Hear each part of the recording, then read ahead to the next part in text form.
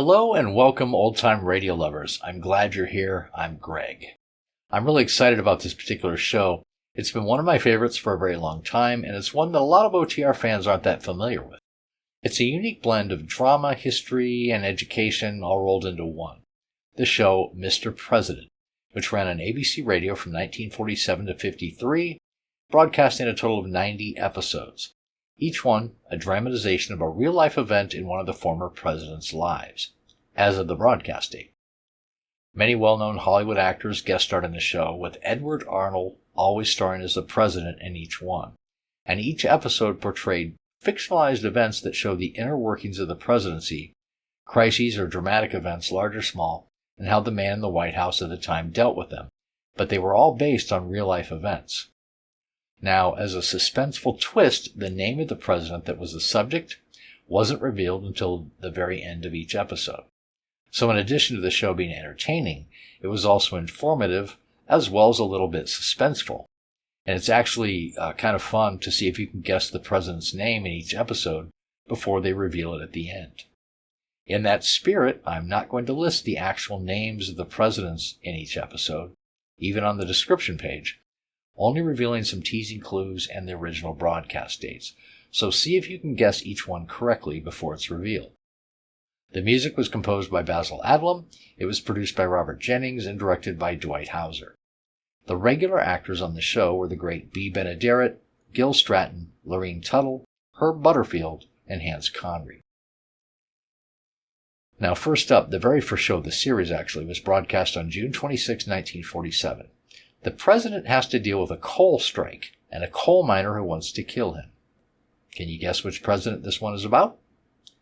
Next, broadcast on July 3rd of 47, we have a hostile vice president and the horrifying discovery that the president has cancer. Now, this particular event occurred in 1893 during his second term. So how many presidents had two terms as of 1947? After that, the July 10th, 47 broadcast. The president's political enemies try to use his own son to embarrass him. He was also the first president who was the son of another president. So that should help. Next, the July 14th, 1947 broadcast, where we have a president who's facing the horrifying possibility of war, and he decides that he doesn't want to be associated with the likely deaths of American soldiers, so he decides that he's going to resign, with the election only 2 months away.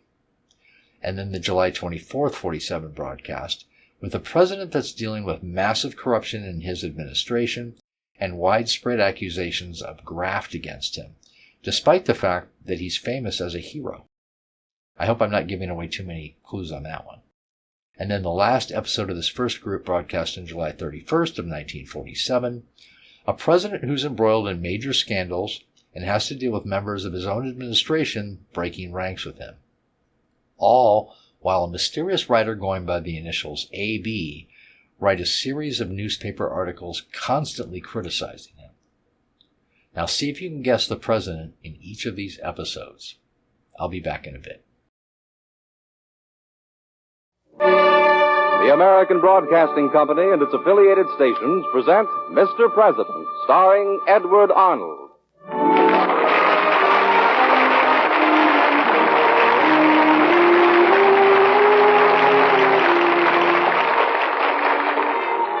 Mr. President, at home in the White House, the elected leader of our country, our fellow citizen and neighbor.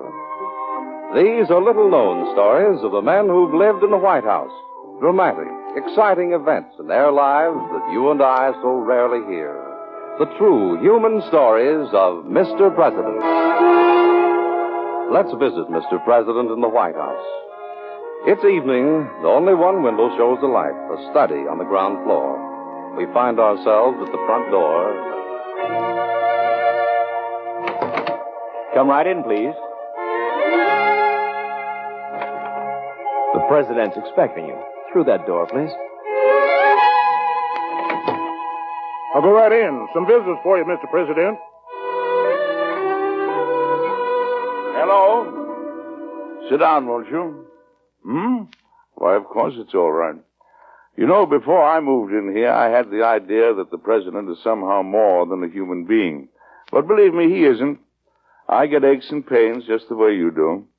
All kinds of things happen at the White House here, and things people never hear about. Let me tell you a true story that's hardly known to all. Now, which president was it when it actually happened? I'll tell you later on. But meanwhile, see if you can guess.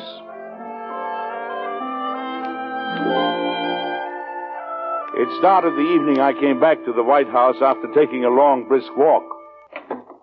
Mr. President. Hello, Captain Drew. Are you all right, Mr. President? Well, don't I look all right? Yes, sir. Only, where are McGrath and Cooper? Ah, Captain, they're fine young fellas. They're the most pleasant bodyguards you ever assigned to me. Pleasant be. They're not supposed to let you out of their sight. I assure you, they didn't do it on purpose. Oh, not again, Mr. President.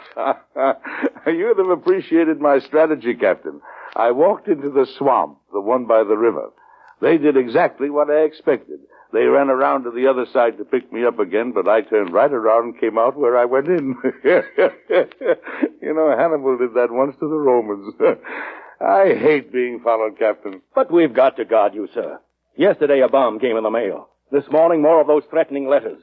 So McGrath and Cooper are going to catch it from me. Don't be hard on them. And I'm going to catch it from Miss Sarah.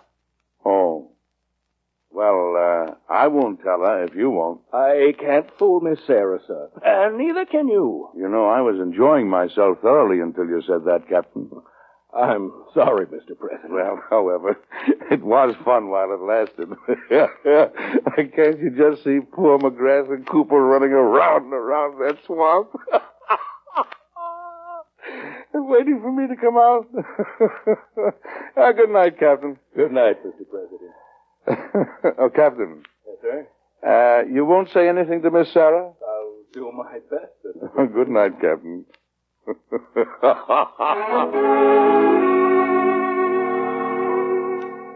Your breakfast, Mr. President. Oh, come in, Ralph. You can push those papers off the table. They're all about the coal strikes, sir. I know them by heart, and much good it does me. Push them aside. Yes, sir. The senator's on his way upstairs, sir. Oh, he's back from New York? Evidently. Here he is, sir. Good morning, Mr. President. Oh, good morning. May I join you for breakfast? Well, isn't this our regular day, John? Sit down. Yeah, thanks. A fried ham this morning, gentlemen. Well, I'm not very hungry. I love fried ham, Ralph. With eggs on top like the sun coming up. No, I'm not hungry, really. No, but I am, Ralph. On marmalade and coffee. You'll pardon me if I begin, Mr. President. Well, I suppose I ought to eat something. Yes, sir. Ralph, Sir? my toast. Where's the butter? Your diet, Mr. President. Now, where did Miss Sarah get that idea? So, you on a diet, too? My wife made me adopt hers. My wife, too. This is very humbling experience, Ralph. Humbling, sir? I'm President of the United States. I'm responsible for millions and millions of people, but I can't get butter on my toast. It just goes to show you, sir, there's no such thing as unlimited power. Yeah, you're right. Newton learned about gravity from an apple. We learn about power from toast. And sometimes the most baffling problems yield to the most simple solutions, Senator. Mr. President, I'm glad to find you in this mood. What? I chatted with Captain Drew on my way in. Oh, I think I know what's coming. Did he tell you of all the angry letters last week? The usual thing, John. But so many more from the coal states, blaming you for the strike going on and on. From the farm states because prices have crashed. Many of those letters threaten your life, Mr. President. Well, what good would it do killing me? And there was a bomb in the mail the other afternoon. John, I'm not responsible for every crazy fool. You are responsible for your own safety. It's not as serious as all that. Don't you realize what would happen to the country if you... No, one shot would be enough. In this crisis, an assassination would bring chaos, even anarchy. The future of this nation is at stake. I know. Coal is up to $20 a ton. Schools are having to close, hunger, illness. But it's not only the miners. There's not a single person untouched by this tragedy. This economic stalemate has affected every home in the nation. People's nerves are wearing thin. No, you don't have to tell me all of that. I beg your pardon. More coffee, gentlemen? Please. Make mine black, Ralph. Yes, sir. John, what luck did you have? Hendricks came down with me on the train from New York last night. In response to my invitation? Yes, with a new plan for ending the strike. It was prepared by Hendricks and the leading operators. They aren't giving in. I told Hendricks I was breakfasting with you, so he gave me this piece of paper for you. Mm-hmm. Well, it's short enough. Oh, yes, it's short enough. Now, let's see. As representative of the mine operators, he asked me to appoint a 7-man commission to arbitrate the strike. But there's no representative of labor provided for. No, sir. Well, we'll never get the men to go back to work unless their views are heard in all fairness. No. Almost a year ago, we started trying to get these people to agree and to get them together. We failed. And always for the same reason. This plan isn't really new. It leaves us exactly where we were at the beginning. Maybe, Mr. President, but maybe there's something we can do. No, not at this time, at any rate. Well, then I'll be going. I'm sorry my news wasn't better. Well, you did your best, John. Thank you. Good day, Ralph. Good day, Senator. Mr. President, before you go downstairs. What is it, Ralph? Miss Sarah, sir. Well, what about her? Oh, I'd forgotten. She's angry, eh? You know how she gets there. Well, I'd rather face an angry mob outside the White House than Miss Sarah when she's, well, you know. You should have thought of that last night, sir, before you lost the guards in the swamp. Well, Miss Sarah, or no Miss Sarah, I've got the coal strike to settle.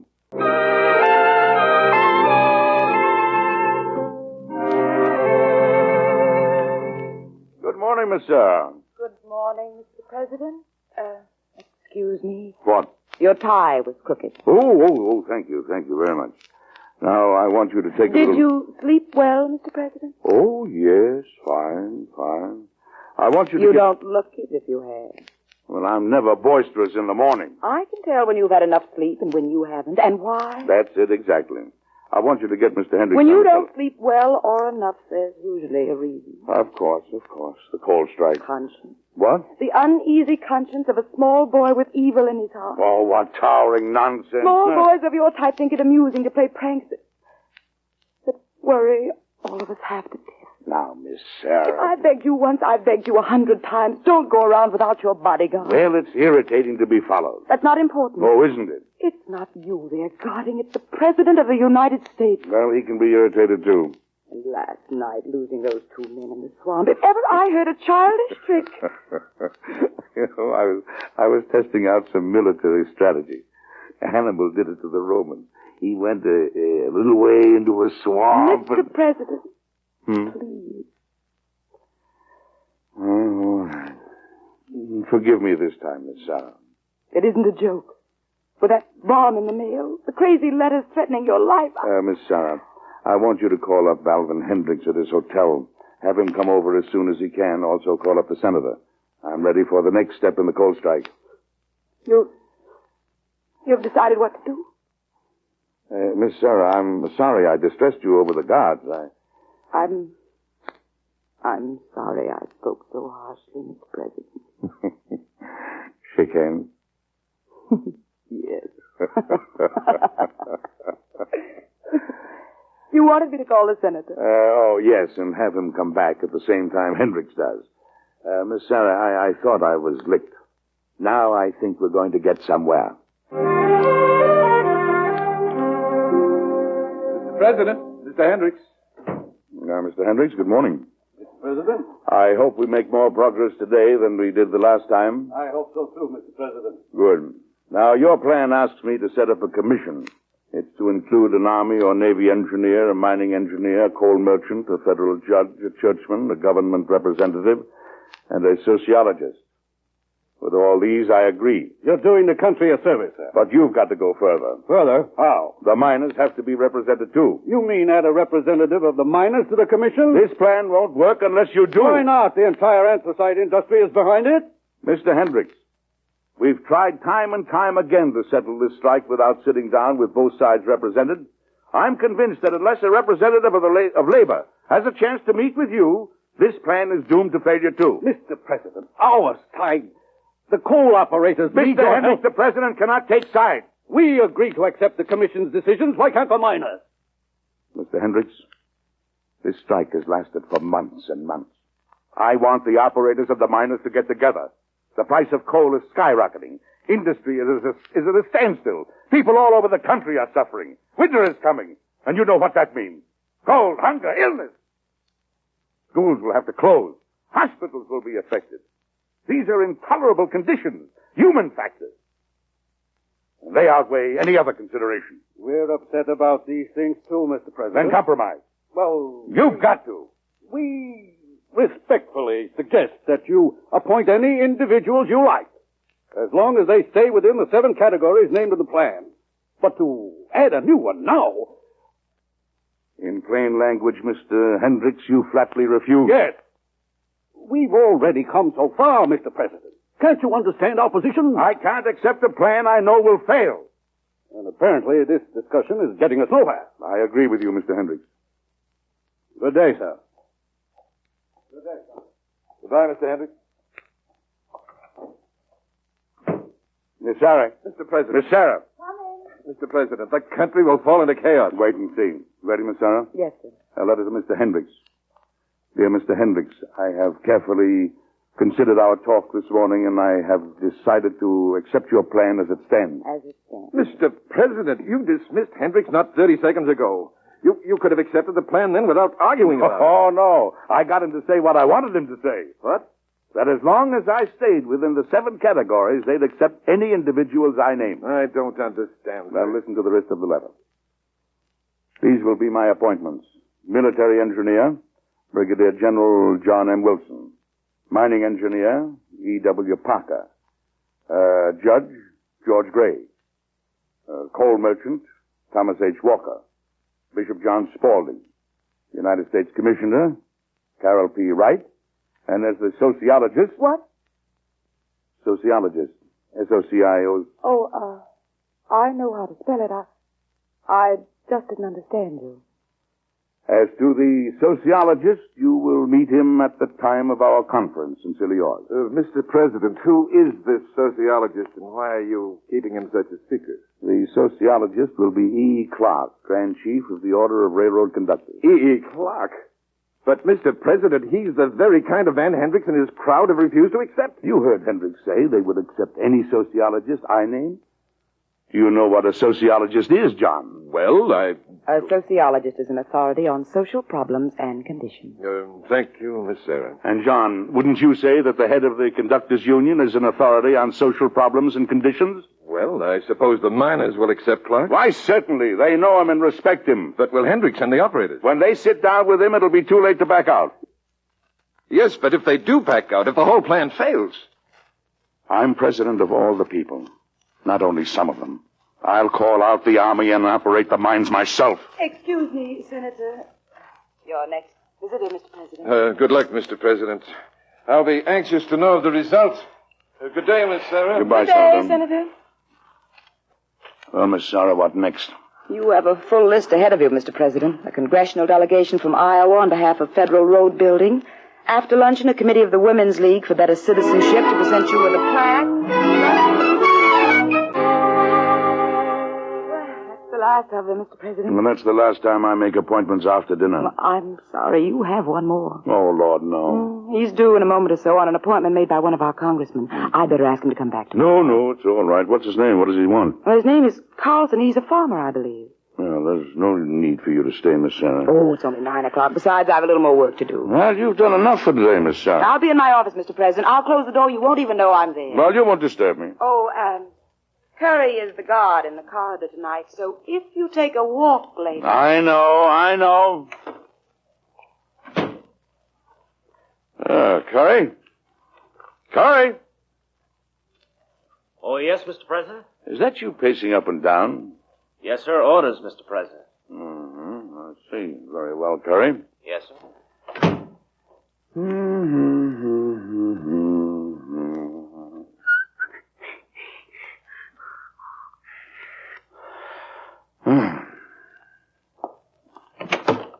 Oh, Curry.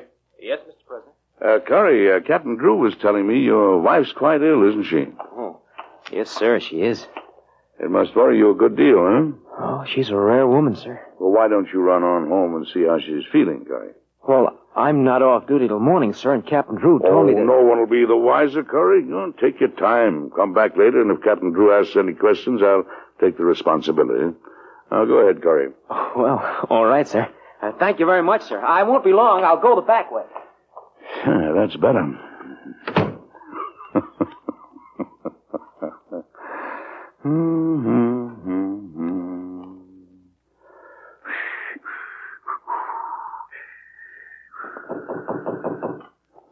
Oh, come in. Curry, I thought that you were... Oh. Well, who are you? Excuse me, Mr. President. I have an appointment. Usher told me to come in. Oh, yes. Well, come in. It's Mr... Carlson, sir. Emery Carlson. Oh, yes. I had a hard time getting this appointment, Mr. President. You haven't got much time for people like me. Well, certainly you understand that I only understand one thing. You're against us. I don't have to understand anything else. Us? Look at my hands, Mr. President. Well? I got that way from plowing, from hoeing hard ground, from years of work wiped out by the banks. Well, sit down, won't you? Let's talk this thing over. Talk? I'm not here for that, Mr. President. Only one thing I'll say. It's got to be done. What? Move away from that desk. Why? Move away from that desk. Very well. Tell me, what's got to be done? You're our enemy. You're bad for the country. You've closed down the mines. You're letting the banks take our farms. It's bad to have an enemy. It's worse to have a friend turn into an enemy. I don't understand you. Yes, you do, Mr. President. Farmers believed in you once just like the miners did, and look at us now. In debt, farms taken over by the banks, squeezing us to death. Miners starving, too. You want it that way, but it can't go on. I don't want it that way. What turned you against us, Mr. President? What did we do to you? Why are you fighting us? I'm not. We'd have had our farms now if you didn't prevent it. I prevented how? You're siding with them, with the banks. Oh, you're wrong. Look at this, Mr. President. A gun is dangerous only according to the man holding it. This gun is dangerous. You'll be caught. There's a guard right outside that. There are guards all over the ground. There's no guard outside. I came in that way. Then the noise of the shot. Mr. President, I'm going to kill you. Why? You're my enemy. Our enemy. No. For 20 years, I worked to keep my own farm. Now it's been taken from me because I couldn't pay my taxes and the mortgage. No one will give me credit. What chance have the farmers got as long as this strike goes on? What chance has anybody got? What can I say to you? What can I possibly say? It's late for that question. The coal strike will be ended. In favor of the miners and of us. What about us? The whole country will go back to work. Fine words. We've heard them all. Let me prove what I say is true. Let me go into the next room. No, you don't. To get a letter to show you? You'll signal a guard. Mr. Carlson, behind you is an open door to a small room where my daily records are kept. It is. In one of them are copies of a letter I wrote today. That's what I want you to see. Don't press any buttons. There aren't any in there. Is that all right? All right. Walk past me. Just to the door. Yeah? I'm behind you. Walk ahead to that desk. Well, it's about 1, 2, 3, 4 pages. All right. Now, get that letter. You know, if I die, the vice president moves in here. That's the law. I remember that from school. He'd have to do about the same as I do. He couldn't help the farmers or force the miners and operators to settle. They could make a law. The president can't compel anyone to do anything. Only the people can make a law. Oh, here we are. Come back in this room. Careful. I'm being very careful. Put it down on the desk. Now step back. Further, Mr. President. Now, read the letter. I won't jump at you. I'm reading it. I promise you I won't move. What's this mean? We're forming a commission to end the strike. A commission? Yes, the operators have steadily refused to meet with a representative of labor. But they have agreed to meet with a sociologist. Well? If you'll read that letter, you'll notice that the name of the sociologist is left blank. Yes, I see. Well, just for your information, Mr. Carlson, and confidentially, our sociologist will be E.E. Clark, Grand Chief of the Order of Railroad Conductors. A union? Yes. The operators have agreed to meet. If that doesn't work, I'm calling out the army to work the mines. When coal is coming out of the ground again and people are working again, won't they be able to buy more food? Your corn and wheat and everything else the farmer grows? Does that look as if I'm letting you down? crazy. I guess I'm just crazy. A man gets tied into a nut. He has to do something. Mr. Carlson, you realize that I have to turn you over to the guards. Yes, I know. Threatening the life of the president is... Mr. Carlson, I think you'd better give me that gun. Yes. I know I was wrong. I guess it's too late to be sorry. Go ahead. Call the guard. You know, Carlson, I believe you're sincere. You were wrong, but... See here, Carlson. Go out that door and down the hall. At the end of the corridor, you'll find a guard. Ask him to take you to Captain Drew. Turn yourself over to the captain. And then I'll... Well, it may go easier on you that way. I'm still glad I came here, Mr. President. Because I found out we were wrong about you. God bless you, sir. And help you. Good luck, Carlson.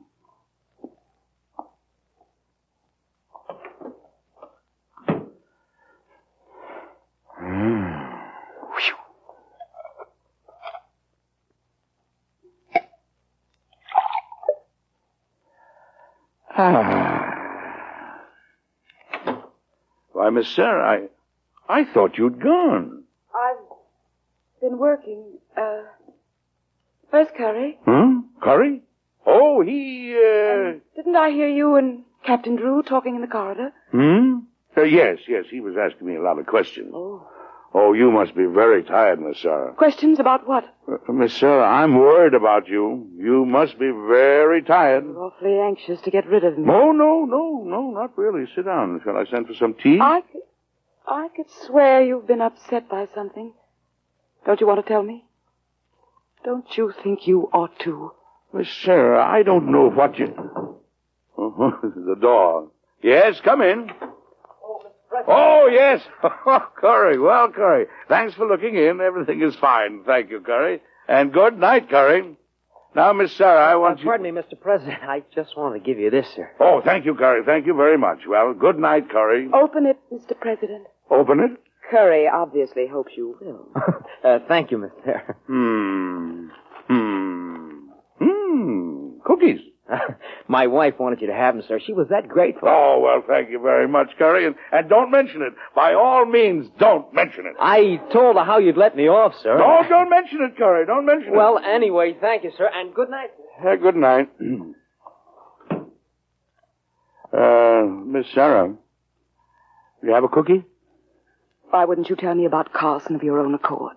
Miss Sarah, you were eavesdropping. You were afraid I'd be angry about Curry. Oh, I wish you'd take a cookie. A small boy, a little boy, so pleased with his games, outwitting his elders that he doesn't care what he does with his own life. Well, what? I listened at that door, frozen stiff. Any sound would have set that gun off, and Mr. President, I've got to make you see it. One shot from that gun tonight and everything you're doing would be smashed. So much depends on your life. And it isn't your life, it's the miners and their families, the farmers and the senator and Captain Drew. You don't belong to yourself.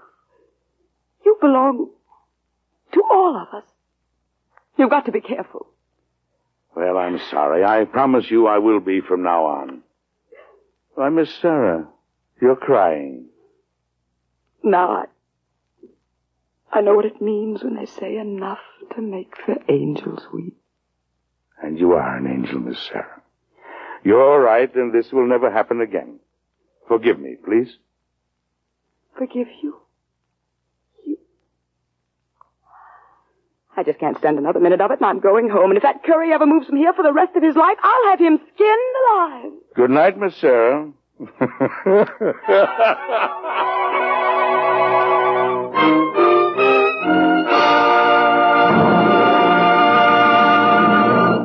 Well, the miners and the operators did accept my appointment with Mr. Clark as the sociologist.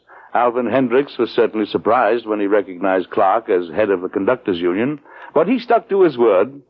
The commission was set up and the strike was settled. That was the first time a thing like that was ever done, and so we did make a little progress. After that, too, I was careful not to be careless anymore about the guards. I learned my lesson. Besides, I hated to see Miss Sarah get so upset. But it was fun leading McGrath and Cooper around that swamp the way Hannibal did the Romans.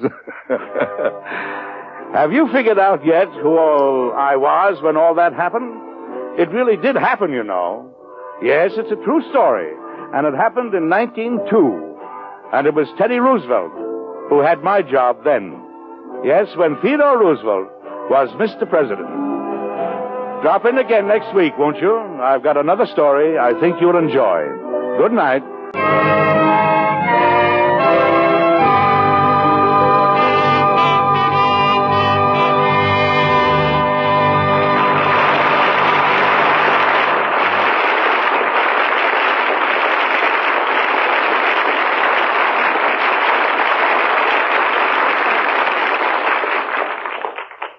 Edward Arnold will soon be seen with Clark Gable, Deborah Carr, Sidney Greenstreet, and Adolphe Manjou in Metro-Goldwyn-Mayer's production of The Hucksters. Mr. President, starring Edward Arnold, is presented each week by the American Broadcasting Company. It is produced by Robert G. Jennings, directed by Dwight Hauser. Tonight's script by Paul Milton was based on two incidents in the life of Theodore Roosevelt. Music was composed and conducted by Basil Adlam.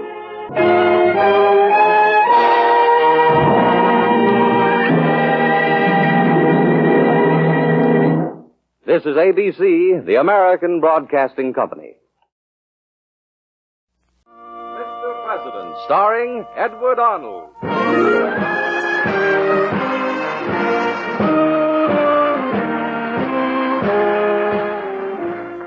The American Broadcasting Company, its affiliated stations, present Mr. President. Mr. President, at home in the White House, the elected leader of our country, our fellow citizen and neighbor. These are little-known stories of the men who've lived in the White House. Dramatic, exciting events in their lives that you and I so rarely hear. True human stories of Mr. President. Let's visit Mr. President in the White House. It's evening, and only one window shows a light, a study on the ground floor. We find ourselves at the front door. Come right in, please. The President's expecting you. Through this door, please. I'll go right in. Some visitors for you, Mr. President.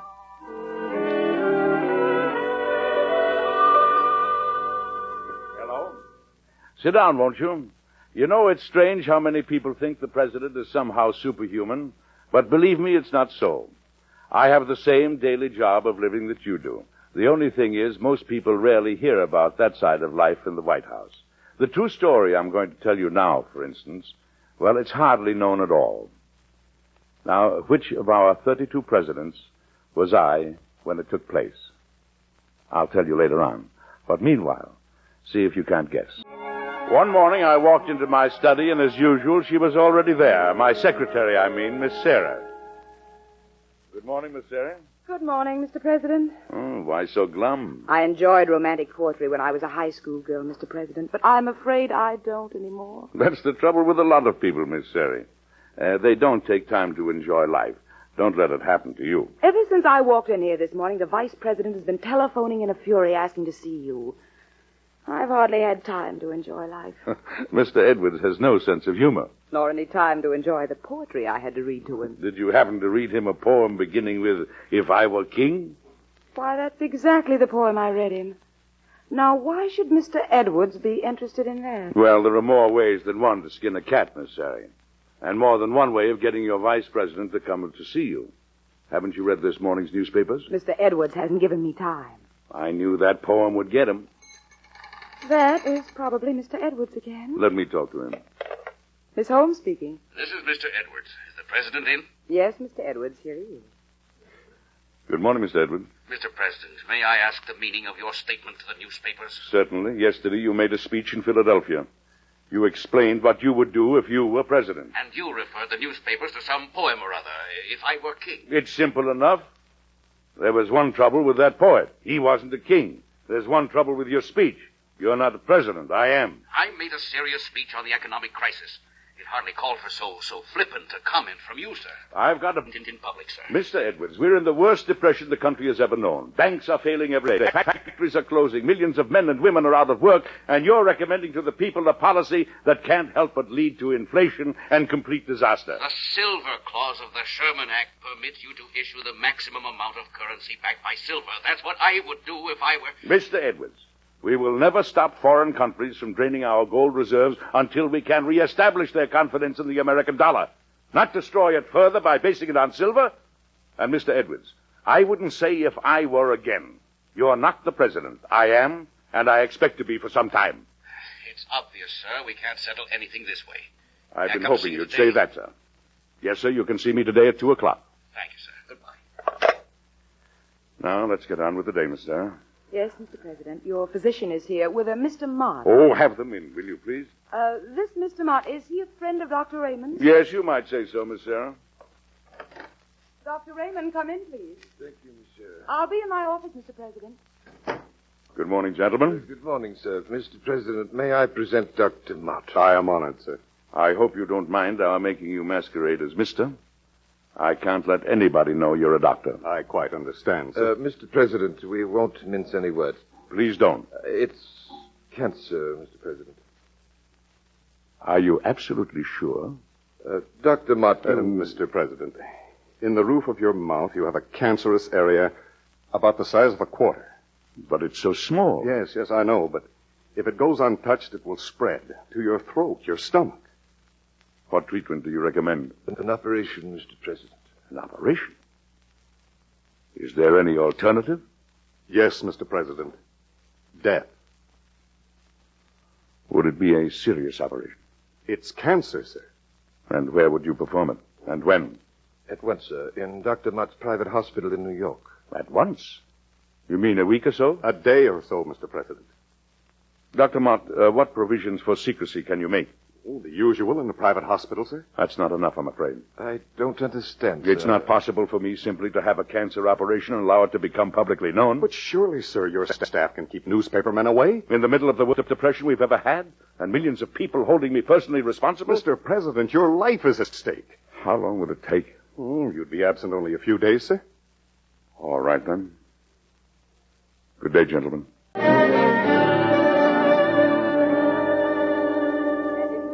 Mr. President, I can send it over to the Treasury right away. Uh-huh. The month's order for silver coinage, 3 million ounces. This is the minimum the law allows. How do you know I wasn't going to change my mind, Miss Searing? That's my job, Mr. President. You often know what I'm going to do before I do it myself, don't you? Mr. Colby. Miss Sarah, the door was open. Mr. President... Mr. Colby, the press room is down the corridor. It's important. I know I shouldn't break in, but it's very important. Come outside and tell it to me, Mr. Colby. Just a moment, Miss Sarah. Go ahead, Colby. I'm afraid it's private, sir. Please, Mr. President. All right, Miss Sarah. Well, it's highly irregular. A newspaper man seeking an exclusive interview without an appointment. Please, Miss Sarah. Yes, of course, Mr. President. No doubt, Mr. Colby, you lurked about till I was not at my desk. I'm afraid I did, Miss Sarah. Yes, I thought so. Now, Colby.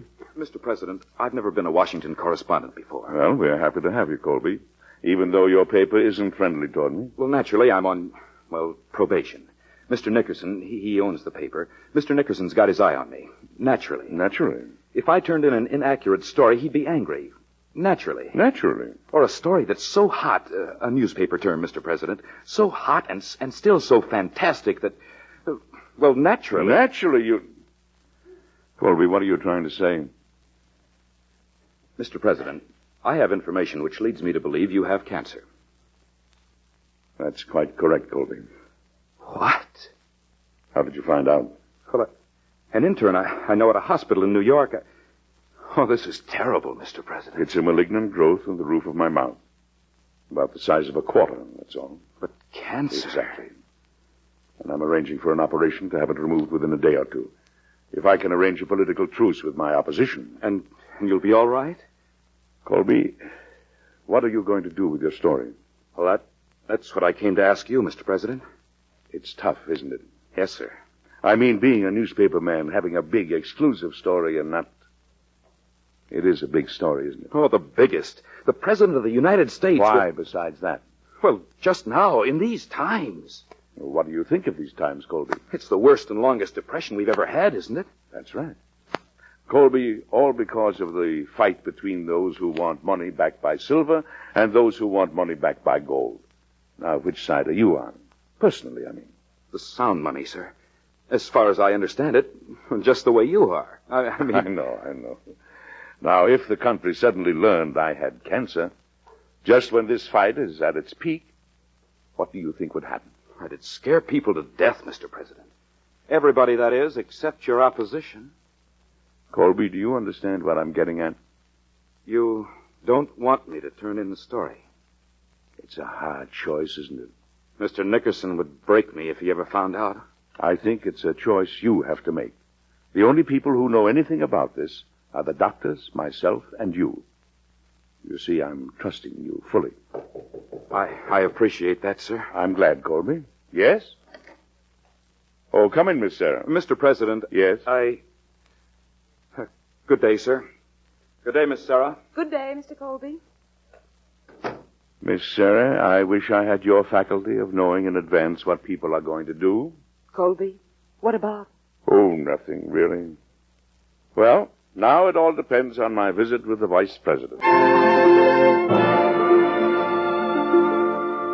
President, won't you listen to reason? I'll listen to you, Mr. Edwards. I've been anxious, too. We all agree on the facts. We have a terrible depression. But you and the misguided people who follow you believe only in gold. Mark my words, Mr. President, you cannot handcuff mankind with chains of gold. Mr. Edwards, you promised me reason, not oratory. Reason says mint more silver, minted by the millions. Mr. Edwards, I invited you here to make a proposal. Yes? A truce between us from now until Congress reconvenes next fall. So, Mr. President, you admit defeat. I defeat? It's the losers who propose truces. You refuse to cooperate. We speak for millions of Americans who have every right to oppose you, and they do. Sincerely. Honestly. What right have we to muzzle ourselves? Mr. Edwards, maybe if calm and confidence can be reestablished, we can save the railroads from bankruptcy. But if they go... That's a risk we must run. Very well, sir. If you won't wait, we'll fight it out long before that. I don't understand. I'll call Congress into special session at the earliest possible date. I'll ask for immediate repeal of the Silver Clause of the Sherman Act. What? You don't like that, do you? You should have accepted the truce.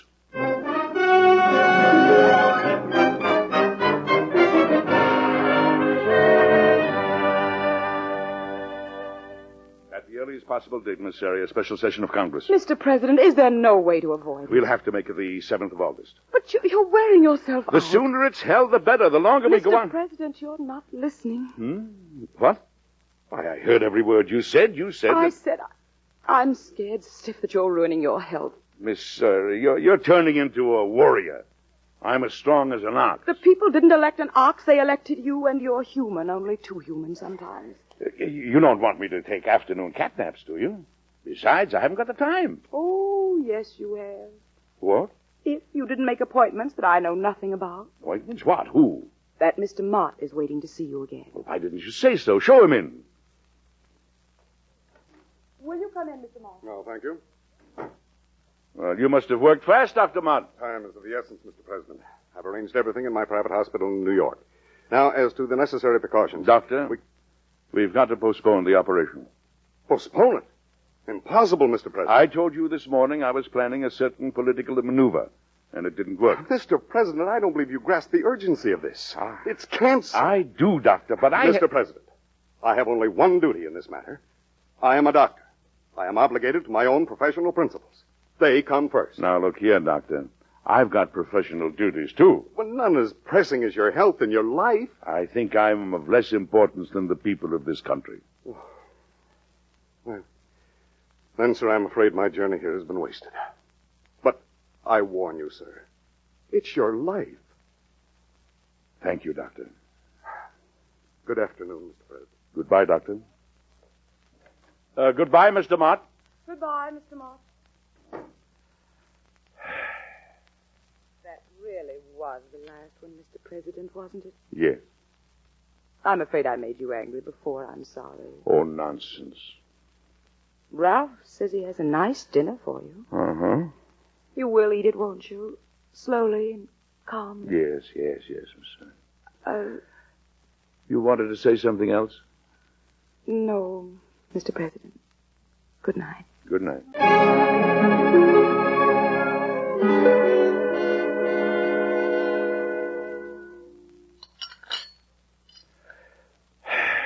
Is that all the soup you want, Mr. President? Yes, I can't eat, Ralph. It's stuffy in here, isn't it? Open the window, will you? Yes, sir.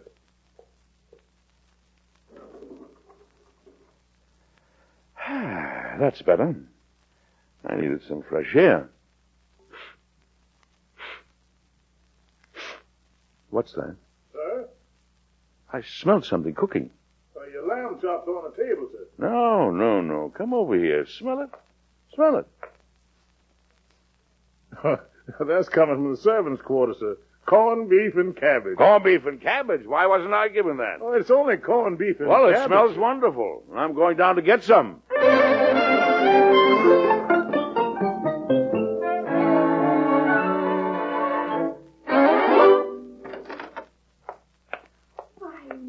President. Mrs. Burton, I want some of that corned beef and cabbage you're eating. Oh, Mr. President, Landy, me in the kitchen. Well, it's too lonely upstairs, Mrs. Burton. Have mercy on me.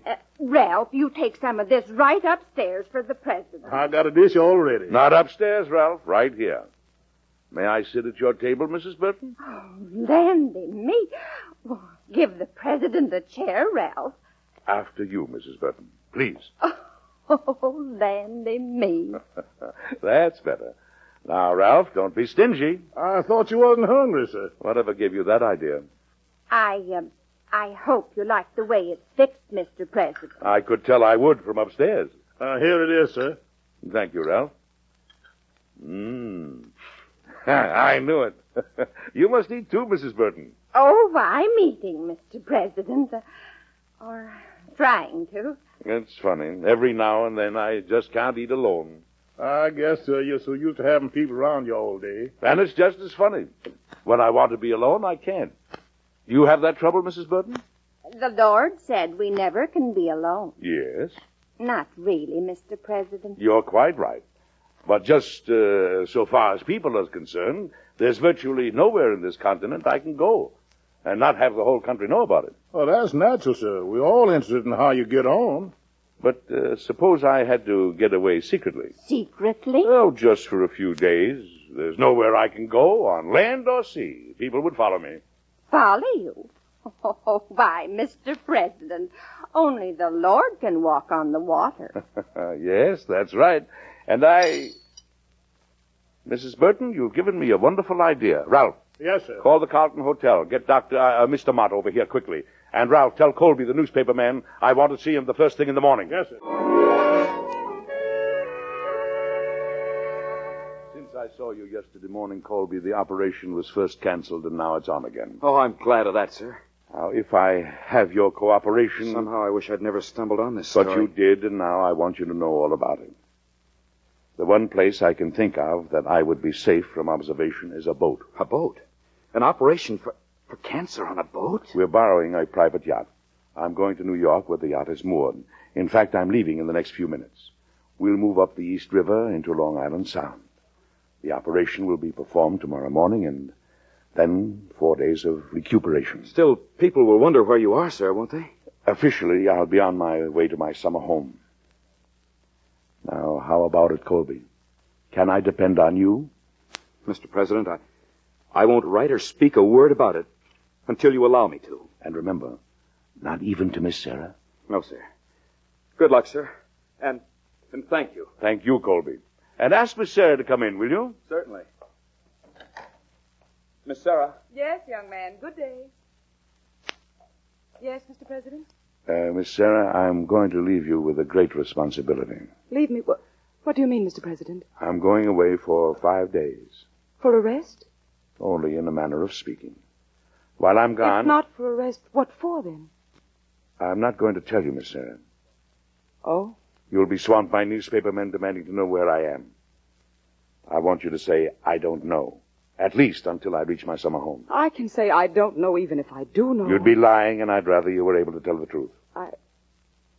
I'm sorry you don't trust me, Mr. President. Miss Sarah, when it's over, I'll tell you all about it. And then you... hello, Mr. Mott. Are you ready to go, Mr. President? Yes. Remember, Miss Sarah? I don't know.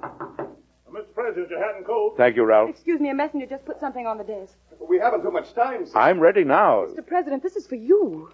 Oh, thank you. Good Lord. What is it? The Reading Railroad has just gone into bankruptcy.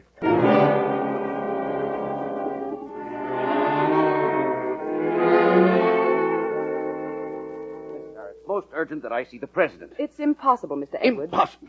You want me to regard that as an affront? I mean, the president isn't here, and so it's impossible for you to see him. Not here. Where is he? He's on his way to his summer home. Summer home? The railroads are in bankruptcy and he disappears? If you'll give me a letter, Mr. Edwards, I'll forward it to him. A telegram would be quicker. I'd much prefer to forward a letter for you. There's another way, sir. Huh? Who are you, sir? Hello, Miss Sarah. How do you do? Miss Edwards, you and I haven't met before. I'm Rodney, Central News Syndicate. You said there's another way to reach the president? Give me a statement for publication. The president will see that wherever he is. Well, what do you, Miss Sarah?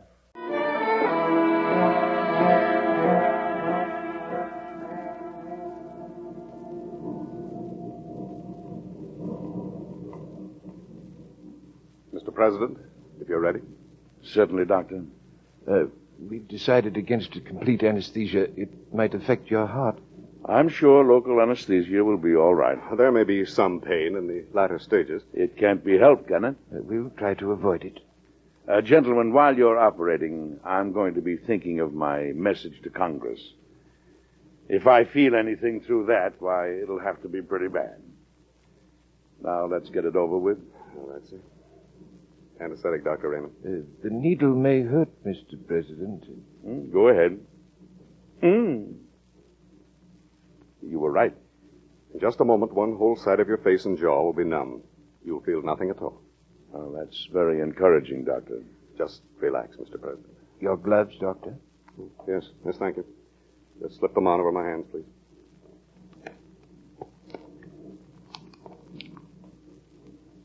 Feeling a tingle, sir? Yes, a bit. It will take only a moment longer. Oh, the anesthetic will make it impossible for you to speak, Mr. President. That's so? What a wonderful treatment this would be for the Vice President. The jaw brace, Dr. Raymond? Yes. Open your mouth, sir. There we are. Now, tell me if you feel anything, sir. Good. Anesthesia is complete. All right, Dr. Raymond. First incision. At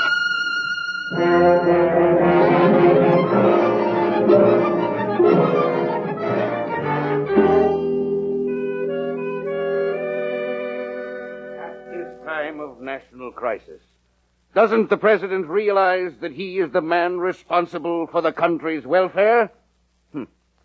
That'll do it, Mr. Rodney. Good day, Miss Sarah. Mr. Edwards, before you go, maybe Miss Sarah will answer a question. I'll try, Mr. Rodney. Is the president ill? Ill?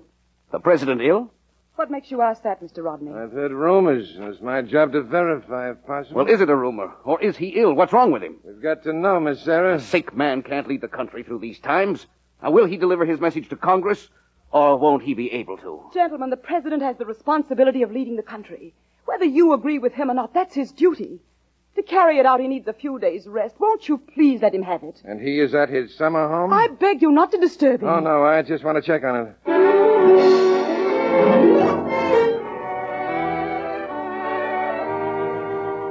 Miss Sarah, we sent a man to the president's summer home. He isn't there. I'm sure you've made some mistake. Where is he, Miss Sarah? He'll be there, I tell you. What day, Miss Sarah? And he's still not there. What's happened? He's simply taking his time, that's all, Mr. Rodney. I had a message in the press room that you wanted to see me, Miss Sarah. Yes, Mr. Colby. This telegram came for you, marked, as you see, confidential. Oh, thank you. It's from the president, Miss Sarah, at his summer home. Is it indeed? Listen, had excellent cruise and never felt more confident. Miss Sarah, I'm going to let out a yell. What? Yippee! Dance with me, Miss Sarah. Mr. Colby, you're in the White House. And he said he's confident. Mr. Edwards won't enjoy that when he speaks to Congress. And so it is clear that to reestablish the confidence of the people in our dollar, the silver clause of the Sherman Act should be repealed. We must close ranks not behind the banner of inflation, but under the standard of gold and the honest dollar. That, and that alone, can lead us to the prosperous destiny which is the right of the American people.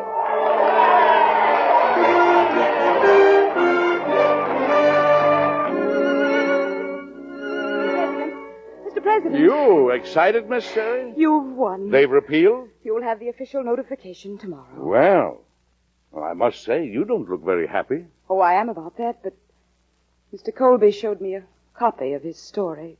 About the operation? I didn't know that I was so untrustworthy. You confided in him, but not in me. I told you, Miss Sherry, I didn't want you to have to lie. I lie very well when I have to. But you had so many other things to worry about. Oh, Colby, come in. Where are you going? I've come to say goodbye, Mr. President.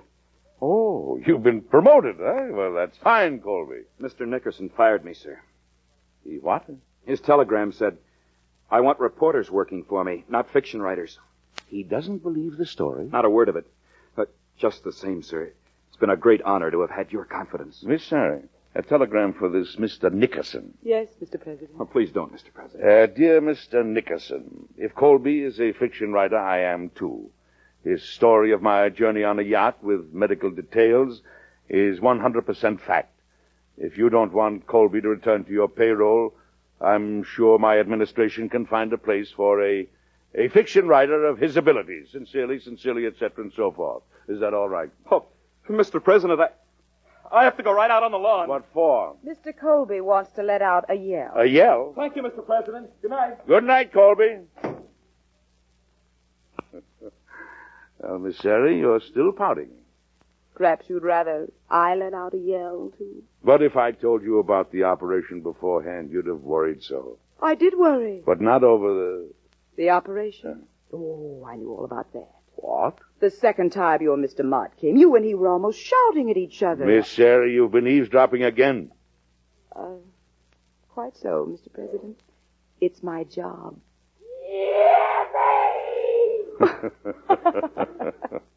Good night, Mr. President. Good night, Miss Sherry.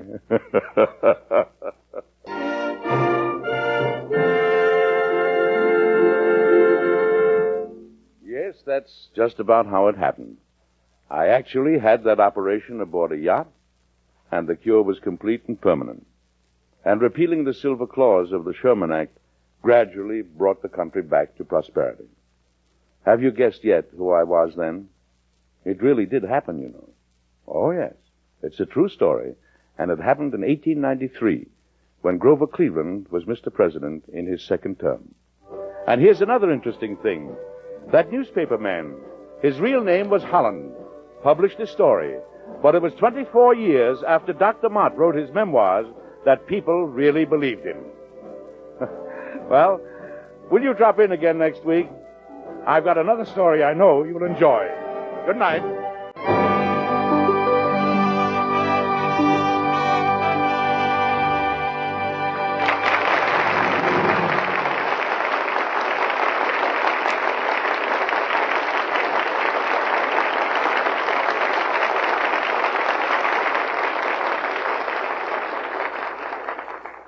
Edward Arnold may soon be seen with Clark Gable, Deborah Carr, Sidney Greenstreet, and Adolphe Manjou in Metro-Goldwyn-Mayer's production of The Hucksters.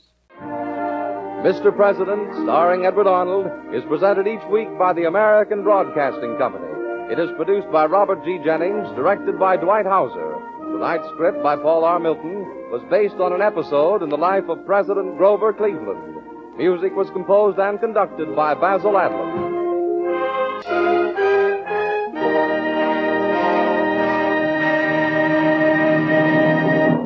This is ABC, the American Broadcasting Company.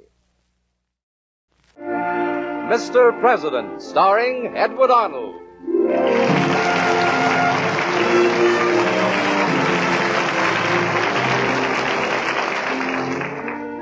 The American Broadcasting Company and its affiliated stations present Mr. President. Mr. President, at home in the White House, the elected leader of our country, our fellow citizen and neighbor. These are little-known stories of the men who've lived in the White House. Dramatic, exciting events in their lives that you and I so rarely hear. The true, human stories of Mr. President.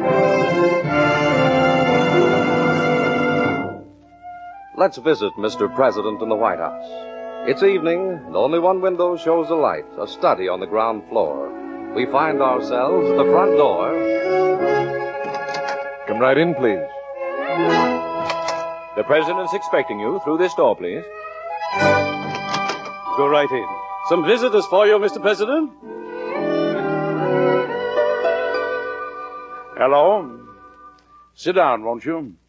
I wonder if you think, the way I used to, that the President is pretty much above ordinary human feeling. That somehow he doesn't have the fun and the unhappiness, too, that goes with everyday living. I found out that I was wrong. That's the main reason I want to tell you tonight's story. It's true, of course, and hardly known at all. Now, which of our 32 presidents was I when it actually happened? I'll tell you later on. But meanwhile, see if you can't guess. It was late one afternoon when my secretary, Miss Sarah, came into my study with a familiar look in her eye. Mr. President, I'm sorry I haven't been able to finish the day's mail. Your son... Oh, isn't John back yet? I don't know why you sent him out to look at houses. You haven't changed your mind about staying in Washington indefinitely, have you? Yes, and then again, no. But why? Well, you see, this is the type of house on which I value John's opinion. As your aide? Partly. Or as your son? Partly. I'm sorry, Mr. President. I guess I'm a little slow today. I'm disappointed in you, Miss Sarah. You're usually 2 jumps ahead.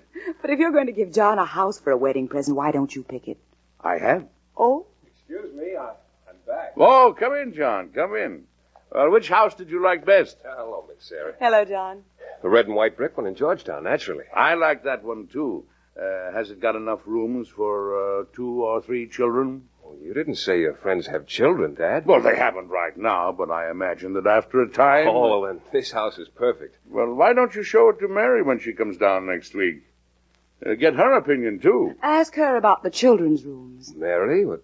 Oh, Mary's hardly an expert on that.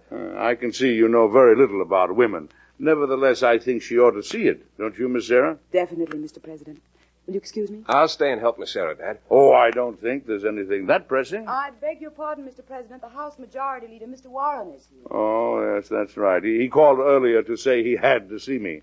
Have him come in, Miss Sarah. Certainly. Please go in, Mr. Warren. See you at dinner, Dad?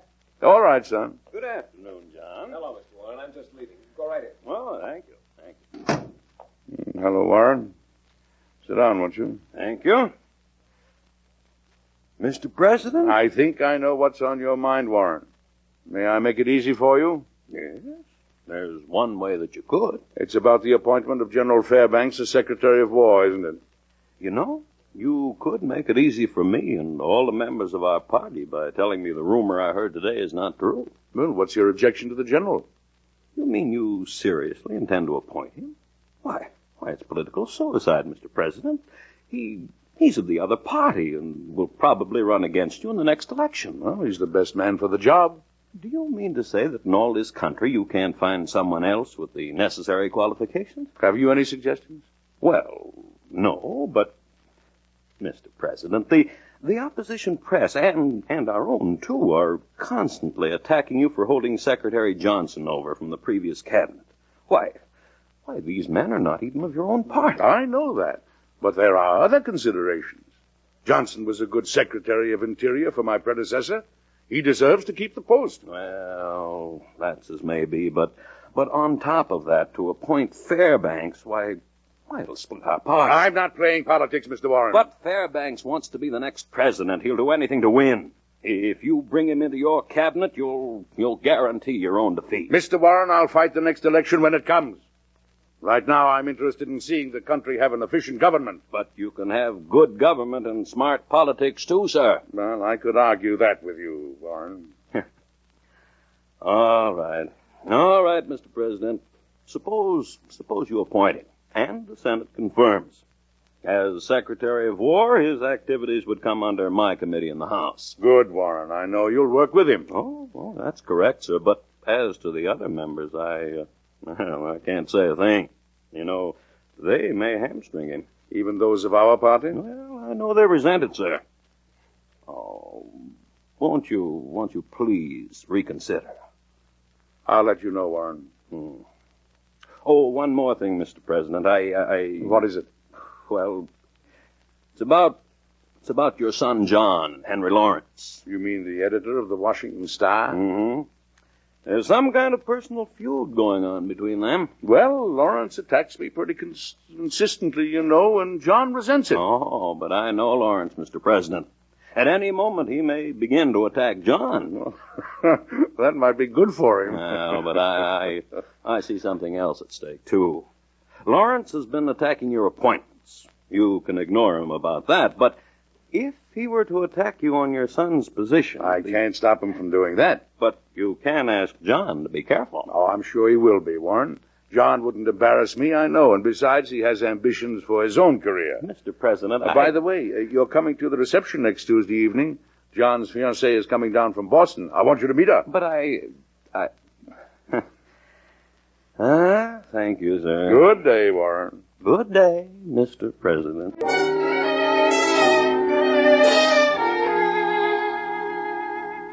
Miss Sarah. How do you...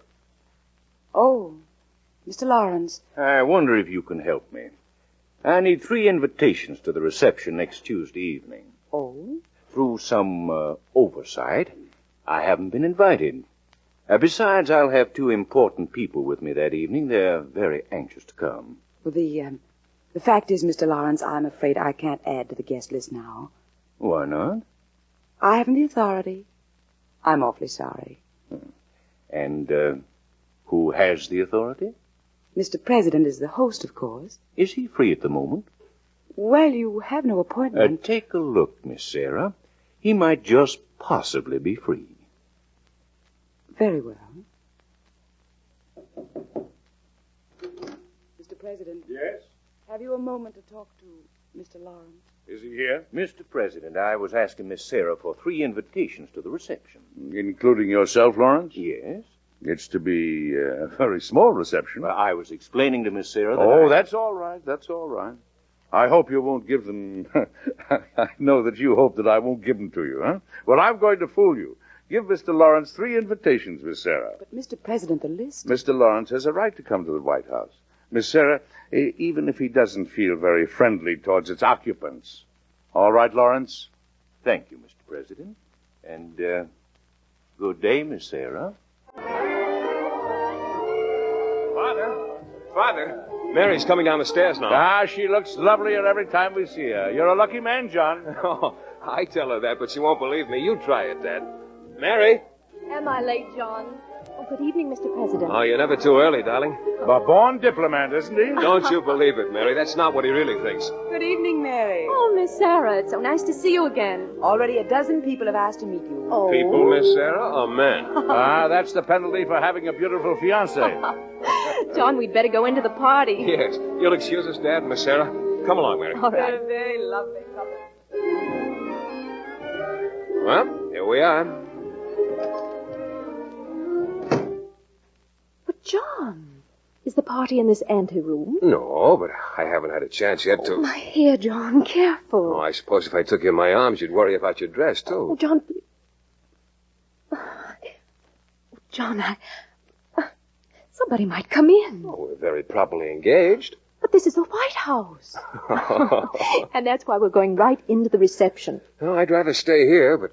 All right. My arm, madam? Thank you, sir. I throw wide the portal. We step majestically into the room. Oh, John. Say, you haven't met Josh Warren, have you? Oh, I'd love to. Oh, he's right over there with Miss Sarah. Oh. You're a born really? I'm glad you think Excuse so. me, Miss Sarah. I wanted Mary to know Mr. Warren. Oh, I'm delighted to meet you, Miss Clark. My father sends you his regards, Mr. Warren. Oh, thank you. This is your first White House reception, isn't it, Mary? I feel I ought to take notes. They'll ask me so many questions back in Boston. Mr. Warren? What? Isn't that Henry Lawrence over there? Henry Yes. Now, how did he... I think he's joining us. Good evening, Warren. Delightful party, isn't it? Oh, hello, Lawrence. You know everyone, I suppose? How are you, Miss Sarah? Good evening. Mr. Lawrence, editor of the Washington Star, Miss Clark, Mr. John's fiancée. Well, I like you better than the pictures I've seen in our papers, Miss Clark. Thank you, Mr. Lawrence. Good evening, John. Good evening. You look surprised to see me here. Since you mentioned it, Mr. Lawrence, I am surprised to see you here. Oh? Why? After what you've been writing about the president? I'm sorry you don't agree with me. Honest criticism is one thing. Back alley sniping is another. Is that what your father calls it? And on top of that, you have the gall to come here. Maybe I misunderstood. You're not the host, are you? Well, host or not, Mr. Lawrence, you're not welcome here. Your own self-respect ought to tell you that. Just what do you know about self-respect? I might give you a lesson. You? A man in a public position he's not qualified to hold? Who only has the position because his father gives it to him? A messenger boy? Feeding off the public? You don't have to shout, Mr. Lawrence. Well, it must run in your blood. Your mother came from a family of political thieves, and your father held a grafting job when he was young. That's a lie. And now you follow in his footsteps. I suppose if the truth were known, we'd find that your mother's grafting on the public payroll, too. Get out of here, Lawrence. I was invited by your father. Get out. No matter why you came or who invited you, get out. I told you I'm an invited guest. Get out or I'll throw you out. John. We'll finish this, John. But I think we can find a better place and a better time. Good night, Warren. Good night, Miss Sarah. Miss Clark. I never heard of a man acting like that. John, he did have an invitation. Oh, Miss Sarah, Mr. Warren, I don't want my father to know anything about what he said. You must promise me you won't say anything. It'd hurt him terribly. You too, Mary. Well, as you say, John, but I think you're wrong. It may not end here. I won't have my father hurt by a man like that, no matter how it ends. Your father's coming this way, John. Oh, John, Yes, sir? didn't I just see Lawrence leave? Did anything happen? It was my fault, sir. Your fault? Well, you know I dislike Lawrence. When I saw him here, I lost my head and insulted him. Of course, he became angry and left. But what did you say? Well, I hardly remember, sir. I was so angry. Well, it was all personal, entirely between Lawrence and myself. I'm very sorry, sir. Well, let's not spoil the party. The music's good, and I feel like enjoying myself. Mary, isn't this my dance? Thank you, sir.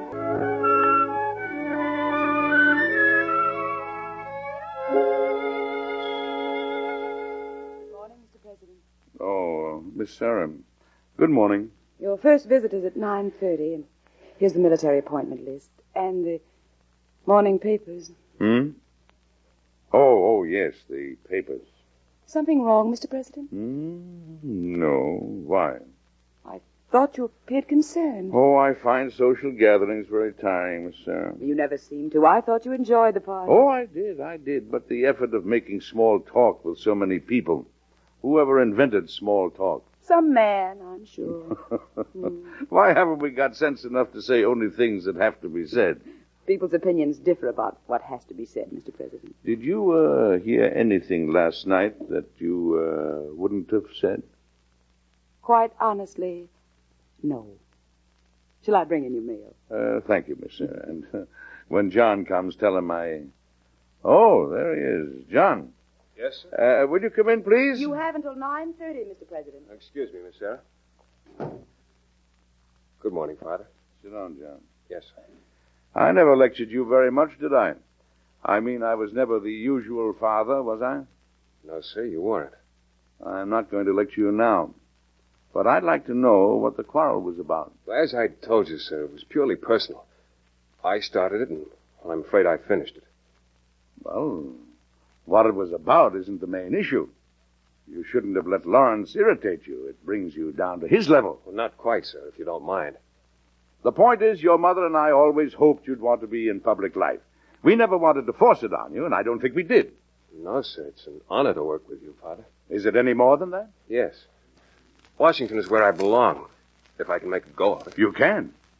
I've had a long, sleepless night to think it over.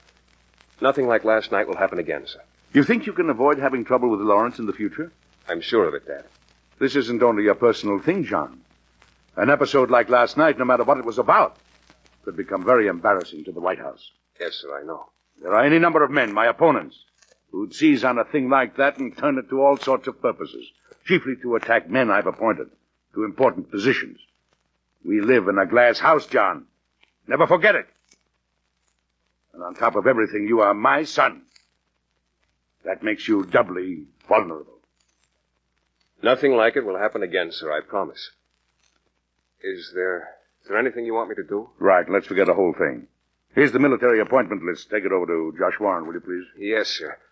Oh, Father. Thanks very much. Oh, it's all right, son.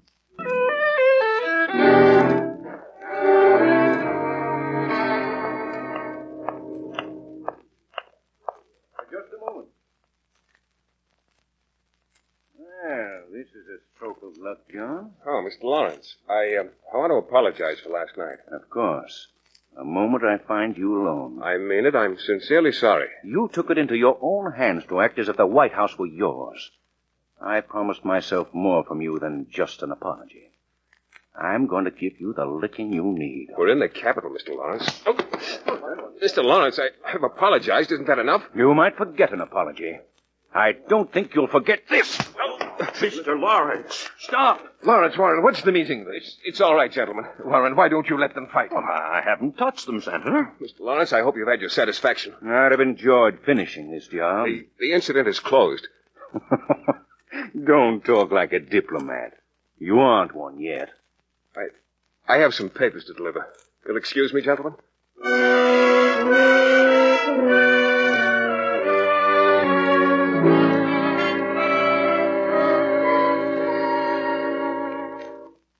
That's the way it happened, Mr. President. Corwin is already speaking against you in the Senate.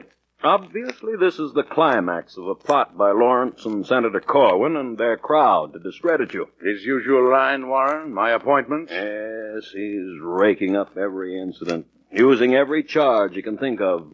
Nepotism, payroll padding, and just as I left, he was demanding a congressional investigation of all your appointments. Including John? Including John. Why, this can shake your administration all over the country. Warren, I wish I understood what was behind John's attitude. Well, you know, if I could help, I would. Earlier this morning, right here in this room, John promised me that last night was the end of the Lawrence incident. I thought he understood how embarrassing it might become. And here it is. What? I'm certain he didn't do it intentionally, What Mr. difference President? does that make now? Well, why is he acting this way? Why? It's as if nothing I said to him made any difference. Excuse me, Mr. President. Some messages. All ready? Let me see them. Surely. From the Speaker of the House, will I please furnish him a full explanation of the incident? He expects questions to be asked on the floor. From the Secretary of the Interior, he's already been invited to appear before a Senate Committee on Appointments. May he bring up the subject at the Cabinet meeting today. Oh. Will there be any answers, Mr. President? Answers? I haven't got any. Where's John? Why doesn't he come and explain himself? Well, I last saw him at the... Whatever he and Lawrence said to each other, I've got to know what it is. Mr. President. Miss Sarah, tell Captain Drew to go out and find my son and bring him here. Yes, Mr. President. Miss Sarah. Yes. I didn't mean it exactly that way. I know, Mr. President. It comes to this, Mr. President, and I'm sure the other members of the Cabinet agree with me. Continue, Mr. Johnson. I've already been unofficially invited to appear before a committee. There are numbers of others, all appointees of yours, who will be called too. Are you afraid of your skins, gentlemen? It isn't that, sir. But it will only give Senator Corwin and the others something to hang on to. A distracting political quarrel that's completely unnecessary. Well, you must have something in mind, Mr. Johnson. It's hard to say. There's no room for personal feelings. We have an administration to run as efficiently as we can. Now, go ahead. If you were to ask for your son's resignation? Oh, surely he himself must realize, and it isn't as if he held an important post. He's still a young man, you know, sir. I remember being young. Do you? Why, I hope so. And doesn't it seem out of proportion to wreck a man's career over an incident like this? No doubt, sir. But we're up against practical politics. I know. I'll give you my answer tomorrow, after I've talked with my son. Mr.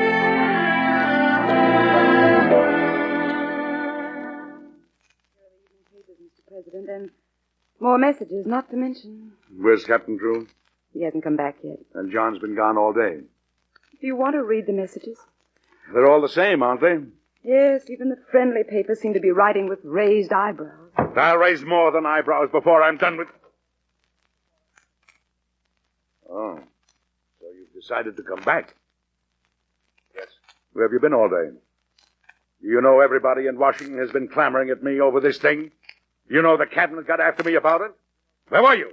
I've been walking all day. Just walking. Did it take you all day to decide to come and tell what happened and why? Why? I made up my mind quickly enough, sir.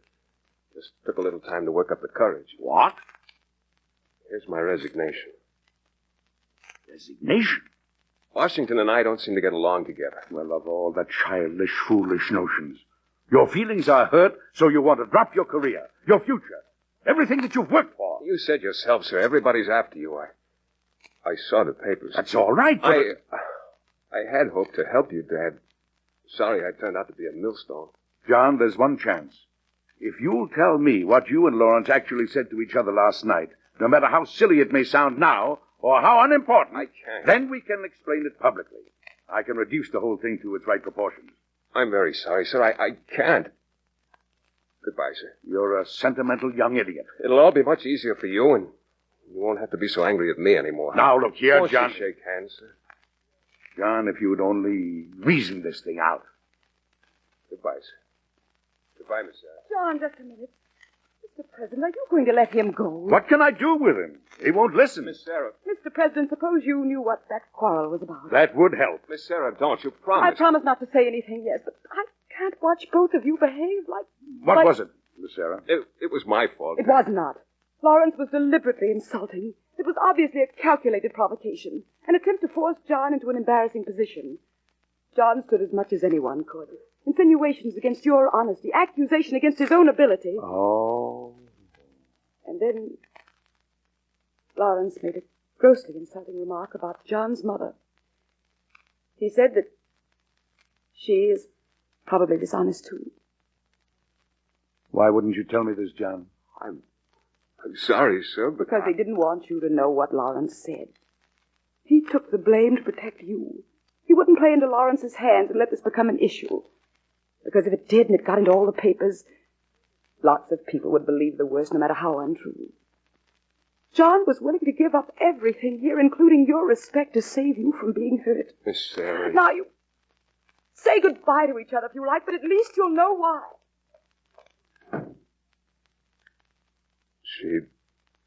She wasn't supposed to do that, Dad. Oh, well, you know how women are about such things. Well, I think you and I ought to be mighty glad they are. Don't you? Yes, sir. Yes, sir, I certainly do. You've already heard why my son quarreled with Henry Lawrence. If our opponents want to make political capital out of that, I welcome the fight. I am standing by my son and other appointments I have made. I will not substitute politics for the best administration I can give. That much the American public have a right to expect.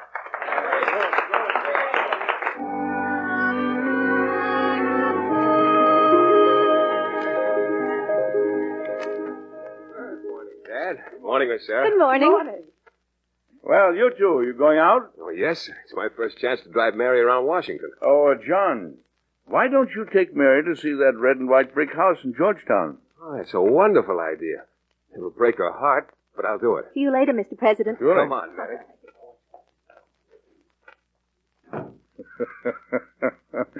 Miss Sarah, I want you to get a deed to that house.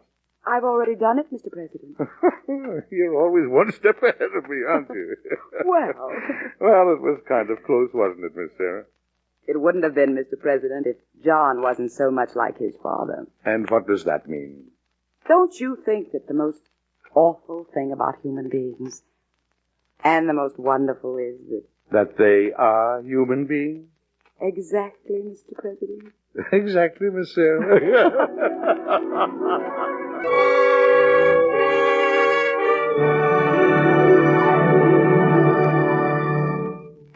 Well, that's the story. And that's just how it happened. That same year, my son John and Mary Helen, that was her real name, were married in the White House. And I danced the Virginia Reel at their reception. Yes, that's right. The Virginia Reel. Because this story took place in 1828, and John Quincy Adams was in the middle of his term as Mr. President. Now, won't you drop in again and see me next week? There's another story about Mr. President I'm sure you'll like. Good night.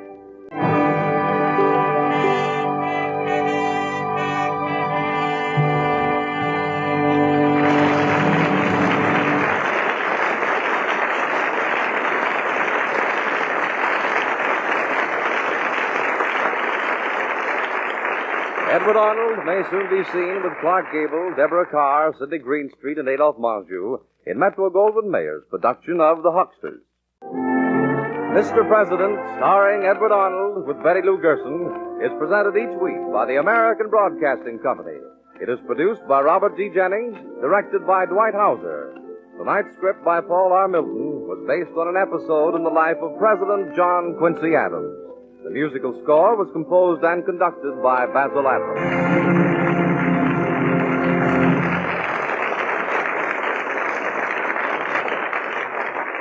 Owen James speaking. This is ABC, the American Broadcasting Company.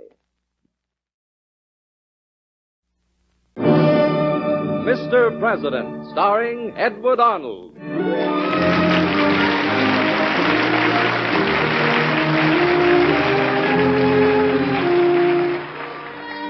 The American Broadcasting Company and its affiliated stations present Mr. President with Edward Arnold. Mr. President, at home in the White House, the elected leader of our country, our fellow citizen and neighbor. These are little-known stories of the men who've lived in the White House. Dramatic, exciting events in their lives that you and I so rarely hear. The true human stories of Mr. President. Let's visit Mr. President in the White House. It is evening, and only one window shows a light, a study on the ground floor. We find ourselves in the corridor outside his office. I'll go right in. Some business for you, Mr. President. Hello. Sit down, won't you? You know, some people think when they cross the threshold of the White House, they step into a maze of state secrets and official documents. Well, in a way, that's right. But we have our lighter moments and the exciting ones, too. Sometimes they become almost too exciting. For instance, this story I'm going to tell you tonight. Which president was I when this story happened?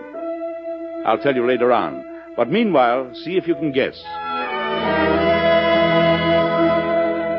Well, my story begins with one of the lighter moments. Come in. Evening, Mr. President. Ready for some refreshments? Good for you, Ralph. Yes, sir, the usual. Ginger ale and orange juice. Did you make it with California oranges? No, sir. I made it with Florida oranges. They're better. No, Ralph. Haven't you been following my campaign? How am I going to win the election if you keep favoring Florida with oranges, eh? Well, yes, sir. I know that. I know all about that. Yes, sir. Well, go on. I'll tell you what I'll do, sir. I'll use California oranges after the election. Then I'm going back to Florida. After all, Mr. President, you wouldn't want a man to desert his native state. Here's your drink, sir. Thank you. It's delicious. Excuse me, Mr. President. Your campaign manager's here. Oh, have him come in, Miss Sarah. All right, Mr. Clark. Thank you, Miss Sarah. Mr. President, I'm glad you were able to see me tonight. Sit down, Clark. Ralph, will you pour Mr. Clark a nightcap? Thank you, sir. I'll leave the pitcher handy on this table, Mr. President. All right, Ralph. Now, Clark, what can I do for you? Mr. President, frankly, I'm worried about the campaign. What did you learn on your recent trip? New Jersey, Rhode Island, all along the eastern seaboard. It's the same story. That I'm losing the election. That's right. I've been talking, working 18 hours a day, but it's no use. The people want war, and Wells is playing up to that. Just yesterday, he came out accusing you of being an appeaser. He even went so far as to say you're a weakling, that you lack courage to stand up for the country's rights. Now, how can I answer him? Well, that must be difficult for you. Difficult? It's an impossible situation. Don't you understand? I can't sit by and watch you being cut down without doing something about it. Mr. Clark, I'm afraid you don't understand the position I'm in. What do you mean? Knowing how I feel, I don't believe that I can continue in the campaign. But, Mr. President... Already since this election began, our sovereign rights have been ruthlessly violated. I can't use the normal diplomatic channels to avoid getting into conflict. I've tried that. The first time American lives are lost, our people will demand a showdown. That will mean a declaration of war. In other words, I have used every means at my command to avoid war. And now I believe it is hopeless. Don't you see where that puts all my campaign arguments? I understand Any that, change in my platform would be an open admission that I have failed. Well, isn't that true, sir? For diplomatic reasons, I can't admit that publicly. Then we have no recourse against Wells. That is correct. But what about our party? There is nothing I can do about that. There are some things more important than the party. Well, what do you plan to do? Resign. What? I thought it would startle you. It did me when I first thought about it. How can you do it, sir? I have a plan. It is not finally worked out, but I should be able to tell you about it in a few days. What of the election and our party? We lose the election as gracefully as we can. As to the party, I'm afraid the country comes first. I can see you've made up your mind. Yes. I've thought a great deal upon what would be my duty if Wells is elected. During the 4 months before his inauguration, I would still be president without such moral backing from the nation as would be necessary to steady and control our relations with other governments. Yes, your position would be difficult. Difficult? I would be known to be the rejected, not the accredited spokesman of the country. And yet the accredited spokesman would be without legal authority to speak for the nation. If only there was some constitutional provision for All such my a step... life I have advocated such responsible government for the United States. Responsible government means government by those whom the people trust, and trust at the time of decision and action. You realize what precedent this sort of thing could set? I do. Such action on my part would inaugurate, at least by example, a remedy for the disadvantage of having to live for 4 months after an election under a party whose guidance has been rejected at the polls. You honestly believe there's no other way? In ordinary times, it would perhaps not be necessary. But in the existing circumstance, it's imperative. The choice of policy in respect of our foreign relations rests with the executive. No such situation has ever existed before. And I have no right to risk the peace of the nation by remaining in office after I've lost my authority. And you intend going ahead with the necessary preparation? That's correct, Mr. Clark. Will you keep me posted? You can depend upon that. Good morning, Mr. President. I hope you're feeling well today. Thank you, Miss Sarah. I brought in our current election file. I thought you'd want to go over it this morning. No, not now, Miss Sarah. Very well. Would you get Secretary of State Atkins on the phone, please? Yes, by the way, Mr. President, would you mind if Joseph came in to do the windows? Windows? Well, they look all right to me. Oh, don't worry about them, Miss Sarah. You can have Joseph clean them later. Now, get Atkins on the wire for me. Yes, Mr. President. The State Department, Secretary Atkins, please. The President is calling. If I could just make him see my... What, Mr. President? Oh, nothing. Excuse me. The Secretary's on the phone now. Hello? Good morning, Atkins. Good morning, Mr. President. Did you receive any answer to our last note on their seizing American property? Oh, no answer yet, Mr. President. Any reports from our overseas departments? No, sir. Had a quiet morning so far. So far, eh? No news is good news, is that it? That's right. Oh, Clark was over to see me this morning. Yes? He's quite disturbed. He feels the election is hopeless. Yes, I know. Did he tell you anything of my plans? No, Mr. President. But he did indicate that you were, well, shall we say, disinterested in the campaign. I must say that I'm surprised. I imagine many people in my administration are going to be surprised. But as Secretary of State, surely you understand my reasons. Yes, I think I do. But can't you alter your campaign policies to fit this situation overseas? I'm afraid it's too late. Mr. President, I'd like to discuss this further with you in person. Fine. I'd like to talk with you, too. May I come over this afternoon? I wish you would. Thank you, sir. Goodbye, Atkins. Mr. President. Mr. Atkins will be over soon. Let's keep the afternoon clear for a long meeting. Mr. President. Did you understand about Atkins? I understand perfectly about Atkins. Well, what is it then? I'm worried about Joseph. Joseph? Yes, he's waiting in the hall with his mops and buckets. Oh, for heaven's sake, let him come in and get the windows done with. I think I've been outmaneuvered here. All right, Joseph, you can come in now. Excuse me, Mr. President, but Miss Sarah said you wanted these windows cleaned. Well, Joseph, that's not an accurate statement of the situation, but come on in just the same. Yes, sir. Mr. President. Yes, Joseph? Do you mind if I ask you a question? I don't want to disturb you, but... No, go right ahead, Joseph. Well, sir, do you believe we're going to get in this war? Why, a good many people seem to think so. Yes, Mr. President, I know. And if you'll excuse me, sir, well, the way things are going, I have to agree with them. Well, Joseph, every man's entitled to his opinion. I've done a good bit of thinking about it, Mr. President. You see, I don't imagine you know this, but I got relatives over there. Oh, you have? Yes, sir. Matter of fact, Mr. President, some of my people have already lost their lives in this war. I'm sorry, Joseph. I didn't know it. It's been working on my mind, sir. So much so that, well, I decided to do something about it. And what are you going to do, Joseph? I'm resigning, sir. Resigning? Yes, sir. I've made up my mind to enlist. I see. It seems like everybody's resigning. I don't understand you, sir. Joseph, you realize the possible consequences. Yes, sir. I'll be over there at a time when it might cost me my life. Well, as long as you're sure. It's hard for you to understand how I feel, isn't it, Mr. President? No, Joseph, I understand better than you imagine. You see, in one way or another, all of us are being called upon to make sacrifices. That's how I look at it, Mr. President. Of course, Joseph, we may not all serve in just the same way. No. But I won't feel satisfied till I'm in uniform. I understand, Joseph. If I had a reason such as yours, I'd want to get in there and fight, too. Haven't you got a reason, Mr. President? Not yet, Joseph. And I hope I won't have. I hope so, too. Well, the windows are clean, sir. All right, Joseph, all right. Thank you, sir. You're welcome. Yes? Miss Sarah, let me know the minute Mr. Atkins arrives. I will, Mr. President.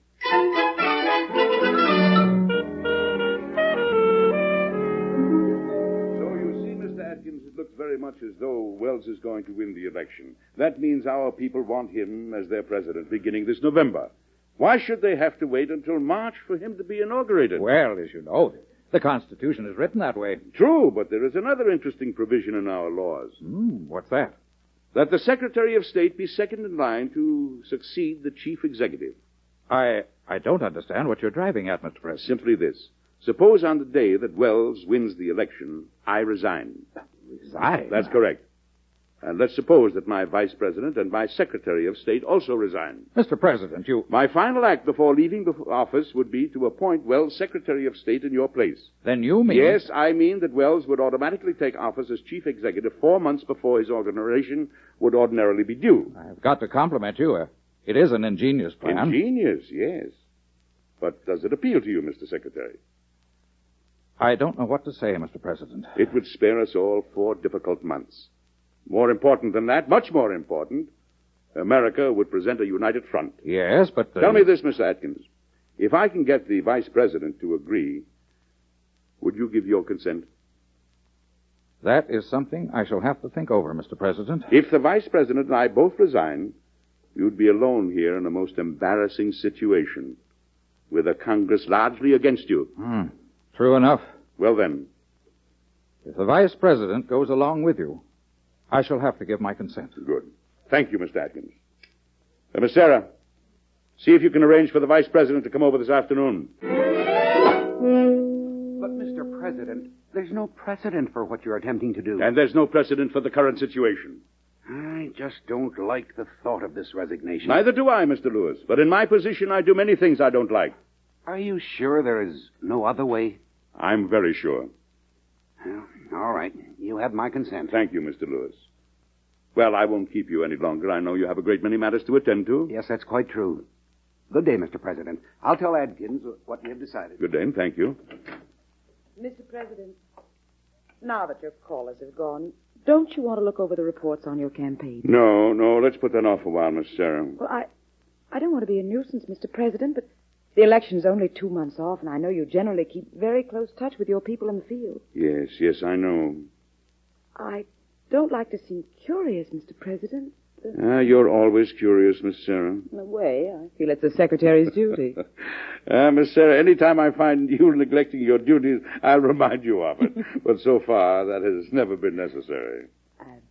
Anything more I can do for you, Mr. President, before I go? Yes, phone Clark and ask him to come and see me the first thing in the morning. I've got some news for him. You might say he's the last stronghold to be taken in this attack. What did you say?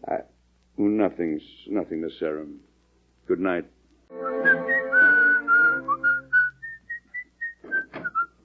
Good morning, Mr. President. My, you're in a good mood. Oh, am I? I believe you can thank the cook for that. I notice you whistle that tune when things are going well. Really? Well, perhaps so. Is Clark here? Yes, just a moment. I'll ask him to come in. Come in, Mr. Clark. Good morning, Mr. President. Good morning, Clark. Have you talked with Atkins? Yes, I have. Then you know they have agreed to resign. I do, sir, and I'm sorry to hear of it. Well, I'm not going to try and justify this thing to you again, Clark. But I should like you to do everything you can to make my reasons for this clear to our party members. I'll do my best. They've worked hard in this election, and I wouldn't want them to think that I had purposely let them down. I'm sure that it can be handled. And please express my gratitude to all the district leaders. I shall write each one of them a personal note. That would help, sir. And Clark, I'm very grateful to you for all that you've done. Thank you, sir. Goodbye, Clark. Good day, sir. Miss Sarah. Yes, Mr. President. Miss Sarah, I want you to take a letter to the Vice President and send a copy to Secretary Atkins, and Clark should get one, too. Mr. President. Miss Sarah, you're not writing? Mr. President, when are you going to tell me what this secret is that seems to be going the rounds? Everybody knows about it but your secretary. Miss Sarah, I'm surprised at you. There's no secret. But what is this plan of attack you speak of? I want the Vice President and the Secretary of State to resign. Resign? That's right, so I can join them. But I don't understand. Miss Sarah, how do you feel about the situation overseas? Do you think we can stay out of this war? From all I can read, there's not much chance we can stay out of it, Mr. President. That's exactly what I think. And I don't want to be the one to send thousands of young Americans to their death on foreign soil. I understand. Whoever is president during the next term may not have a choice, but I'm grateful that I still have one. You were going to dictate a letter to the Vice President and Secretary of State. Yes. Gentlemen, I am sending the attached statement for your comments and suggestions. As you understand, my statement will be announced to the press simultaneously with the announcements of the Vice President and the Secretary of State. Did you get that? Yes, I did, and the statement. Oh, yes, the statement. I hereby offer my resignation as President of the United States, commencing immediately. The newly appointed Secretary of State under the laws provided for in the Constitution will take office as President. Hello? Secretary Atkins, Miss Sarah. May I speak to the President? Just a moment. It's Secretary Atkins. Good. Yes, Atkins. An answer to a note has just come in. What's the nature of it? It's written in pretty plain language, Mr. President. They're replying to our charges of seizing American property. Their attitude seems to be they'll take what they want whenever they want it. I see. Another thing, Mr. President. Dennis cabled that he expects renewed incidents directed against American interests in the Mediterranean and the Far East. I understand. Very well, Atkins. Well, events are moving faster than I expected. What does that mean? That we have very little time. Well, let me see. Where was I, Miss Sarah? You just finished dictating the note to the Vice President. Oh, yes. See that it's delivered immediately, and ask the press room to keep me informed.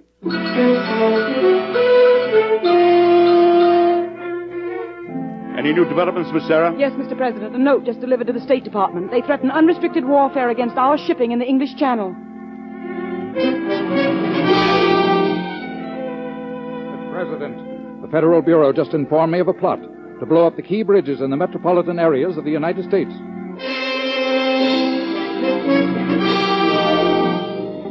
Mr. President, the opposing candidate last night in his address at Philadelphia disclosed a plan to attack the United States from Mexico. He accused you of knowing of the plot and keeping it a secret from the public. I wonder how much longer we'll have to stay out of this thing. Shall I close the window? No, let them shout. They have a right to voice their feelings. It's Mr. Wells' talk last night that's doing it. It's just adding to it. It's the threat of attacks on our shipping and what they're doing to England and France. Mr. President, is there anything else you can do? No, I've sent notes. I've demanded that our rights as a neutral nation be respected. And what have we gotten in return? Abuse. There's no alternative. There's no alternative now but to declare war. And the worst part of it is, I think our enemies know that and are waiting for it.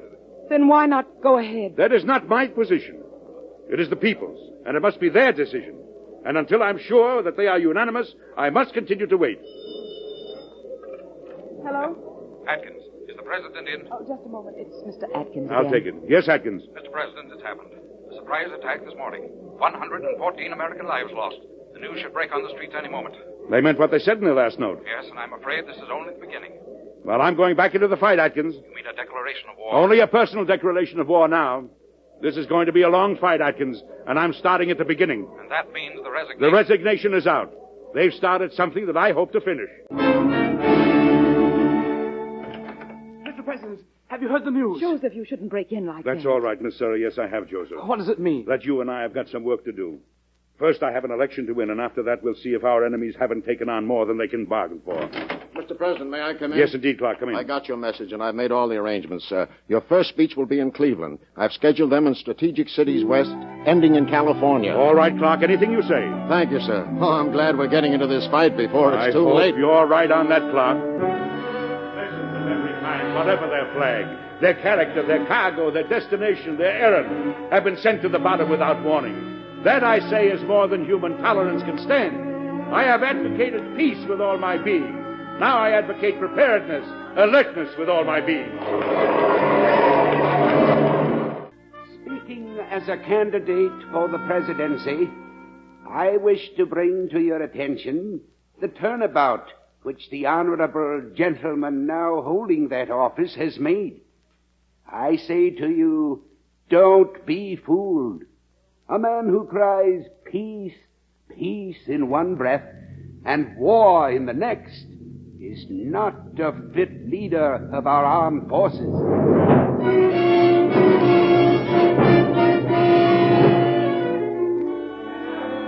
Sarah, they've had word back in the press room. The latest newspaper poll shows the president is gaining. Don't get excited. But, Miss Sarah, don't you know what that means? It means he still has a fighting chance. Let no man, let no group of men believe they can flaunt the flag of the United States with impunity.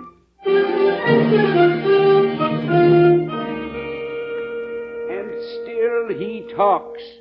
My opponent evidently thinks he can fight battles with words. Let me remind him, his fine words did not protect those 114 American lives. I hold the president personally responsible for the disaster. People of California, I have tried during this campaign to present the true facts behind this present world crisis. What is your will in the matter? I respectfully await your decision.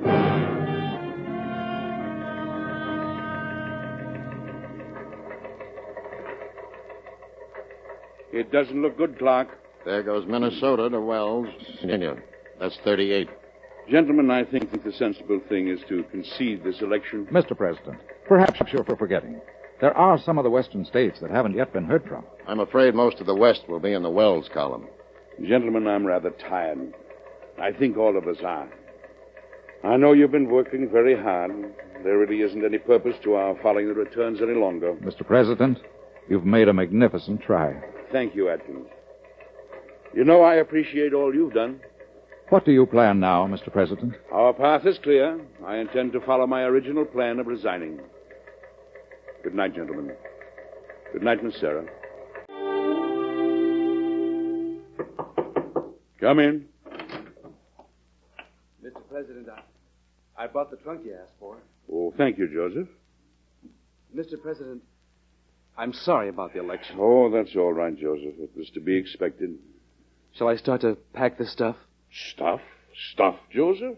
Why, that's my favorite golfing sweater. It's my favorite trout fishing hat. and I wouldn't trade that croquet mallet for anything in the world. They have all done good service, and I intend to put them to work again as quickly as possible. Mr. President, I've been wondering, sir, how does the president go about resigning? Where did you hear that, Joseph? All the servants are talking about it.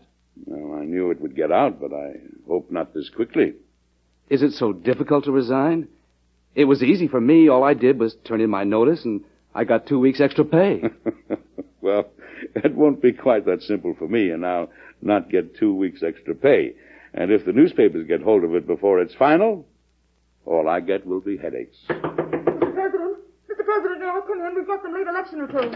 Now, what is it, Miss Sarah? The returns have just come in from California. It looks like you're leading out there. Are you sure? It's true, sir. When I came to the White House this morning, I went straight to the press room. The new returns were just coming in. With California in our corner, it gives you a margin of 23 electoral votes. Clark! You've won, sir. Congratulations, Mr. President. Thank you, Joseph. It looks like we're both going to be in there fighting. Yes, sir. Oh, Joseph, I guess you better put those things back into the storeroom. Your Western trip did the trick, sir. Swung California. The crowd has heard the news, Mr. President. They're expecting a word from you. They've been gathering on the lawn since early this morning. I think it would be good if you would speak to them, Mr. President. All right, why don't you all come down with me? There's one choice we cannot make. We're incapable of making. We will not choose the path of submission and suffer the most sacred rights of our nation and our people to be ignored or violated. And so I now accept the responsibility that you, the American people, have placed in me for the struggle that is to come. Oh, Miss Sarah, you don't seem to be very happy. Oh, I was just thinking how near we came to having a vacation. Yes, I've thought of the same thing many times these past few days. Sir, could I come in? Yes, certainly, Ralph. I thought you might like a little refreshment along about now. Ginger ale and orange juice. Ralph, is it made with... California oranges, Mr. President. Fine. Yes, sir, I've changed my allegiance. I'll just put the pitcher here on the table. Thank you, Ralph. And, Ralph, you can take the day off tomorrow and get some rest. These last few days have been pretty hard. Thank you, sir. Does that apply to me? It does not. You've got too much work to do. I knew that all the time, Mr. President. I'd have been here whether you wanted me or not. You know, sometimes I think you put up a tougher argument than Wells. He'd at least concede a point once in a while. Why wouldn't he? After all, he's a man. Miss Sari, I learned a long time ago. Never argue with a woman. You're bound to lose. Exactly, Mr. President. Exactly, Miss Sarah.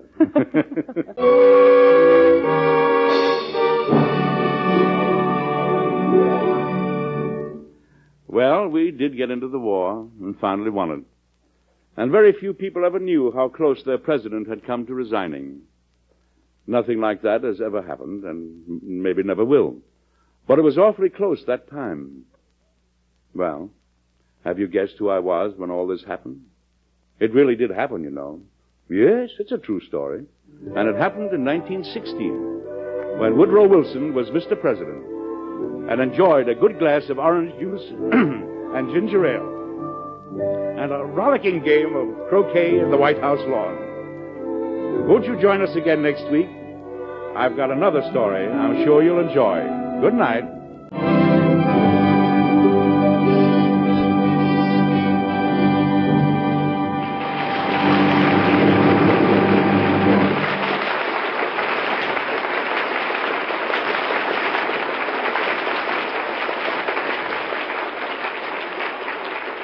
Edward Arnold may currently be seen with Clark Gable, Deborah Carr, Sidney Greenstreet, and Adolph Marjou in Metro-Goldwyn-Mayer's production of The Hucksters.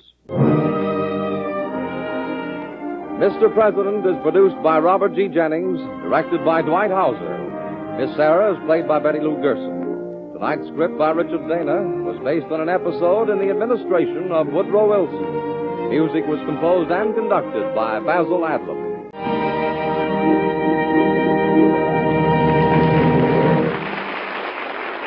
Listen again next week when Edward Arnold brings you another story of Mr. President. Owen James speaking. This is ABC, the American Broadcasting Company. Mr. President, starring Edward Arnold.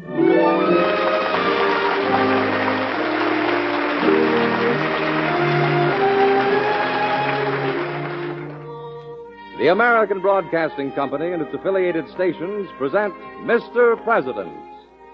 Mr. President, at home in the White House, the elected leader of our country, our fellow citizen and neighbor. These are little-known stories of the men who've lived in the White House. Dramatic, exciting events in their lives that you and I so rarely hear. True human stories of Mr. President. Now, Edward Arnold as Mr. President. Let's visit him in the White House. It's evening, and only one window shows a light, a study on the ground floor. We find ourselves in the corridor. Go right in, please. Some visitors for you, Mr. President.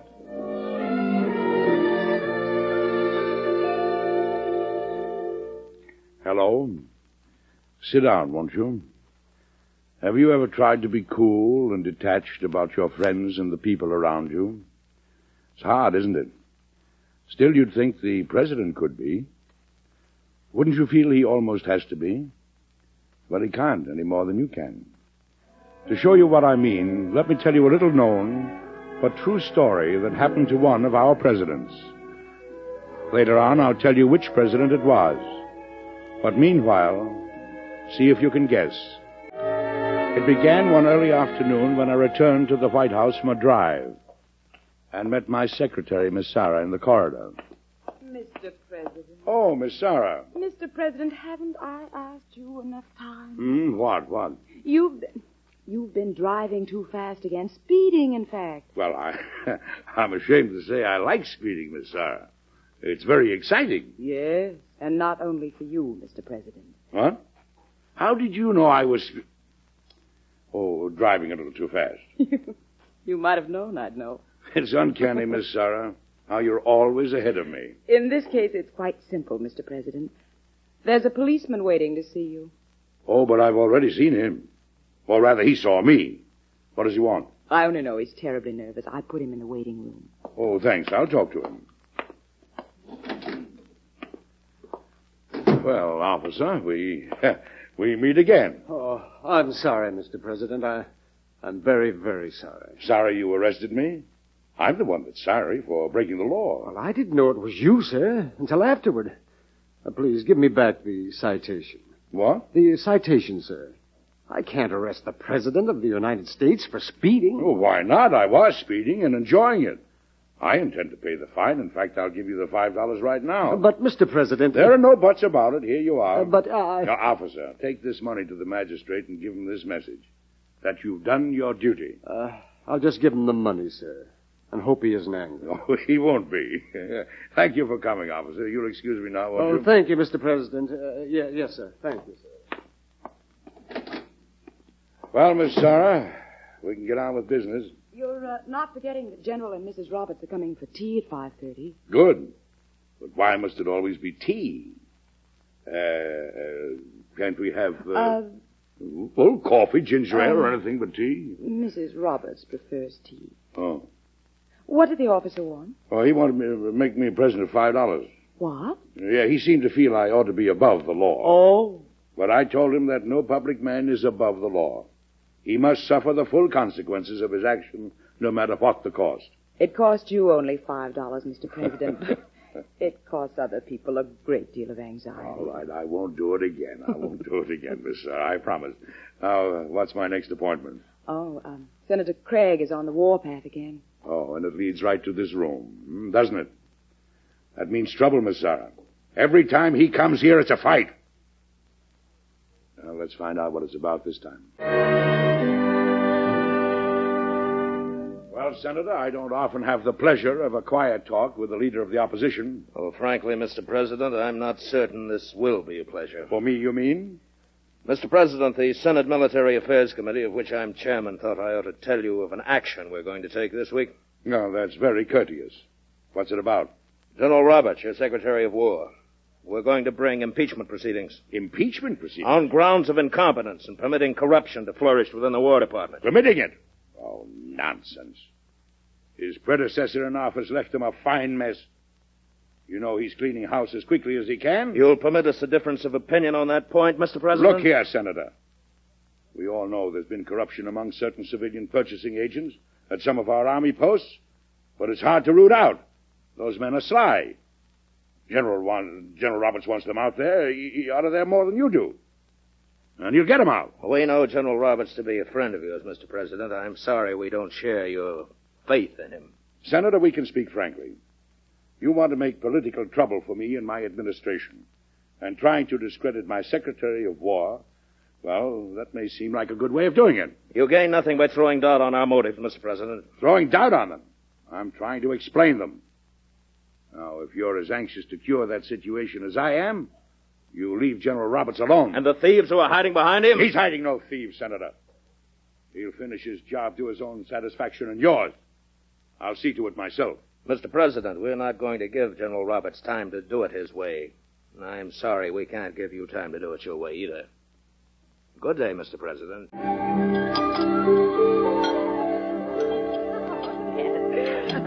Another cup of tea, Mrs. Roberts. Yes, thank you, Miss Sarah. And then, Mr. President, after we found the house across the river in Virginia, all Ben could say was, "It's too far from the War Department." Mrs. Roberts, you should never have married a public servant. I'm no more conscientious now than I ever was. Oh, conscientious, Ben. You have that military idea that you must be on duty 24 hours a day. Mr. President, please make him realize he's practically a civilian now, even if he is Secretary of War. It isn't a man's job that makes him feel on duty all the time, Mrs. Roberts. It's the man himself. Am I right, Ben? Thank you, Mr. President. May I fill your cup again, Mr. President? What, with more tea? No, thank you. Miss Sarabin, if you ladies will excuse us, I want to talk to Ben a moment. Business, I suppose. You see, Miss Sarah. We won't be long. We can step in the next room, Ben. You see, Miss Sarah, he's always... Ben, did you hear today about Senator Craig and the Military Affairs Committee? After you. Thanks. Did you? No, sir. Not yet. They're going to start an investigation of the purchasing agents at Army posts. Oh? And impeachment proceedings against you. Impeachment? Me? Why? Do you want Senator Craig's reason or the real reason? Well, both. Their hope is to discredit me by discrediting you. The senator's reason is that your house cleaning isn't moving fast enough. But it takes time to weed out the dishonest men and not harm the honest ones that are doing a job, and to assemble evidence. There's a fellow at Fort Sill named Evans, for instance. Ben, I didn't mean to alarm you. There's an old saying in Washington, the surest reward of an able, honest, upright, and fearless public servant is a congressional investigation. Sounds more like a court-martial. Disgrace. Oh, ruin. Nonsense. I know it's unpleasant. But, Ben, all you have to do is hurry your investigation. Then, when you're called before the committee, you'll make them look foolish. We'll turn the senator's political sword against him. Do you think I ought to resign? Oh, good heavens, no. That would be an admission of blame.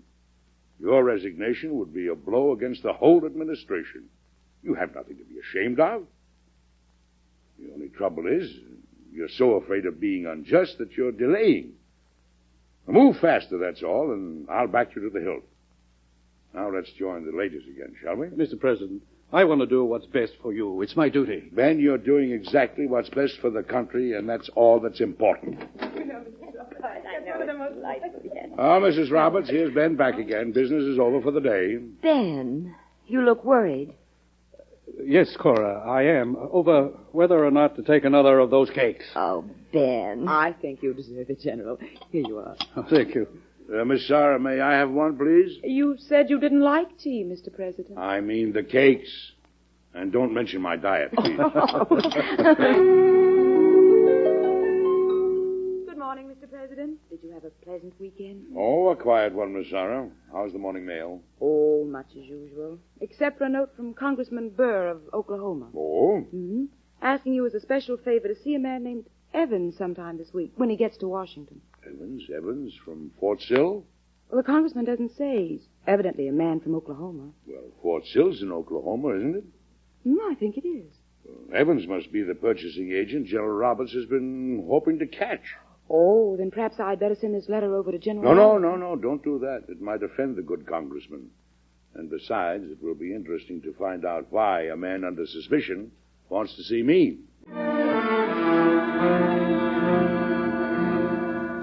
Mr. President, this is Mr. Evans by appointment. How do you do, Mr. Evans? How do you do, sir? I'll be at my desk outside, Mr. President. Well, Mr. President, I'm the civilian purchasing agent at Fort Sill, Oklahoma. Yes, I had an idea who you were. As you probably know, sir, General Roberts' investigations and the Senate committee proceedings are cracking everything wide open. I've been hoping they would. I'm glad to hear it's actually happening. I need some advice, Mr. President. Advice? Why for me? General Roberts is a member of your cabinet. What's all this going to do to him? Well, he has nothing to worry about. Hasn't he? I understand, sir, that you were the one who insisted that he intensify his investigation of corruption. It's more or less true. It will ruin General Roberts. Are you trying to give me advice? I'm trying to say something very difficult, Mr. President. General Roberts is going to find out that he's the biggest victim of his own investigation. Evans, make your point quickly, please, or let me get on with my work. Look at this piece of paper, Mr. President. Yes? What is it? It's a receipt for a check for $3,000. A check I sent to Mrs. Roberts by messenger several weeks ago. Well, it's signed by General Roberts. Why? You can draw your own conclusions, Mr. President. The first and obvious one is that you and Mrs. Roberts have some ordinary business together. I know she has a certain amount of money in her own name. You sent her a check. She wasn't home at the moment, and the General signed the receipt for it. You're trying to turn this into something else, aren't you? No. You're trying to use an innocent piece of paper to play safe yourself, aren't you? This is not an innocent piece of paper, Mr. President. Mrs. Roberts and I have business together. We have had for a year or more, but it isn't ordinary business. No? And she was never acting only for herself. She's only doing her husband's dirty work. Talk plain, Evans. In the past year, I've paid Mrs. Roberts $12,000 as her share of my profits as an Army purchasing agent. She recommended me for the post in the first place. Why do you come to me with this story? Only you can stop the investigation. Do you think I'd stop an investigation to save men like you? The very kind we're trying to get rid of? You might stop it to save your friend, Mr. President. Evans, you go back to your hotel. Don't move from there without my permission, and I'll see to it that the police make sure you don't. Miss Sarah? Yes, Mr. President? Send for Mrs. Roberts at once. And don't let General Roberts know about it. And tell Captain Drew I want to see him. Mr. President, Mrs. Roberts. Mr. President, has anything happened to Ben? Sit down, Mrs. Roberts. Thank you. Before you came in, I'd made up my mind to lead up to this thing gradually. After all, I've known Ben for 30 years. Now that we're face to face, I think I'd better speak quite candidly. Of course. An Army purchasing agent told me today that he has paid you and the General $12,000 in the past years as your share of his profits, in exchange for your having got him the post in the first place. It's quite true, Mr. President. What? He was grateful. For what? Some years ago, I did him a favor. This was his chance to return it. What was that favor? Really, Mr. President? I have to know more details. But it's my private business, Mr. President. It's about to become the public business of the United States. And what do you mean, your private business? Doesn't Ben know about this? Well, no. That is, he knows I have certain money of my own. I saw a receipt that he signed. Didn't he ask you where it was from? Ben never pries into my affairs, and I never pry into his. But you're about to bring his affairs all down around his ears. Simply because a man paid me some money. Mrs. Roberts, I don't believe the story you've told me. Very well. I'll tell you what I do believe. That you let this man to think that you could influence his appointment, and that you forced him to pay for the favor. You've let Ben think that this was an ordinary business transaction. Actually, it's graft. That's an unpleasant word, Mr. President. Do you deny the story? Why shouldn't these men pay for their jobs? How can you say such a thing? How do you think we live so well in Washington? On Ben's salary? On my investments? Maybe Ben can live on his cabinet pay, but I have obligations and expensive tastes. As you like. Besides, I've made things much easier for Ben. I've been happy to do it. And he doesn't know.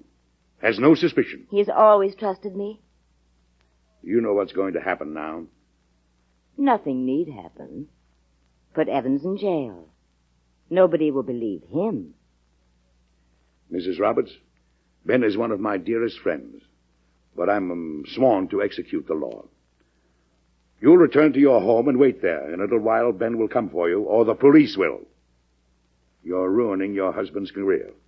If you love him as much as you say, your only chance to save that career is for you to take the consequences. I'm sorry you don't understand, Mr. President. Good day. Miss Sarah? Goodbye, Mrs. Rollins. Yes, Mr. President. What's happened, Mr. President? Are you all right? Miss Sarah, call General Roberts here. Tell him to drop whatever he's doing. Miss Sarah, right now I'd give anything not to be the president. That's all of it, Ben. Evans and your wife. Evans is lying.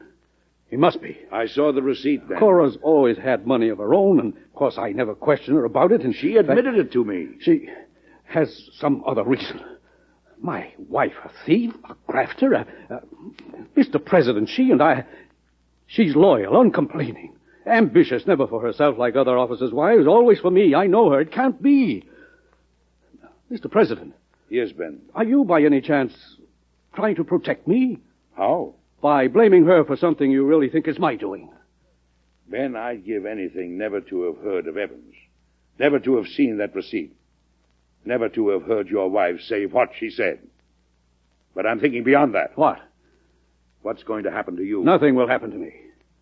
At the hands of Senator Craig and his committee, while they tear you to pieces like a common thief. If all you've told me is not true, I'm not alarmed. I'll simply declare that Evans is a thief and a liar. If it is true, I'll assume full responsibility myself. You? I can't let Cora suffer, and I can't let you suffer. Never mind me now. You're my superior. Then take an order from him. Don't make me disobey you, sir. What are you going to do? First, I'm going to Evans' hotel and give him the hiding he deserves. No man can slander my wife that way. Then, I'm going home, and Cora will tell me the truth. All right, Ben. Have it your way. I'll wait to hear from him. I couldn't stop him, Miss Sarah. I saw him as he left, Mr. President. Nobody could. He persuaded himself there was some other explanation, that it's a joke, or Evans is lying, or heaven knows what he's thinking. And feeling. Of course. How can you believe it of him, Mr. President? She admitted it. Like a child, as if she had no sense of right or wrong. She was surprised I didn't understand her. But just suppose he's right. Suppose it is some horrible mistake. No. She went home thinking about it, realizing what lies ahead of her. Disgrace for Ben, prison for herself. Miss Sarah, I guarantee you she won't face the music. And that's what frightens me. About her? About Ben. How can I save him from what he's going through, protect him? Yes? Rodney of Central News Syndicate, Miss Sarah. Please, Mr. Rodney, this is not the President's time to see the press. Oh, just one question, please. Please, it's important. What is it, Rodney? One of our men reports that General Roberts' wife has suddenly left Washington for New York, bound for Europe. Go on, Mr. Rodney. Well, the question is, has this any connection with General Roberts' appearance later this week before the Senate committee? Has the President any comments? The President has nothing to say, Mr. Rodney. That's all, Mr. Rodney. Is that correct, Mr. President? You heard what she said. Thank you. You see, Miss Sarah, she ran away. It's all true. Mr. President. Miss Sarah, send for General Roberts quickly. I've got to see him before he... I've got to see him, Miss Sarah. And I'm glad you came. I'm not going to run away, too, Mr. President. I want to know what you're going to do now. Before the committee, I'll take all responsibility myself. I have no choice. You could let the chips fall where they may. And hear my wife's name dragged through Congress, through the papers, as a... No, Mr. President. I can serve myself best and you by taking full responsibility. Then, if they don't prosecute me, I'll resign. I'd wish you'd sit down. I'd rather stand, thank you. Ben, I want you to resign now. How? How can I?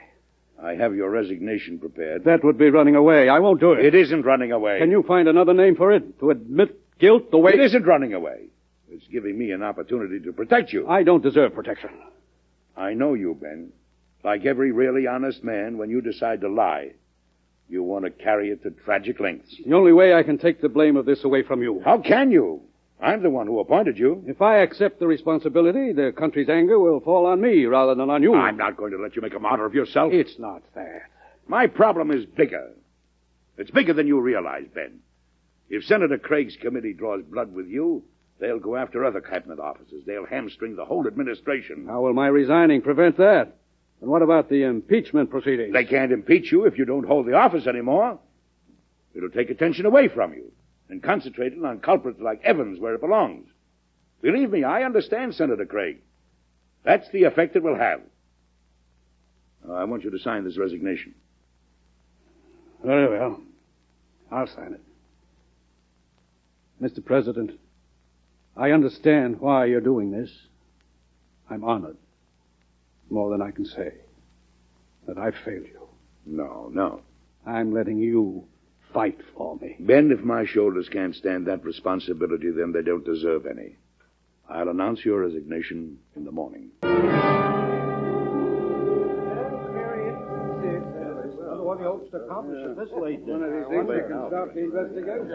gentlemen, we'll soon see what he has to say. Gentlemen, the President. Senator Craig, members of the Senate Military Affairs Committee, I've invited you here this morning to tell you that I have accepted the resignation of General Roberts as Secretary of War. Resignation? Well, I'm afraid, sir, that one resignation will not cure the problem. Does the Secretary presume that running away will solve anything? It's true that he resigns in the face of your investigation and your impeachment proceedings. The investigation can now be dropped. Mr. President, his resignation is an admission of serious guilt. On the contrary, Senator Craig. General Roberts was in no way implicated in any dishonest dealings. He's an honest, upright man. And I tell you so of my own personal knowledge. I take full responsibility on myself for him, and I suggest you give full weight to that fact. That's all, gentlemen.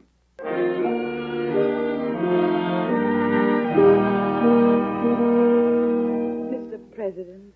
Yes, Miss Sarah. I've come to make an apology.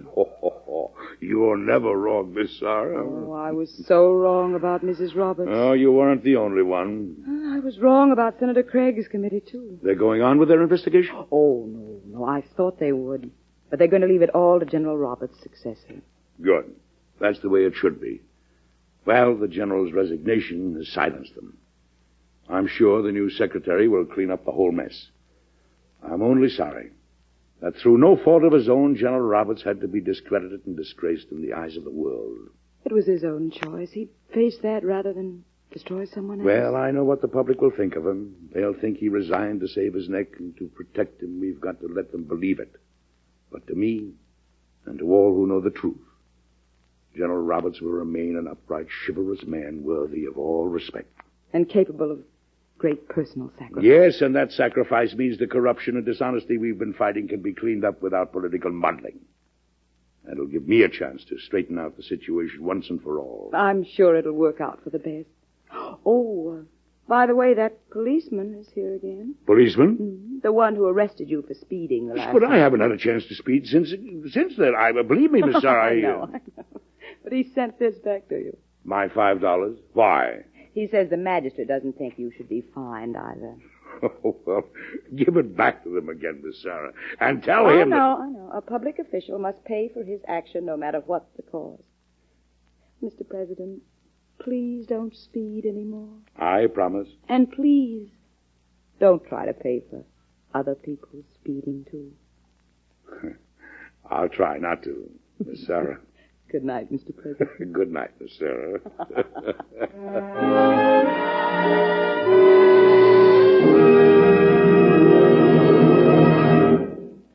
That was the story. General Roberts had to retire to private life, but at least he could do so without any more personal humiliation and suffering. The investigation was dropped, and we cleaned up the situation. Actually, General Roberts' name was Belknap, and he was Secretary of War under President Ulysses S. Grant in 1876. And as to the speeding, don't forget that people used to be arrested for driving too fast long before the automobile.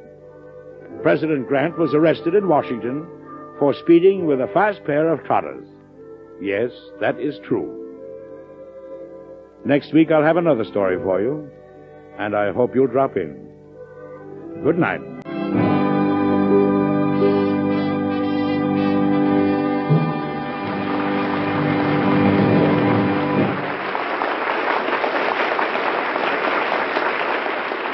Edward Arnold appears as Mr. President by arrangement with Metro-Goldwyn-Mayer, producers of Cynthia, starring Elizabeth Taylor, George Murphy, and Mary Astor. Mr. President is presented each week by the American Broadcasting Company. It is produced by Robert G. Jennings, directed by Dwight Hauser. Miss Sarah is played by Betty Lou Gerson. Tonight's story, by Paul R. Milton, was suggested by two incidents in the administration of President Ulysses S. Grant. Music was composed and conducted by Basil Adler.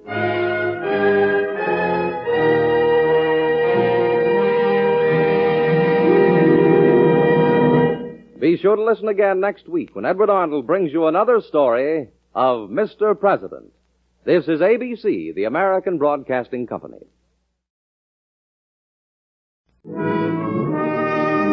Mr. President, transcribed in Hollywood and starring Metro-Goldwyn-Mayer's Edward Arnold.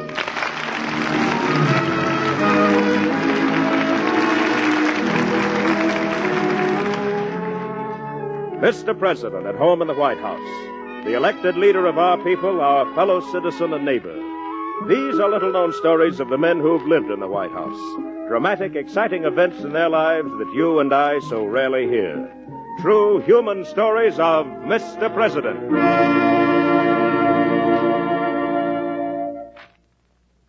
In just a moment, you will hear Edward Arnold as Mr. President. But first, may we point out the truth of the saying, history repeats itself. For instance, did you know that there has been a president of the United States who was a general in our army and who was drafted for the presidency? Did you know that there was a president who broke with both regular parties and formed a third party of his own? Did you know that there was a president who promoted a general over the heads of a dozen other officers because the president believed that general was a better commander than his superiors? Yes, these incidents sound familiar to you in the light of our own times, and yet they all happened many years ago. Here on this weekly radio program, you listen to those stories and learn of the great men who have made our history. Listen now to this story and see if you can name the president whose career this story is about. Now, in just a moment, Edward Arnold. Edward Arnold as Mr. President. Let's visit him in the White House. It is Sunday, and the old mansion is resting quietly after a busy week. We walk through the great doors under the presidential seal, across the foyer and down the long hall to the president's study. Oh, hello. Sit down, won't you? You know, in a lot of ways, a president can be compared to the father of a family. It's true, especially when a president's been in office for several years. He comes to think of his cabinet and all the men who hold offices under him as members of one large family. No matter how much wrangling and arguing there might be at times within that family, whenever the reputation of one of its members is threatened, the president takes it as a personal problem. That's what happens in our story today. Later on, of course, I'll tell you what president had to face such a problem. But meanwhile, you may be able to guess. It was about 5 months before the end of my final term in office. An early spring day with warm sunshine flooding the White House lawn. I turned for a moment to glance out of my office window at the fresh green of the trees when my secretary entered. Mr. President, Mr. President. What? Oh, yes, Miss Sarah. Oh, I'm sorry if I disturbed you. No, you didn't at all. You seem many miles away, sir. Well, many years away is more like it. I was thinking that if I was still a gangling Virginia boy, wild horses couldn't keep me from going fishing on a day like this. Miss Sarah, you'd better give me a dose of my mother's favorite remedy for spring fever, molasses and turpentine. Mr. President, what you need is a long rest. If you could just get away from Washington for a while and all the problems you have here. Miss Sarah, there's one thing I've learned about problems. If you try to leave them before they're solved, they follow you like your own shadow. Have the cabinet members arrived for this morning's meeting? Yes, sir, but there's something I think you should know about before you meet with the cabinet. Really? What is it? You look worried. Well, I hate to be the one to tell you, sir. I know how upset you are over that A.B. plot against Secretary Crawford. Oh, now, don't tell me the paper has printed another one of those letters attacking Crawford. Yes, sir. What charges does the anonymous attacker make this time? I have the paper here, sir. In general, the accusations are the same, that the Secretary of the Treasury is incompetent, that he's mishandled the government's funds. No, it's a lot of unfounded poppycock. I certainly wouldn't have kept Crawford in my cabinet for almost 8 years if he weren't competent. And then the letter goes on to discredit his qualifications for the presidency. Oh, of course. The whole aim of these letters that have been plaguing us for a year is to ruin Crawford's chances in the fall election. Well, this last paragraph is particularly strong, Mr. President. I'd like you to read it, sir. Well, let me see it. Right there, sir. And I have it on good authority that the president is greatly opposed to vacating his executive chair to William Harris Crawford. Good authority. Backroom Washington gossip. The letters have caused a great deal of talk, sir. Don't I know it? They've become the great Washington mystery. A few addle-brains have even gone so far as to suspect that I'm the author of them. Oh, but that's ridiculous. Oh, I realize Crawford has bitter personal feelings toward me because I beat him in the election 8 years ago. He's even been able to forgive me for that. But he hasn't let personal interest interfere with his work as a cabinet member before, and I don't expect him now. Please show the gentleman in. Then I can count on you to take care of that bill for me, Adler? Yes, Mr. President. Now, there's just one more matter which I'm sure you will all agree on, and then you can all go to lunch. I'm appointing Ninian Edwards minister to Mexico. Good selection, in my opinion, sir. Well, then we might as well. I'm sorry, Mr. President, but I shall have to disagree with the Secretary of State and the other gentlemen. What's that, Crawford? I think it would be a serious mistake to send Ninian Edwards to Mexico. Why? I assume you have reasons for making such a statement, Crawford? Certainly, sir. I ask you to examine his history as governor of Illinois. Oh, I did that quite thoroughly. I consider his record excellent. He placed personal interest before the interests of the state. He used his governorship to foster his own financial gains. Oh, come now, Crawford. Look at the facts, sir. He built factories throughout Illinois during his governorship. But he was established in that business before his election. Mr. President, I'm very serious about this. Ninian Edwards is not the type person for a diplomatic post. I'm sorry, but I can't understand this prejudice of yours, Crawford, against Edwards. Unless you have some reasons you're not stating. I rather think, sir, you don't care to see my point of view. Perhaps there's some truth in the letter printed in this morning's... Crawford, I don't feel a cabinet member should discuss the A.B. letters. I didn't intend to, sir, and yet when they're the topic of conversation in every Washington gathering, when I can feel myself being stared at and whispered about as I walk down the street, why should the subject be so studiously avoided in cabinet meetings? I've had to bear the false attacks of those vicious letters for over a year. I assure you, Crawford, those letters have been a constant source of worry to me also. Hardly as much as to me, I imagine, sir. After all, your term in office is nearly over. Your future is not at stake. But the record of my administration will be a matter of history, and I am most anxious that its tone be honorable. If that's true, sir, it seems to me you could have been more successful in uncovering the author of these letters. A president is still just an ordinary man, you know, not a crystal gazer. I've done all in my power to discover the identity of the person signing himself A.B. I can do no more. But I can hardly see, sir. And I don't care to discuss it further. Do you have any other points against my appointment of Ninian Edwards to Mexico, Crawford? No, sir. But I will again say that I think you're making a very bad choice. You have a right to your opinion. But as you know, the final decision is still mine. Well, come in, Miss Sarah. Mr. President, Mr. Clinton is here. Oh, fine. Show him right in, won't you? The President will see you now, Mr. Clinton. Thank you, Miss Sarah. Good afternoon, Mr. President. Oh, hello, Henry. I'm glad to see you. It's a pleasure to see you, too, sir. I always feel at home here. That's how I want you to feel, Henry. This is in no way a formal meeting. You know, it's a strange paradox, but it's harder for a president to have real friends than it is for any other man. And yet no man needs friends more. But in you and Miss Sarah here, I feel I have real friends. I've always hoped you felt that way, sir. Thank you, sir. Yes, Henry, you and I were boys in Virginia together. We've been in politics for a long time, sometimes on opposite sides of the fence. And during the years you've been Speaker of the House, we've had our differences. But I always knew I could count on you. And even though she pretends she doesn't, Miss Sarah knows I'd be lost without her. Why, Mr. President. Miss Sarah's a diplomatic woman. Diplomatic? Thank goodness we don't have any lady ambassadors. I'd lose the best secretary man ever had. Well, thank you.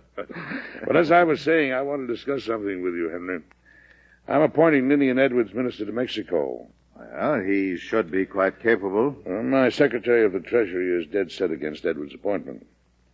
I'd like to change Crawford's attitude towards Edwards a bit before he leaves Washington for Mexico. Maybe I'm old-fashioned, but I'd like to think of the people under me as a unit working together. Do Mr. Edwards and Mr. Crawford know each other, sir? Oh, I'm sure they must be acquainted. But that's probably as far as it goes. Now, I'd like to make an attempt to bring them together. How would you like to go about it, sir? Well, Henry, that's where you come in. You've invited Miss Sarah and me to a small dinner party next Monday night, I believe. I wonder if you'd mind adding Crawford and Edwards to your guest list. No, not at all, Mr. President. Be very happy to. Well, thank you very much, Henry. I appreciate it. Perhaps the evening would also serve to convince Crawford that I'm not opposed to his election in the fall.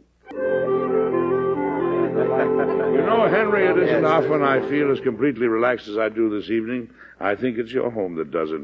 Don't you find there's a comfortable atmosphere about it, Crawford, Edwards? Well, There's sir, no doubt about I beg your pardon, Mr. Edwards. No. Go right ahead, Mr. Crawford. I was only going to say, sir, that I've always enjoyed Mr. Clinton's hospitality. Of course, I'm not the seasoned Washingtonian Mr. Crawford is, but in the few years I've been here, I've always been most grateful for invitations from Mr. Clinton. Well, you're all very kind. Glad we're able to have this little dinner before you left, Mr. Edwards. Thank you. Yes, so am I, Henry. We need evenings like this more often. We get so bogged down with governmental business, we sometimes have to forget the people we're associated with are still very human. At times, I'm afraid Miss Sarah thinks I mistake her for a perpetual motion machine. Oh, not at all, Mr. President. You see how loyal she is, even though I am a slave driver? Oh, heavens, don't tell me that's 10:30 striking. It certainly is, sir. The evening's gone very quickly. Again, proof of its pleasantness. Well, I'd better get my wrap. All right, Miss Sarah, and while you're doing that, I want to see that new fishing rod Henry's been bragging about. If you gentlemen will excuse me. Certainly, sir. Right this way, Mr. President. And I promise you'll want one like it. Yes, except that I never have the time to go fishing, Henry. Well, Mr. Crawford, I think we managed ourselves quite well this evening, don't you? Just what do you mean, Mr. Edwards? Come now, Crawford. The President isn't within earshot. We needn't pretend to have friendly feelings toward one another. I should never bother to do so to you, Mr. Edwards. Nor I to you, sir. Tell me, have you been able to discover the author of the A.B. letters as yet? Mr. Edwards, I have no intention of letting you raise my anger. I refuse to discuss the matter. Oh, I'm sorry. I thought perhaps you'd learned to laugh them off by now. But I just forget I mentioned them. Yes, I will. Let's talk about something else. Have you ever been to Mexico, Mr. Crawford? I have not. I was wondering if you thought I'd like it there. I'm quite satisfied with my appointment. If I were you, Mr. Edwards, I wouldn't become too fond of Mexico. Oh? Why do you say that? Because if I win the election this fall, one of my first executive acts will be to replace you as minister.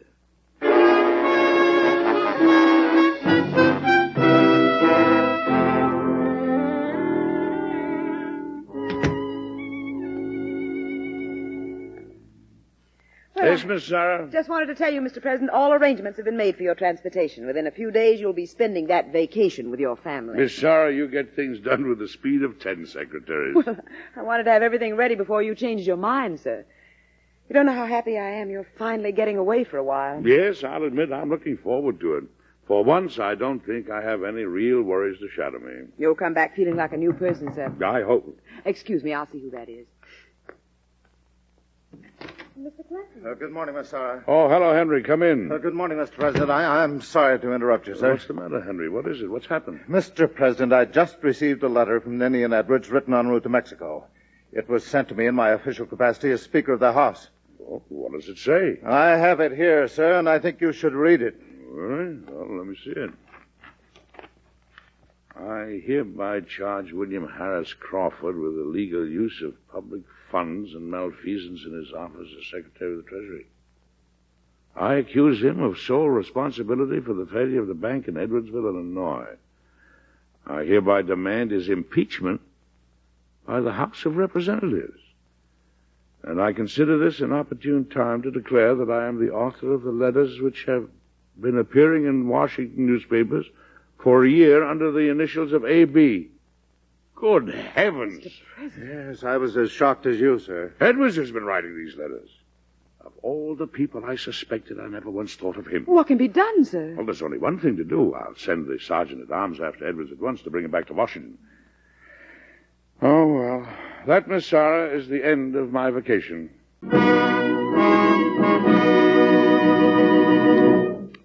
In just a moment, we'll come back to Edward Arnold and Mr. President.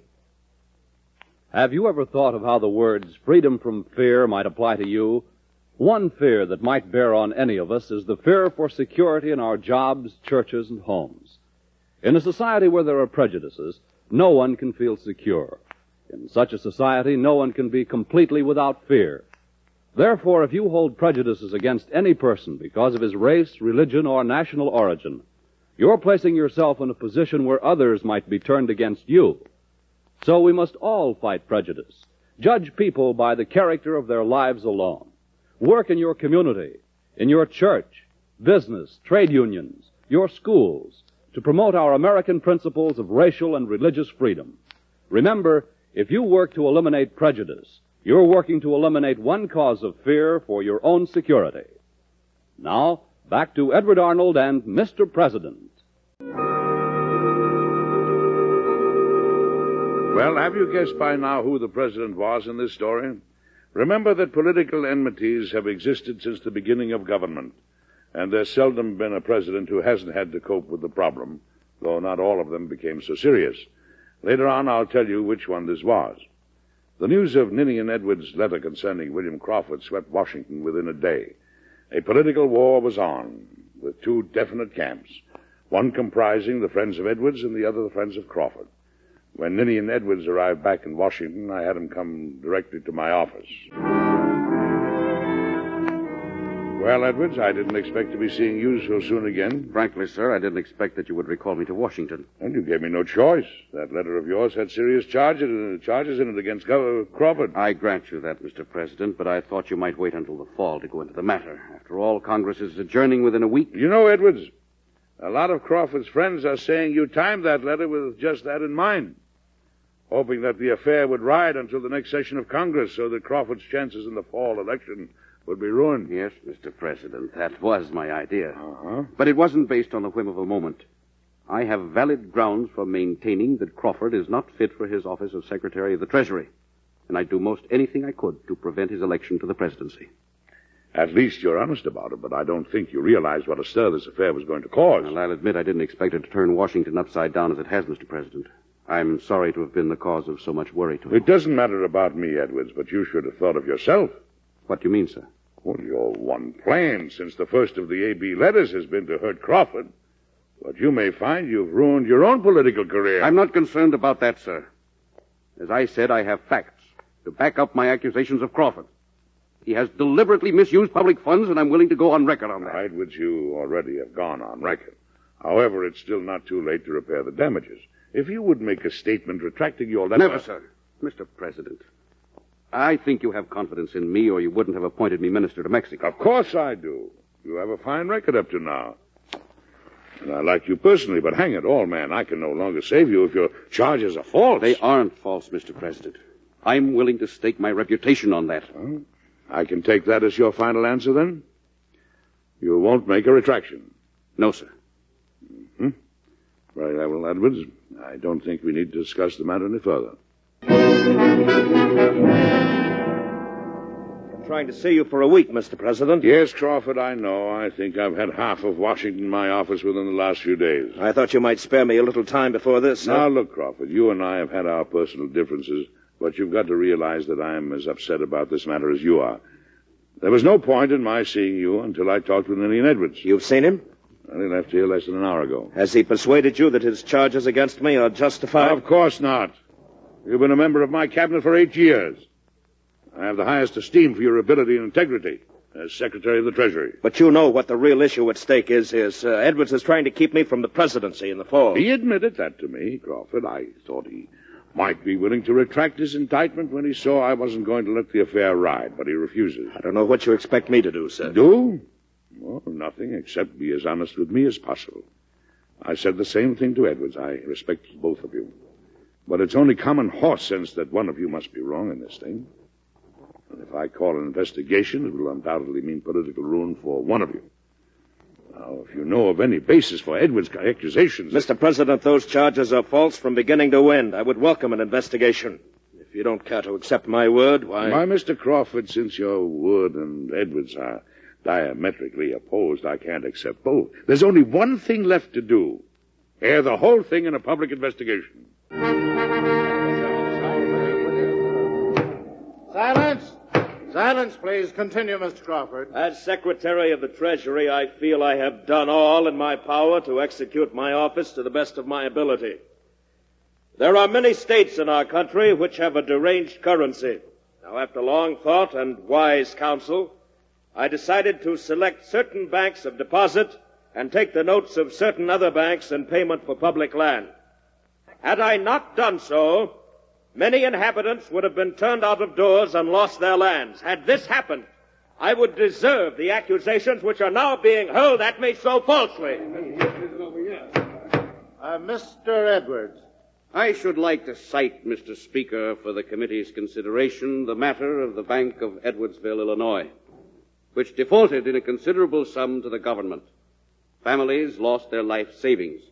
But that bank need never have defaulted, except for the gross neglect of the Secretary of the Treasury, Mr. Crawford. Mr. Speaker, I object. Yes, Mr. Crawford. How could the failure of the Edwardsville Bank be due to my gross neglect, as Mr. Edwards puts it, when I was totally unaware of its precarious position until it was too late to save it? Shouldn't the governor of the state, who was Mr. Edwards, have informed me of the situation? I did inform you, Mr. Crawford.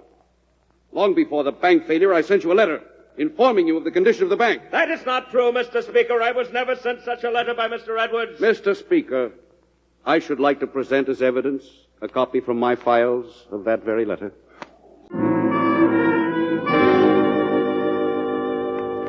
Well, Henry, what do you make of it? I'm at a loss as to what we should do now, Mr. President. The investigation has simply been going in circles for days, ending up right back where it started. The whole thing hinges on that letter. Yes, exactly. Edwards insists that he sent it, his secretary substantiate him, yet Crawford swears he never got such a letter, and so does his secretary. If either of the men had had a black mark on their record before, it would be easier to doubt one of them. But as strange as it seems, I believe both the men are telling the truth. Well, it's quite possible, sir. Letters have been lost before they reach their destination. Well, I'm sure that's what must have happened. Well, it would be a little difficult to convince the court of that. If you had the proof, you could convince them, sir. How does one prove something's been lost? By finding it again, sir.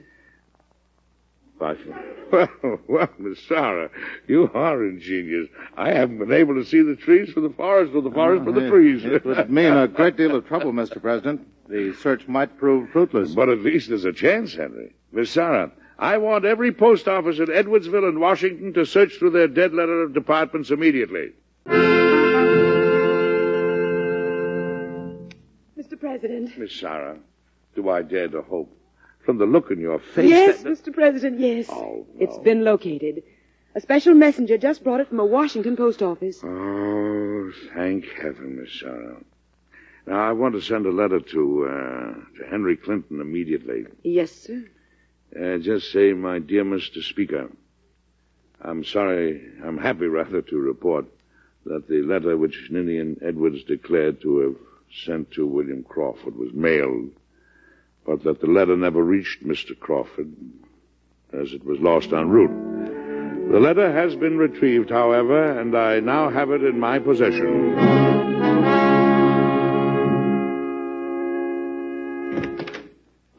Mr. President. Yes, Miss Sarah? Mr. Edwards and Mr. Crawford would like to see you, sir. Oh, no. Show them in. Yes, sir. This way, gentlemen. Thank you, Mr. Thank you. Well, gentlemen, I'm certainly glad to see you. I should imagine, sir, that you'd welcome not ever having me in your sight again after the trouble I've caused you. Oh, nonsense. Troubles are easily forgotten. At least I hope that's the way it'll be with you two. Well, in spite of our differences, Mr. President, Edwards and I agree on one thing, that we owe you a sincere debt of gratitude for the honesty and fairness with which you treated both of us. I said from the beginning that I believed both of your stories. Happily enough, I was proved right. But there aren't many men who would have gone to the lengths you did, sir. Oh, now, wait. I wasn't doing it just for you alone. Well, I understand that, sir. I know you did it out of duty to your office and to the things that this country stands for. And, Mr. President, I would like to apologize for the way I've acted toward you on several occasions in the past. Oh, forget it, Crawford. Forget it. I'm afraid I can't, sir. I'll admit I was envious because you had twice beaten me in the presidential elections. But I want to tell you now, sir, that if I had to take a beating, I can't think of a better man to have given it to me. Well, you can't tell, Crawford. With this mess all cleared up, you may come out the winner next time.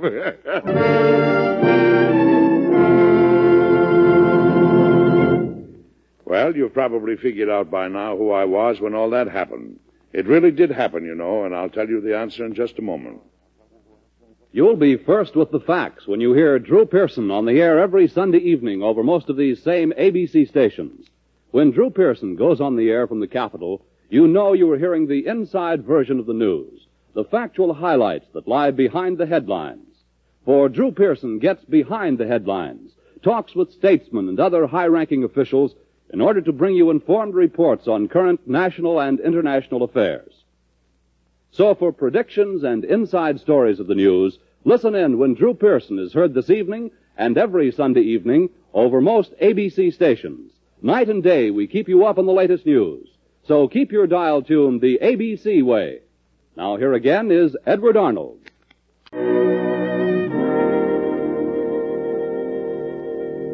The time of our story was 1824, and Mr. President then was a man noted for his tact and diplomacy, a true Virginian and a gentleman, James Monroe. In a letter to Thomas Jefferson, President Monroe described the Edwards-Crawford affair as the most painful of his life.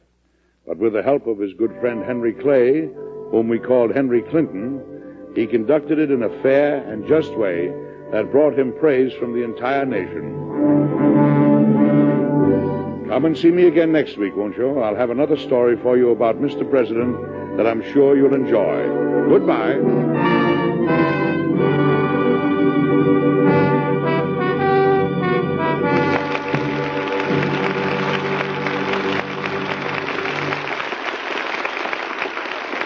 Edward Arnold appeared by arrangement with Metro-Goldwyn-Mayer, producers of the Technicolor musical A Date with Judy, starring Wallace Beery, Jane Powell, and Elizabeth Taylor. Mr. President was created by Robert G. Jennings. It is produced and directed by Dwight Hauser. Miss Sarah was played by Betty Lou Gerson. This transcribed story by Agnes Eckhart was suggested by incidents in the administration of President James Monroe. Music was composed and conducted by Basil Adlam.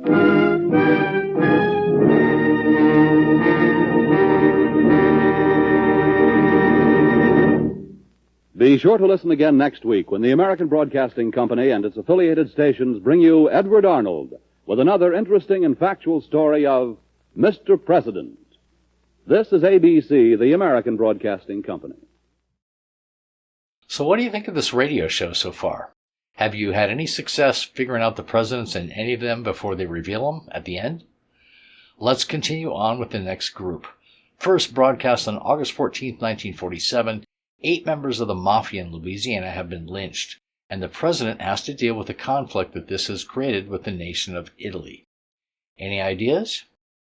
Next, from August 21, 1947, we have a president who had to deal with corruption in the Federal Customs Service that involved millions in fraudulent invoices kicking back the illicit funds to the customs agents, as well as an illegal payroll scam that also cost millions. After that, we have August 28, 1947, and a president's son known as Prince John, who causes this president political headaches with his antics, while simultaneously trying to prevent an all-out war with our neighbor to the north, Canada. And then the January 11, 1948 broadcast which involves the president in a battle with his own Secretary of War, and how he goes about getting rid of him, all while dealing with an ongoing war that America is involved in. I think you may find this one an easier one to guess before the reveal. After that, the February 1st, 1948 broadcast about a president facing impeachment by Congress while making a difficult decision about an island near the Dominican Republic. This might be another one that you can guess without too much difficulty, but we'll see.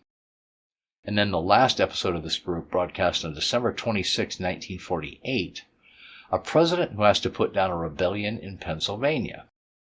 Now, this is not a well-known historical event today, unless you happen to be a student of American history, so you might find this one more difficult to guess. All right, let's see how you do. I will be back. Mr. President, starring Edward Arnold.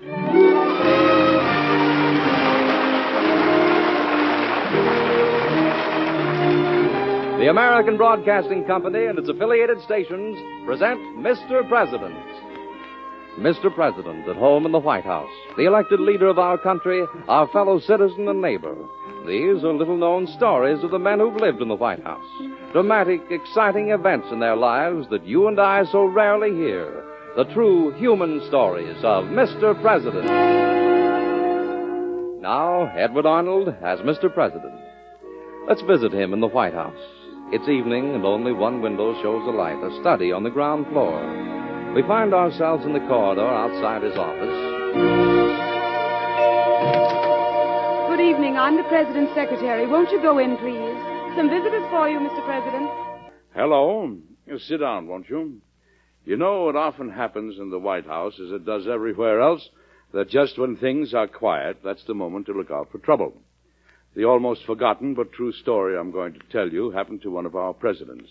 And it's about an incident that involved this country in one of its most dangerous situations. Later on, I'll tell you which president I was when this story happened. But meanwhile, see if you can guess. One day, my secretary, Miss Sarah, and I were finishing a hurried but excellent lunch. It was the first White House meal prepared by a French cook Miss Sarah had insisted upon employing.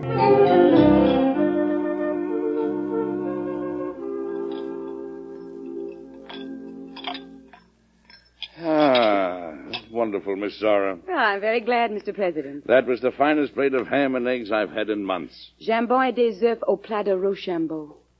I beg your pardon? Jambon et des œufs au plat de Rochambeau. It's what the new cook calls ham and eggs. New French cook, huh? Well, whatever she calls anything, she's wonderful. Wouldn't you like to tell her so yourself? She said if you were pleased with the first meal she cooked, might she have the honor of meeting you? Oh, by all means. She's been waiting in the pantry. Madame Vidal. Oui, mademoiselle? Come in, please. The president liked your ham and your jambon et des œufs au plat de Rochambeau very much. I did indeed, Mrs. Vidal. Oh, I'm so happy, Monsieur le Président.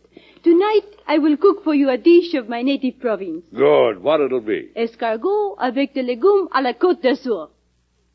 Escargot? Snails, Monsieur le Président. Snails? Oh, no, Mrs. Vidal. Do you know how to make broiled ham and apple fritters a la... Well, the way we make them in Ohio. Ham and apple fritters? Oh, Monsieur le Président, mais no. I am a French woman. I am a French cook. What have I to do with Ohio? I guess you're right, Mrs. Vidal. You go right on being a French woman and a French cook. Only no snails. Très bien, Monsieur le Président. No snails. You know, Miss Sarah, it's wonderful what good food can do for a human being.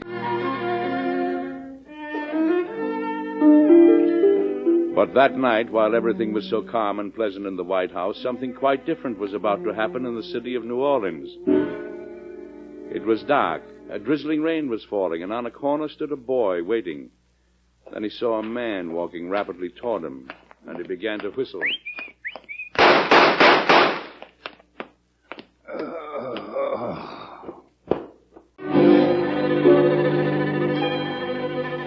The man who was so treacherously ambushed was Chief of Police Hennessy of New Orleans.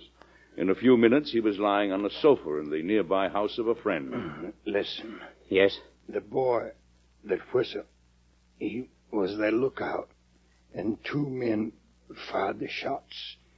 I saw them as I fell. Do you know who they were, Hennessy? Yes. They... Hennessy? Hennessy? Chief of Police Hennessy died, but expert detective work by other officials led to the arrest of the murderers and their accomplices. 8 men, all told. They were members of a powerful secret criminal society known originally in Italy as the Mafia, or Black Hand. They had long terrorized New Orleans. Soon they were brought to trial. Your Honor, 8 men stand charged with murder and with belonging to the secret criminal society of the Mafia. This jury finds them not guilty. Not guilty? Oh, what kind of a Not guilty? That jury was intimidated by the Mafia like this whole city. Yeah, that's right. If the courts won't punish them, then the citizens in Orleans will. That's what I said. Let's get them. Good morning, Mr. President. A number of letters and reports for you. Oh, thanks, Miss Sarah. Well, did you have a good breakfast, Mr. President? As usual. Mm-hmm. This letter's from the Vice President. We'll answer it this afternoon. Oh, speaking of breakfast, I've only got one complaint about Mrs. Vidal's cooking. Yes? She's been here over a month, and she still hasn't made me any ham and apple fritters. I'm afraid she never will. She's been acting a little rebellious lately. Oh, and why? Well, every time you ask her for your favorite dish, she feels you don't like her French cooking. Well, the truth is, I am a little tired of the rich food she prepares. I want broiled ham. For variety, my favorite dish.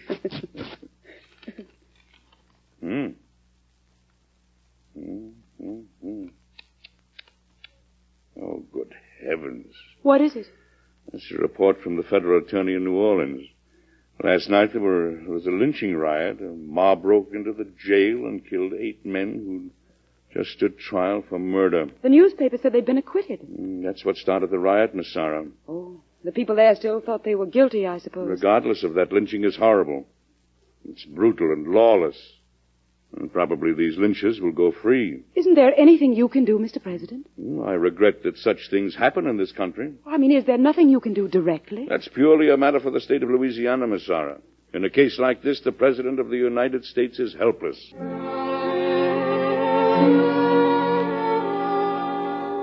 Mr. President, the Secretary of State. Oh, come in, Mr. Secretary. Mr. President, you know all about the lynching of those 8 men in New Orleans. Oh, of course, and I think it's a disgrace. It's worse than that, sir. As a result of it, the United States may find itself at war. War? What are you talking about? The Italian government demands that we punish the mob who carried out the lynching and pay a heavy indemnity to the dead men's families. They demand? The Italian government? On what grounds? Well, they claim that these men were Italian citizens. Were they? Or were they American citizens? That point's not clear at all, sir. But the Italian government assumes they were Italians, and that's why they take such a strong tone with us. But they must know our federal government has no police authority inside a state. We can't move against the lynch mob. Of course. And that's what we'll have to say in our reply. Only I doubt if the Italian government will accept it. And if they don't? The Italian Navy is very strong, Mr. President. Oh, I see what you mean. We're not in a strong diplomatic position, are we? We're in a very weak one, and to put it bluntly, Mr. President, if it turns out that those men were actually Italian citizens, well, you can see how a serious international incident can develop. Wars have started over far less than the lives of 8 men. Mr. Secretary, before we can answer the Italian government, we've got to have some more information. I'll send for the governor of Louisiana, and then we can talk to the Italian ambassador. I'll notify you as soon as the governor arrives. Now, whatever happens, Mr. Secretary, we're not going to permit any foreign government to deal with us this way. Mr. President, I had your message. I came as soon as I could reach the Italian ambassador. Did you bring him with you? He's waiting in the blue room now, sir. Good. The governor of Louisiana's in the West Study. Mr. Secretary, it'll take me only a moment or so to talk to the governor and get an assurance of action from him. Action? Punishment of the lynch mob? Exactly. I suggest you join the ambassador, and I'll be there in a few minutes. I'll be waiting anxiously, sir. Now, let's hope this is the answer to our problem.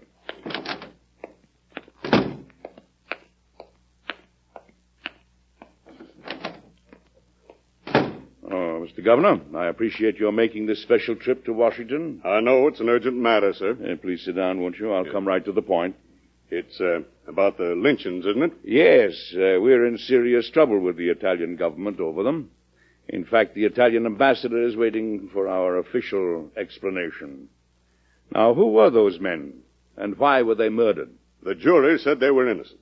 The people in New Orleans believed they were guilty, and they acted accordingly. As I understand it, they were charged with the murder of Chief of Police Hennessy and with other murders as well. Yeah, that's true. But a great deal lay behind the charges.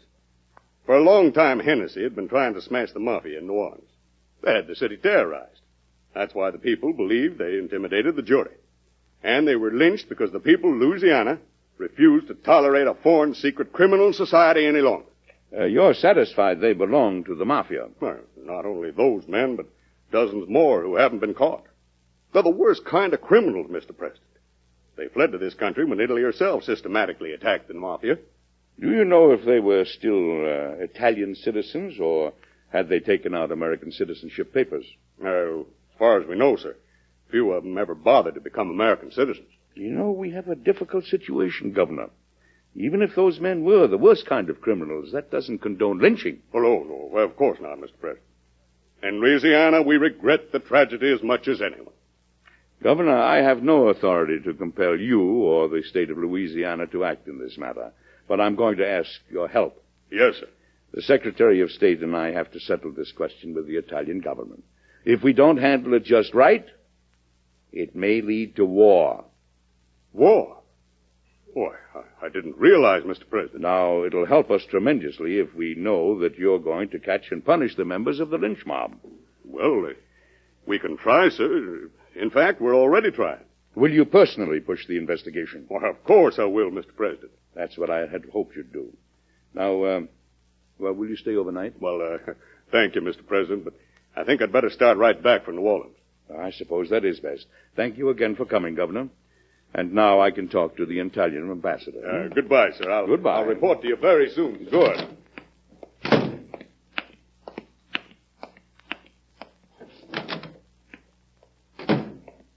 Gentlemen, I'm sorry to have kept you waiting. How do you do, Mr. Ambassador? I am honored, Mr. President. Mr. Ambassador, I would like to speak quite frankly. Excelente, Signor President. We are very disturbed at the tone of the protest your government made to us. 8 men were murdered, Mr. President. That is good reason for disturbance. May I ask, what is your reply? The answer of the government of the United States to your government, sir, makes several points. First of all, you must understand something about the structure of our government. I have read American history with interest, Mr. President. The ambassador prides himself on his knowledge of America, Mr. President. Mr. Ambassador, our nation consists of states which enjoy certain powers, and the federal government which enjoys certain other powers. The one cannot interfere with the other. I am aware of all of these things, Mr. President. I don't think so, Mr. Ambassador. Or you'd realize that the President of the United States, for one thing, cannot punish murderers. You mean they are to go free? I mean that it's up to the state of Louisiana to catch the men who formed that lynch mob and punish them. The state of Louisiana, sir? You expect us to deal with one of your states? Mr. Ambassador, I believe the President means this, that we need a little time to see that the state of Louisiana takes action. Action? One of your courts said those men were innocent, whereupon they were murdered. My government protests vigorously the persecution and murder of innocent men. Now, just a minute, Mr. Ambassador. We have good reason to believe those men belong to the mafia, a secret society of professional criminals that came here from Italy in the first place. Your government knows all about the mafia. Why did you let them leave? Why were you content to drive them out of your country to become a menace to other countries? Well, I cannot argue that point, Mr. President. Of course not. I have made the protest of my government. What is your reply? You can sum it up this way. The United States government deplores lynching. It will do everything it can to see that the innocent do not suffer and that the guilty are punished. But it will not accept high-handed dictation from another nation as to its conduct. That is very strong language, Mr. President. Do you wish me to report this conversation to my government? In your words? Yes, I most certainly do, sir. President, may I disturb you for a moment? Oh, of course, Miss Sarah. What is it? Madame Vidal. Oh, has she decided to make my broiled ham and apple fritters at last? Well, I've finally ordered her to, but she flatly refuses and wants to speak to you. I'm sorry, Mr. President. Oh, it's all right. Let her come in. Thank you. Come in, Madame Vidal, please. Merci bien, mademoiselle. Monsieur le President, there is one thing I do not understand. Only one thing, Mrs. Vidal. You're very lucky.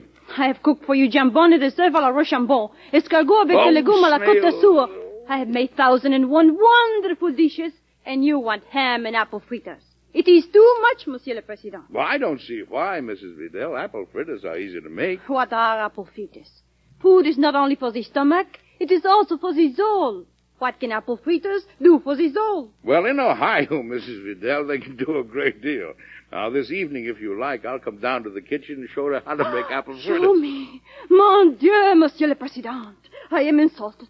I am very, very insulted. For 20 years in Paris, I cooked for Monsieur le Duc de Choiseul, for Madame la Comtesse Noyer de Chambras, in the Café de Trois Chartres, and in Maxime. No one can show me how to cook. I'm afraid I hurt her feelings, Miss Sarah. But I thought you liked the way she cooks. Miss Sarah, I have an Ohio stomach.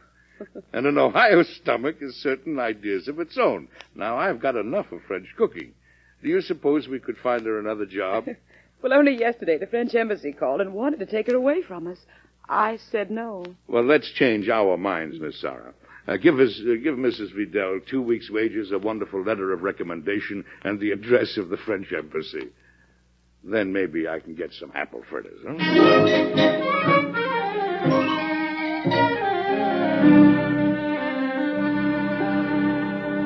Mr. President, a letter from the governor of Louisiana. Oh, let me see it. Mm-hmm. Dear Mr. President, I have conferred with the police authorities of New Orleans about apprehending members of the lynch mob. Though deploring mob violence as deeply as we do, and though deeply aware of the danger of hostilities with Italy, they consider themselves helpless. Many thousands of people were involved in the riots, and no one will admit guilt, especially as so many people feel that the mafia society here must be smashed one way or another. As it is impossible to arrest and question half the population of the city, I must confess that my mission has failed. With sincere regrets and so forth. Now we are in trouble, Miss Sarah. That was our best hope, and it's gone. Mr. President, I've received another note from the Italian government. And what do they say, Mr. Secretary? It's one of the most insulting diplomatic messages I've ever seen, sir. They reject our explanation, our request for time to investigate. They make certain hostile criticisms of our form of government, that we're a group of lawless states masquerading as a nation. I've brought the note for you to read, sir. Well, they're making so much of this incident, Mr. Secretary. I don't fully understand it. It's very serious, sir. I know, but it doesn't call for international insults, especially ones that may lead to war. Well, my theory, sir, is that Italy is oversensitive, hot-headed. They may not realize how close to war they're carrying us and themselves. What's the next step, Mr. Secretary? They've already taken it. They have? What? They've called their ambassador home. He's been withdrawn. They've broken off diplomatic relations? Exactly, Mr. President. Then we haven't any choice, have we? Why? I don't quite follow you, sir. Well, we've got to recall our ambassador from Rome. Well, I thought of that, sir, of course, but it's such an extreme step to take. Still, we've got to take it. We'll be severely criticized. Right here at home, sir. They'll claim it means war. I know, but that's a complication we'll have to meet as best we can. Very well, sir. I will dispatch a recall order to our ambassador at once, and I'll keep you informed. Thank you. Come in, Miss Sarah. I'm just leaving. Thank you, Mr. Secretary. Oh, what is it, Miss Sarah? You look worried. Mr. President, I'm terribly sorry. Well, what is it, Miss Sarah? Come out with it. Well, it seems so unimportant, but Madame Vidal refuses to be discharged with 2 weeks' wages. She's going to sue the White House.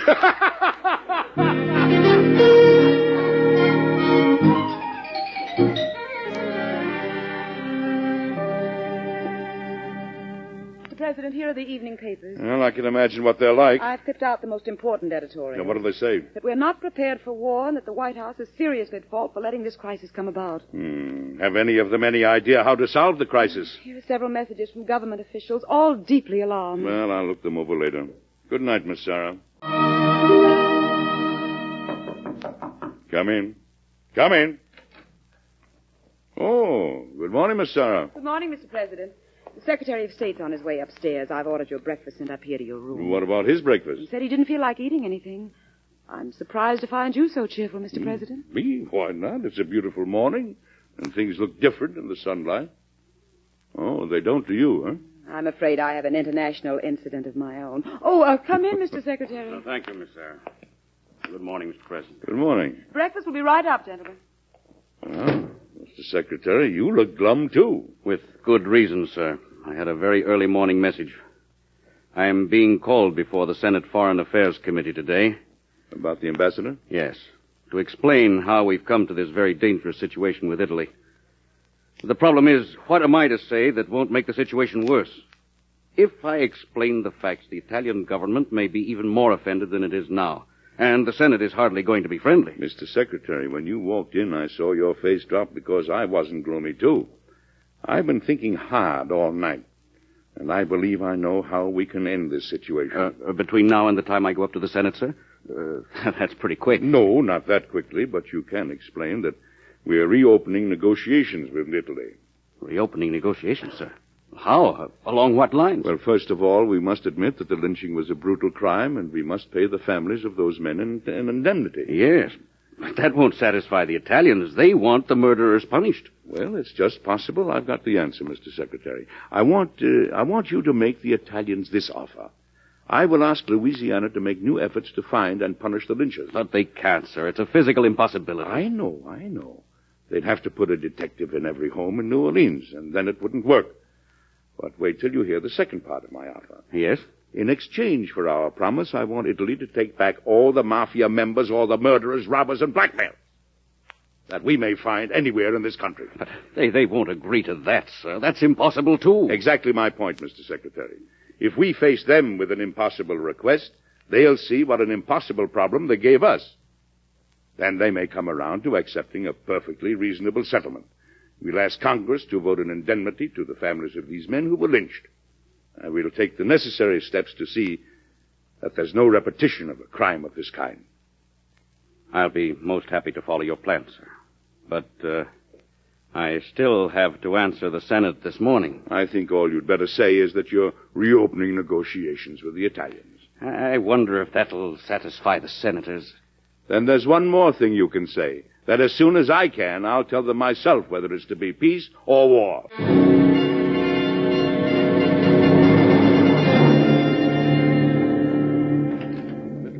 Mr. President. What is it? Good news at last, sir. The Italian government has seen the wisdom of your proposal. They're willing to settle the dispute by negotiation. Oh, so trying to give the mafia back to them worked, didn't it, eh? It did indeed, sir. They will regard the matter as closed if Congress votes an indemnity to the families of the men who were lynched. I'm sure Congress will do it, Mr. Secretary. Well, this is a great relief. Well, only one thing remains, sir. Your message to both houses of Congress.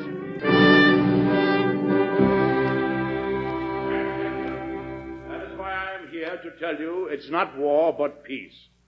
Our negotiations with the Italian government have ended successfully, and our two great nations are again friends.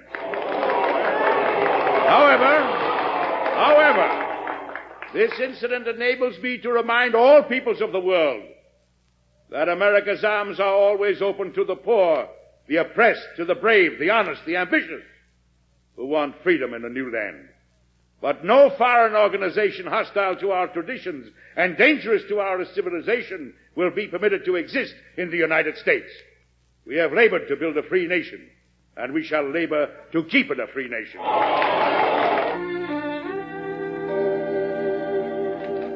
Oh, Miss Sarah, are you still here? It's rather late. Well, yes, I'm still here. How was the banquet, Mr. President? Oh, I enjoyed it. Do you mean the food was really good at a banquet? Well, I don't know about that. I was glad to see our ambassador on his way back to Italy. Oh. Well, Mr. President, you've had your international incident, and I've had one, Now, too. don't tell me Mrs. Vidal finally refused to withdraw her lawsuit. Today I had a long talk with the legal attaché of the French embassy. We did settle. Madame Vidal and the White House won't have to face each other in a court of law. Oh, that's wonderful. Not quite so wonderful, Mr. President. I had to pay her in full. Oh, well, never mind, Miss Sarah. We can't win every time. In any case, she's now happily installed in the French embassy, and that is that. Oh, good. But, Miss Sarah, I didn't eat very much at the banquet, and I'm going down to the kitchen for something to eat. Wouldn't you like a little snack? Well, I already had something, Mr. President. When? I was so hungry a while ago, I went down to the kitchen and helped the assistant cook prepare a big dish of ham and apple fritters. Oh, that's wonderful. And I left an equally big dish in the oven for you. Oh, that's fine, Miss Sarah. You know, if you're not careful, I'll offer you the job of White House cook. I was a little afraid of that. So today I employed a new cook. And she comes from Ohio. Ohio? Good night, Mr. President. Good night, Miss Sarah.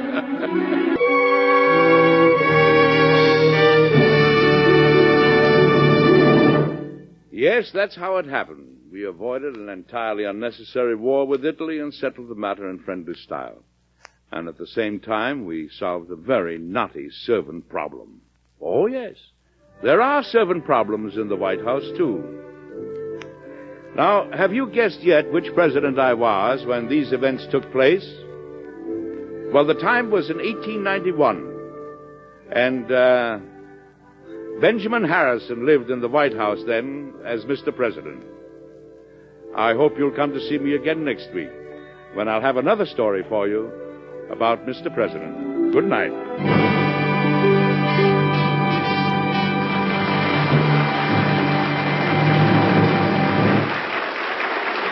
Mr. Arnold appears as Mr. President by arrangement with Metro-Goldwyn-Mayer, producers of Romance of Rosie Ridge, starring Van Johnson, Thomas Mitchell, and Janet Leigh. Mr. President is presented each week by the American Broadcasting Company. It is produced by Robert G. Jennings, directed by Dwight Hauser. Miss Sarah is played by Betty Lou Gerson. Tonight's story, by Paul R. Milton, was suggested by two incidents in the administration of President Benjamin Harrison. Music was composed and conducted by Basil Adlam.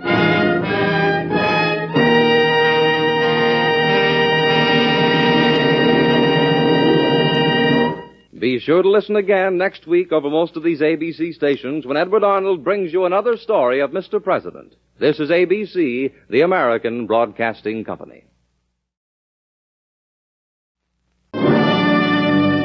Mr. President, starring Edward Arnold.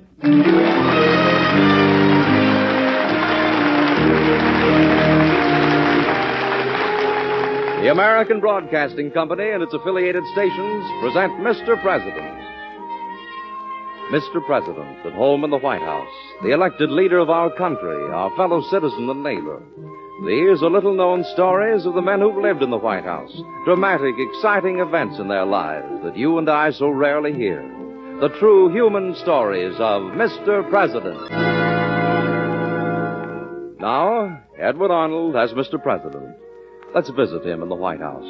It's evening, and only one window shows a light, the study on the ground floor. We find ourselves in the corridor outside his office. Good evening. I'm the President's secretary. Won't you go in, please? Some visitors for you, Mr. President. Hello. Sit down, won't you? I wonder if you think, as some people do, that the President can do just about anything he wants to in the government.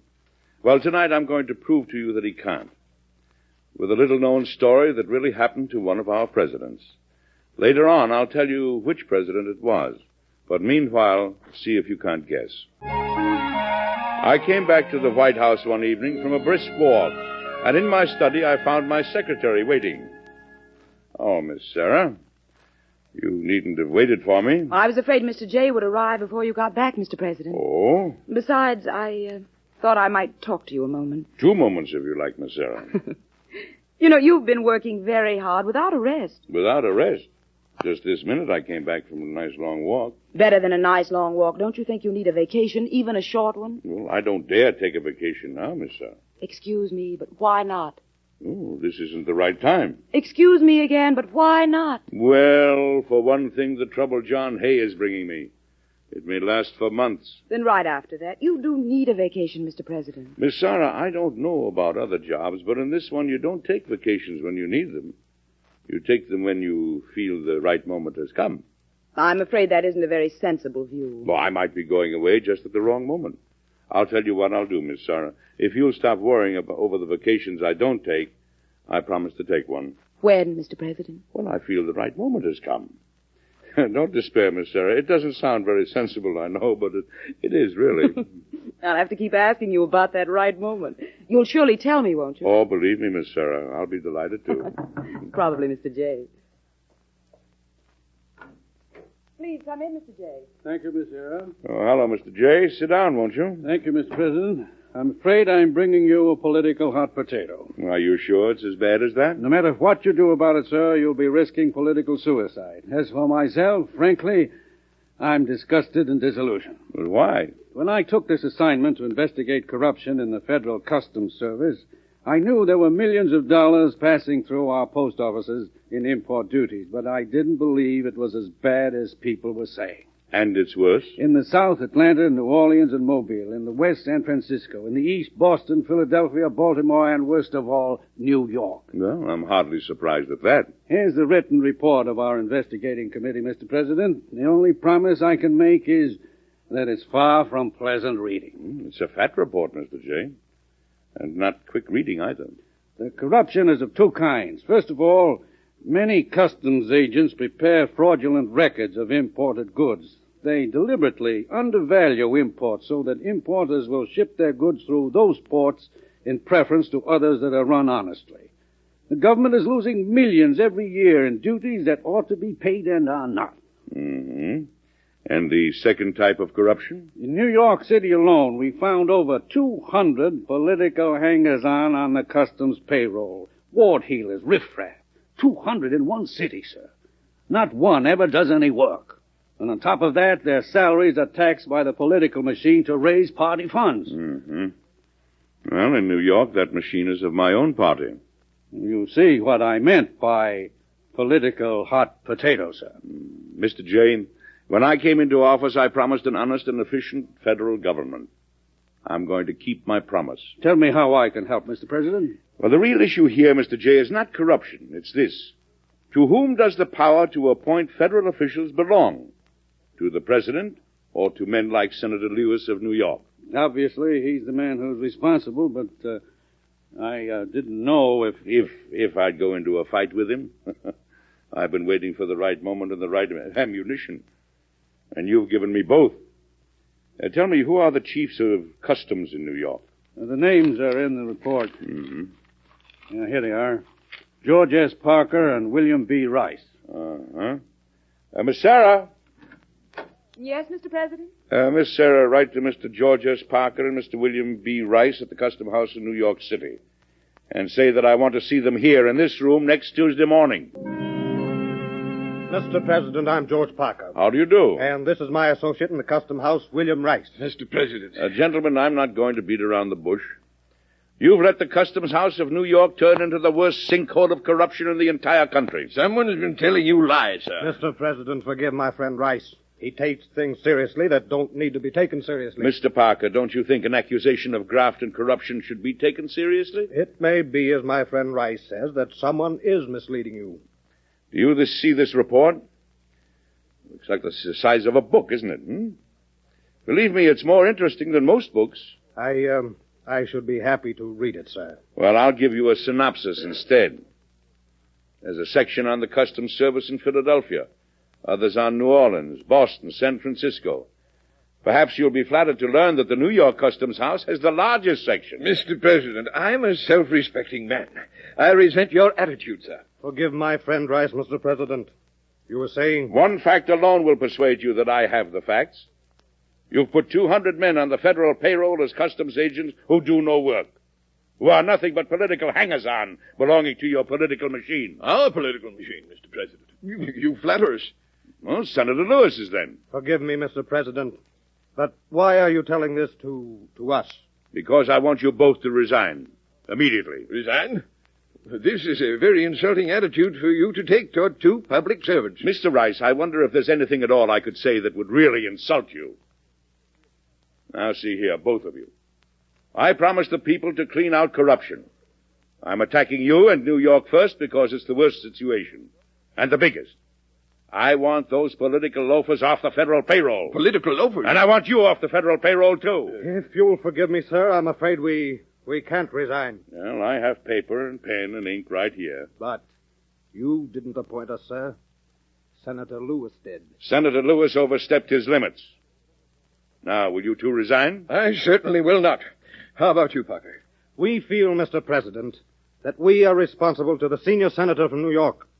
If there are people on the payroll of your organization that other people think shouldn't be there, well, sir, difference of opinion is what makes the world go round. Then the question is clear, isn't it? Will the world go around in Senator Lewis's direction or in mine? Good day, gentlemen. Mr. President, Senator Lewis. Well, thank you, Miss Sarah. Come in, Senator. Well, Mr. President, no doubt you were surprised to see me. No, Senator Lewis, I'm not. But I thought there is nothing so quick or satisfying as a heart-to-heart talk, huh? True enough, Senator. Please sit down. Thank you, sir. You know, there's one trouble with small men, Mr. President. Small in size or small in spirit? Small in spirit, I mean, of course, sir. Specifically, I refer to Messrs. Rice and Parker of the New York Customs House. They meet the definition of small men perfectly. But what did you say the trouble with them was? Small men, in my observation, sir, invariably get excited when there's little to get excited about. Do you regard yourself as a small man, Senator? What man does? Why? Your man Parker said almost the same thing the other day.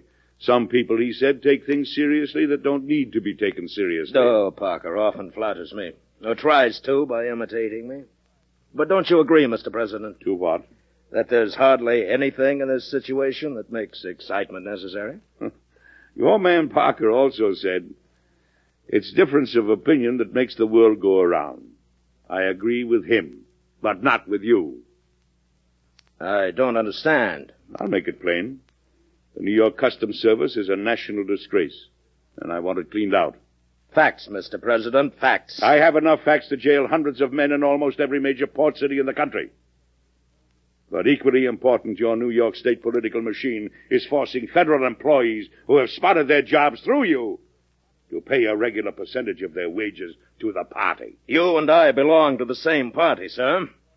And every party always needs funds. That's the wrong way to get them. Mr. President, I have devoted my life to one great principle, the good of the party.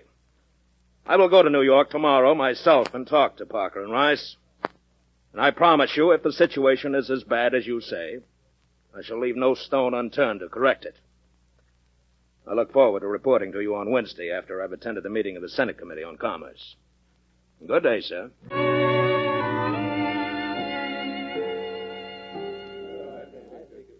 Gentlemen, a letter from the President to the Senate Committee on Commerce. Sirs, I am removing from office the present collector and assistant collector of the New York Customs House. What? The letter goes on. I herewith send you for your consideration and approval the names of the two men whom I will appoint in their places. Clerk, just one moment, please. Yes, Senator Lewis. Did I hear you correctly? Well, sir, That document has come to this committee from the President. He's going to remove Parker and Rice and appoint two other men?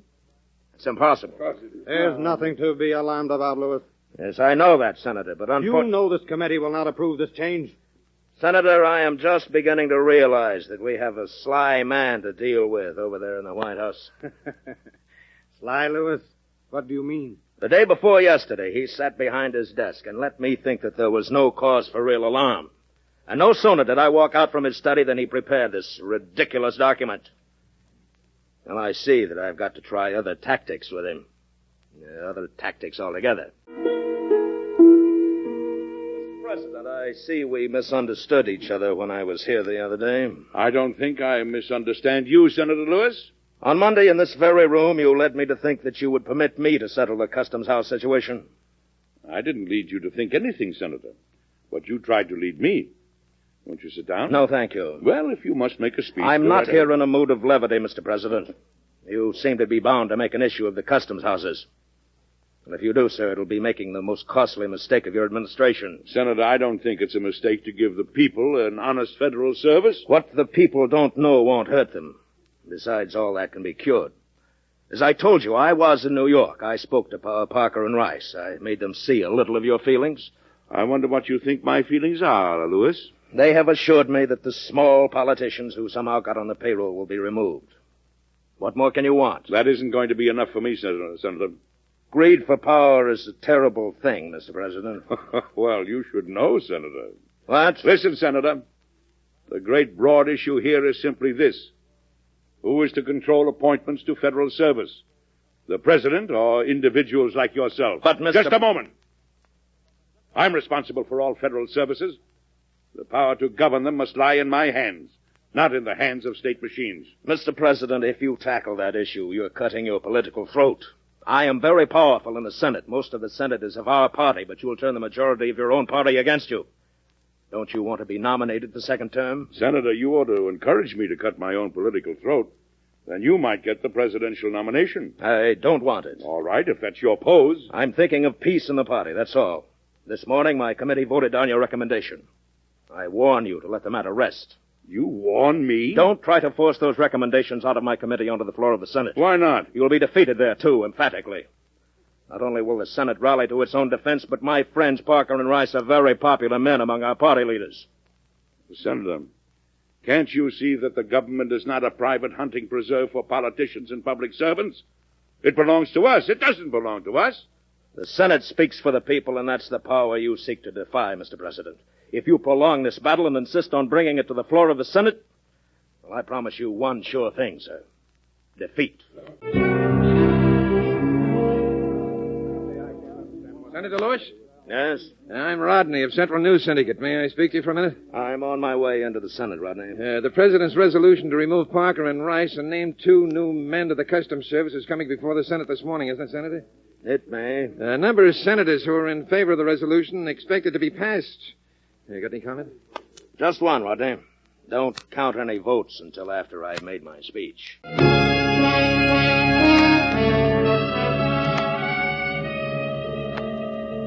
of the Senate, before a vote is taken on this measure, I wish to point out one fact.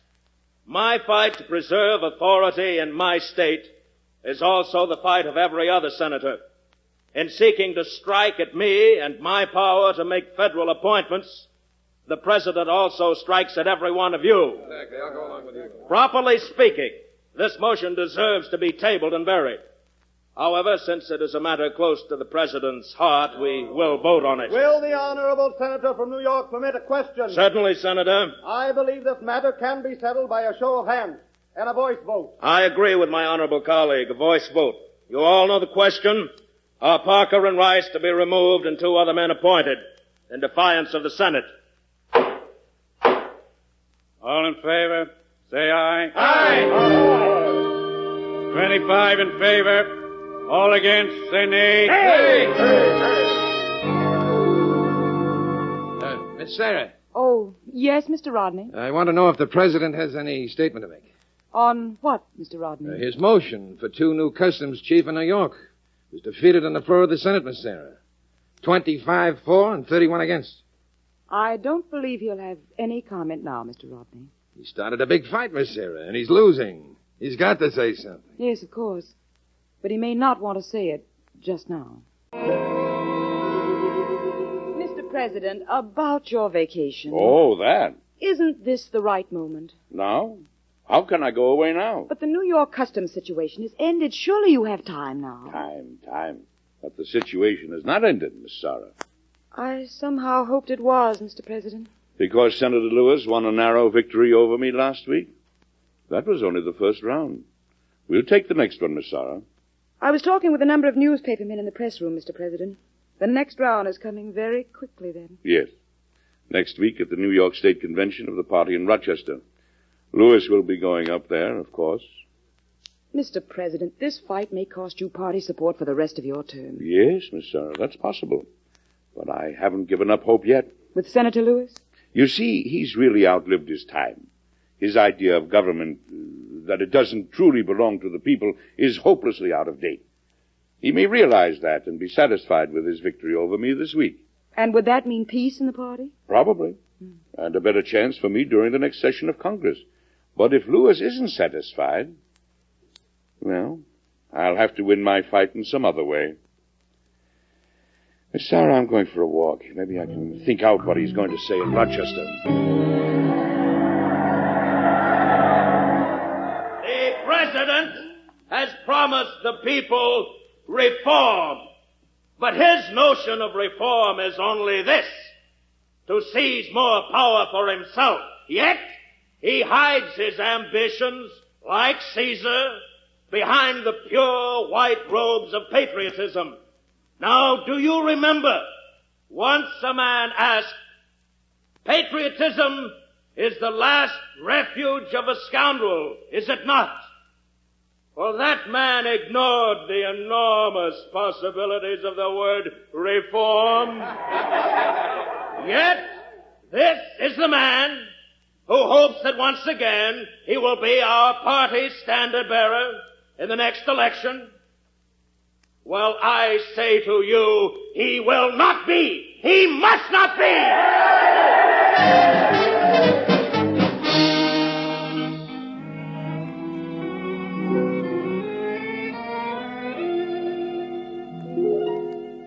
Miss Sarah, Rodney again. Oh, yes, Mr. Rodney. The Senate is adjourned for the summer. Will the President answer a few questions for all of us? For instance, Mr. Rodney? Will he resume his fight over the Customs Service in the fall when the House and Senate reconvenes? Any other questions? That was all. I'll ask the President if he'll speak to the press. I'll let you know his answer tomorrow. Thank you, Miss Sarah. Mr. President, Come in, Miss Sarah.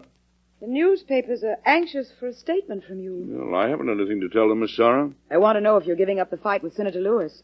And of course, they want to know how you feel about the New York State Convention. Well, I can be honest about that with you, Miss Sarah. I feel very badly. Sometimes I lose faith, Mr. President, In people? in whether or not political parties really represent people. I'm satisfied they do. Better than any other way the world has ever found. Well, here you are sacrificing yourself, your own perfectly legitimate ambitions, your ability, your love of country.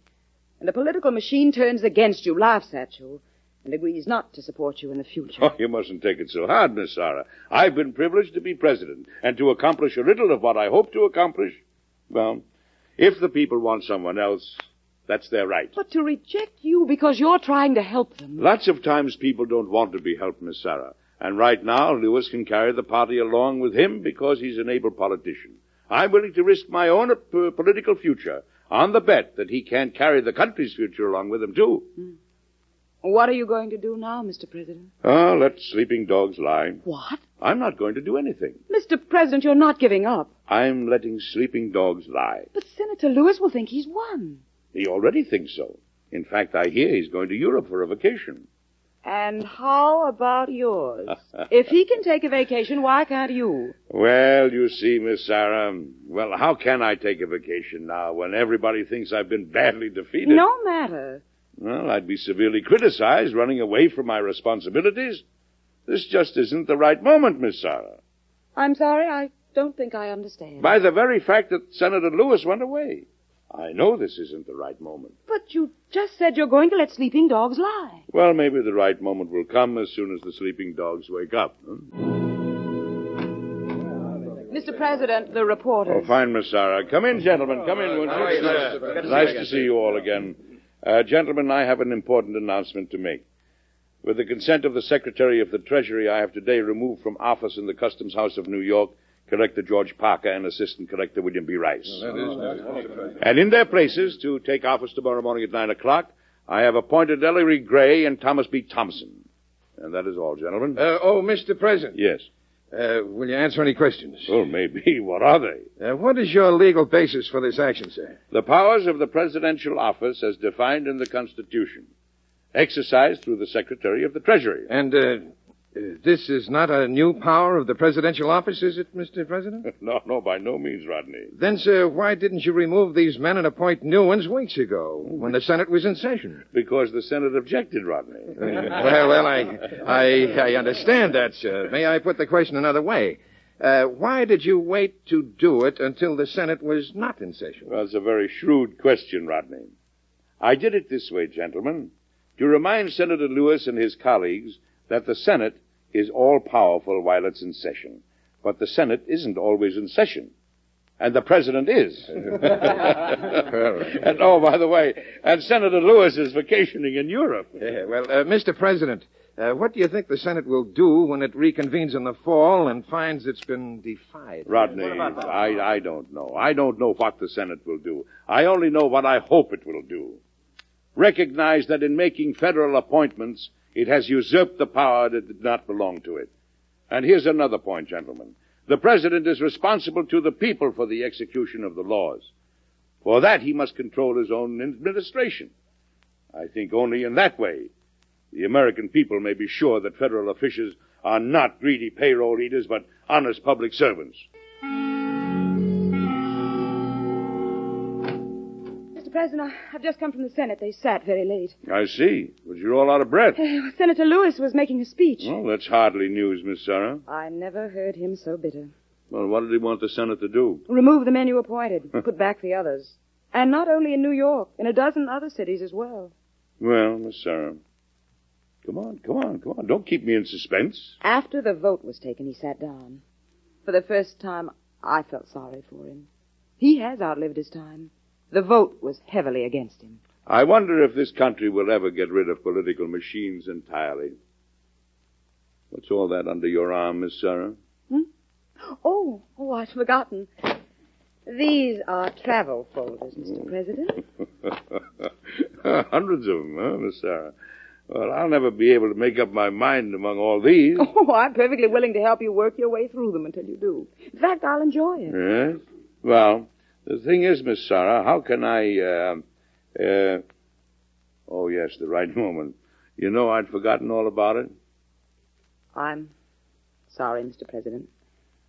I'll take the folders away. Oh, now, please don't be angry. No, I only wanted to read them myself. I had a feeling this was going to happen, so I picked the ones with pretty pictures. I'm going home now and read them and plan the vacation I know you'll never take. Miss Sarah. Yes? If you'll pick a place with a palm tree and lots of quiet, I'll go.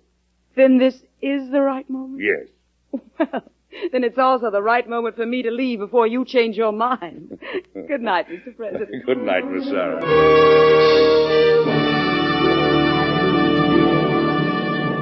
Well, I got that vacation after all, because we broke the hold of the political machines on the Customs Service, and ever since then it's been a model of efficiency and honesty. So the fight was well worth it. Now, have you guessed yet which president this story happened to? I'll tell you. The time was 1877, and Rutherford B. Hayes was Mr. President and lived in the White House. Won't you come and see me again next week? I'll have another interesting story for you about Mr. President. Good night.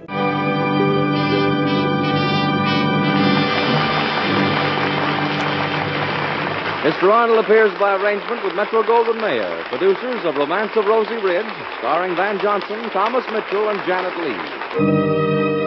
Mr. President is presented each week by the American Broadcasting Company. It is produced by Robert G. Jennings, directed by Dwight Hauser. Miss Sarah is played by Betty Lou Gerson. Tonight's story by Paul R. Milton was suggested by two incidents in the administration of President Rutherford B. Hayes. Music was composed and conducted by Basil Adlam.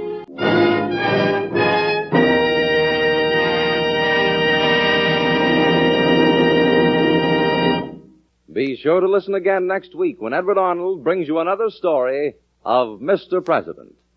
This is ABC, the American Broadcasting Company. Mr. President.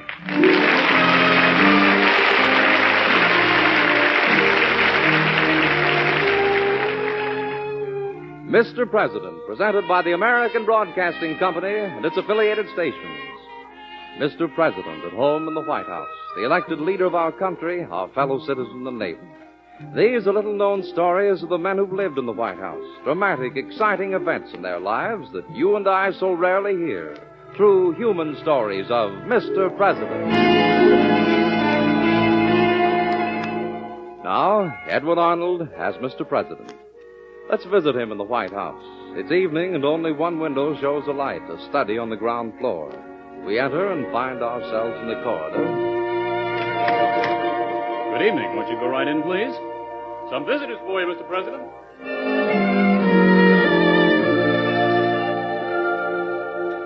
Hello. Sit down, won't you?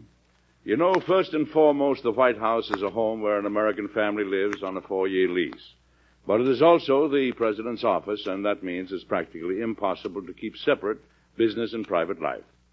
The President has a private life, just like anyone else, and sometimes it can get quite out of hand. Now, listen to this little-known story I'm going to tell you, and I think you'll see what I mean. It actually happened to one of our presidents. Later on, of course, I'll tell you which president it was, but meanwhile, see if you can guess. This story does not, however, begin in the White House, but at a corner table for two in one of the more famous New York restaurants. My dear young, handsome friend, will you tell me something? Anything, Patty? Do you not love me? Well, that's a leading question. You always make fun of me. Well, then don't be so serious. I'd rather see you smile. I would rather cry. Oh, the beautiful Patty Durant crying just for me? Oh, no, my sweet. Save that for the stage and your audience. You do not believe anything I say. Well, you don't believe anything I say. Let's keep it that way, shall we? I suppose you're right. Excuse me. Yes? My name's Baker. I'm a newspaper man. Oh, yes, Monsieur Baker. I'd like to ask you a question, Mr. Rand. Are you and this gentleman engaged? Pardon me, Baker. Neither of us has anything to say. I addressed my question to the lady. I'm answering it. Baker, will you leave us alone, please? You're missing the point. When I see a prominent young man like yourself with a promising young actress like Mr. Rand, and, shall we say, on numerous occasions, I got to ask questions, and the answer's news. Then there is no news. Are you going to marry Mr. Rand? Monsieur Baker, John and I are only good friends. Baker, will you please forget you ever saw us? It's not my business to forget things. When people won't give me a fair answer, I make up my own. Read the New York Chronicle tomorrow, both of you. Baker, I don't have to take this kind of abuse from you or anyone else. Oh, no, John,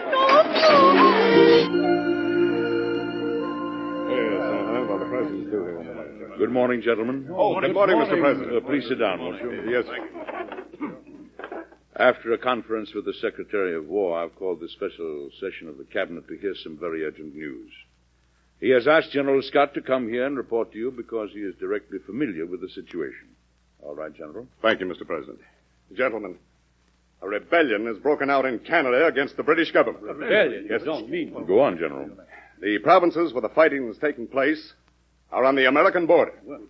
Gentlemen, you can understand the danger involved. Yes, indeed. The Canadians want self-rule, and if England won't give it to them, then separation from the British Empire. Separation? Yes, separation. The question is whether we can stay out of it. That's quite right, Mr. President. Gentlemen, I've just come from the border, and I find that most of our people up there are sympathetic to the Canadians. Already an American newspaper man and former general by the name of Ben Rensselaer has gone over to head up their forces and is recruiting others by the hundreds. And there's no way we can stop them now. You see, gentlemen, the Canadian-American border is a keg of dynamite. We may at any time face trouble of the gravest sort with England. I wanted you all to be familiar with the situation, and I suggest you meet with me here again tomorrow afternoon, or tomorrow morning, as you wish. Thank you, General.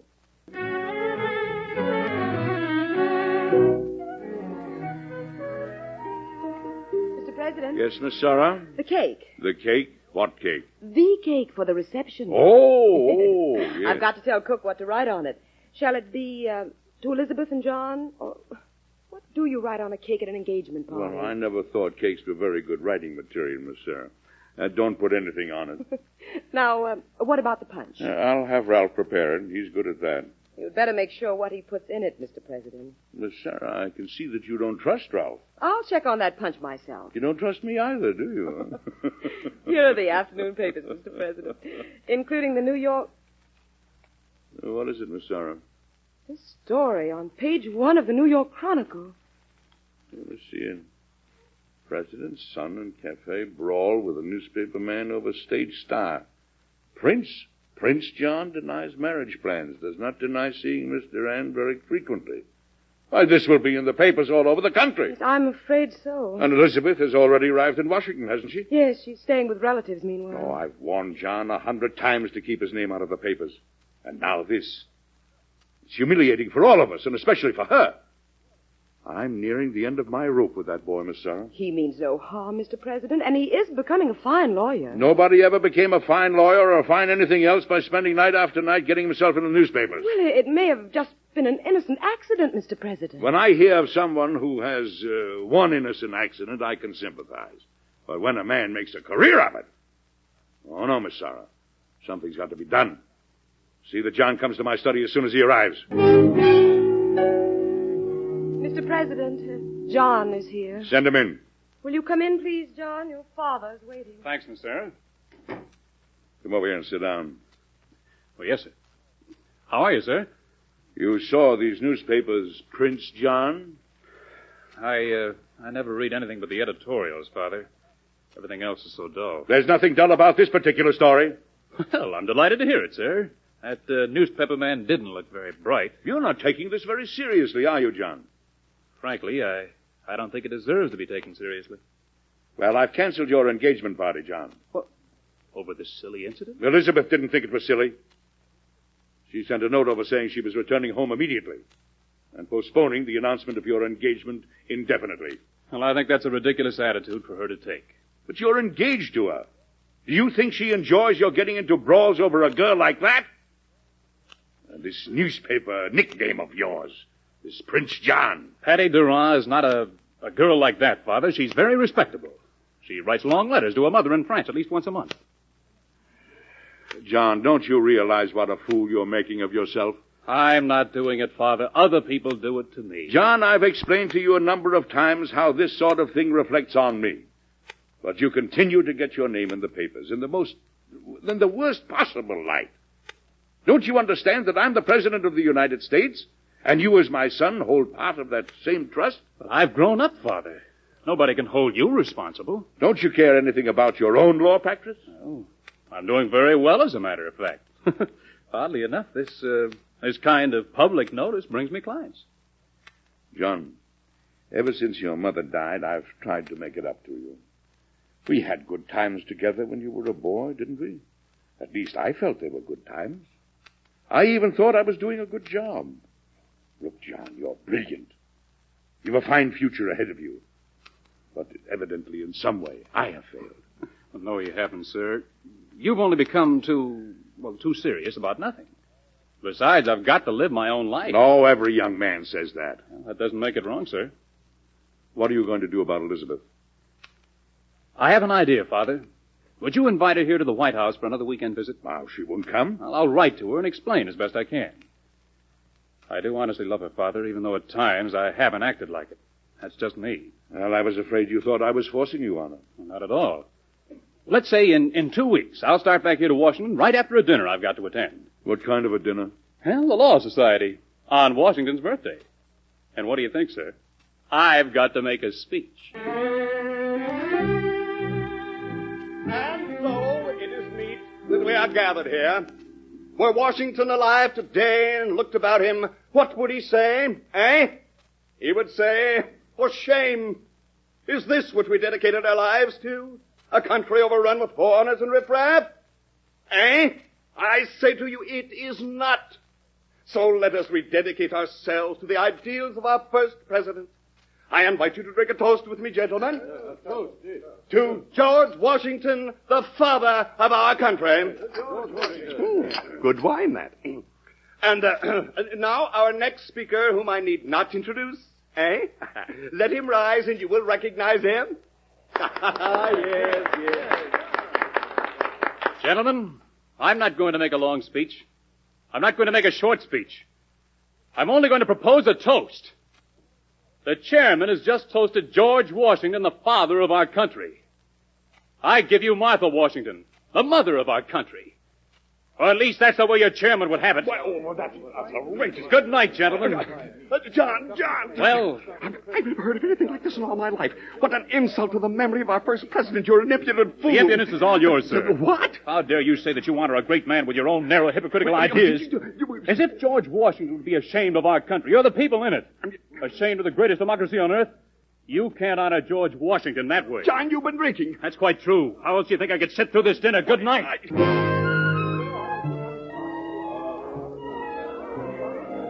Oh, Miss Sarah. Oh, good evening, Mr. President. Miss Sarah, I want you to meet John's fiancée, Miss Elizabeth Vanderpool. I'm so glad to know you, Miss Sarah. We've heard a great deal about you, Miss Vanderpool. All of it's good, I hope. Oh, every bit of it. Will you excuse me, please? I want to see about the refreshments. It looks like a wonderful party, Mr. President. Elizabeth, I think you were very forgiving to come after what happened the last time you were in Washington. I love John very much, Mr. President. Even if he is headstrong. I'm sure you do. When will he arrive? Well, we expect him at any moment. Now let me take you inside and introduce you around. Miss Sarah, any sign of John yet? No, Mr. President. Let me know the moment he arrives. Well, Elizabeth, enjoying yourself? Oh, I've never met so many generals and ambassadors and senators in my life. Only where's John? Yes? The British ambassador's anxious to talk to you, sir. He's waiting in the East Study. Thank you, Miss Sarah.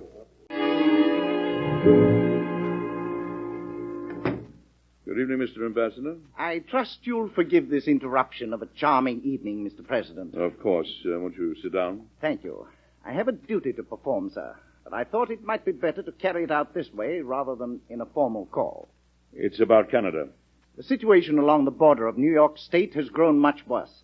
My government is dissatisfied with your inability to stop Americans from joining forces with the Canadians. If something isn't done shortly, we'll take the matter in our own hands, and that can mean serious trouble between the United States and Great Britain. Mr. Ambassador, it's only natural for Americans to be in sympathy with anyone seeking freedom. If individual American citizens want to risk their lives, that's entirely their own business, and we can't stop them. But we will not tolerate any act that infringes on the sovereign rights of the United States by your government or anyone else. Is that clear? I will convey your thoughts to my government, Mr. President. Good. Now, won't you rejoin the party? Thank you, sir. By the way, your son's fiancée is charming. I've danced with her twice. With your permission, I'm going to dance with her twice more. And that's entirely her business, Mr. Ambassador. Won't you come along? Oh, yes, I see what you mean. Yes.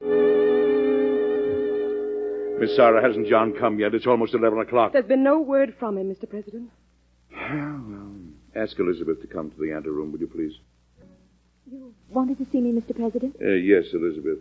And I want to apologize for John. Oh, well, he must be delayed for some very good reason. But even so, we intended to announce your engagement tonight. I know how embarrassing and painful this is for you. Well, I'm sure there's a reason. Well, I don't see why you should be embarrassed any further. Tell me, wouldn't you rather go up to your room?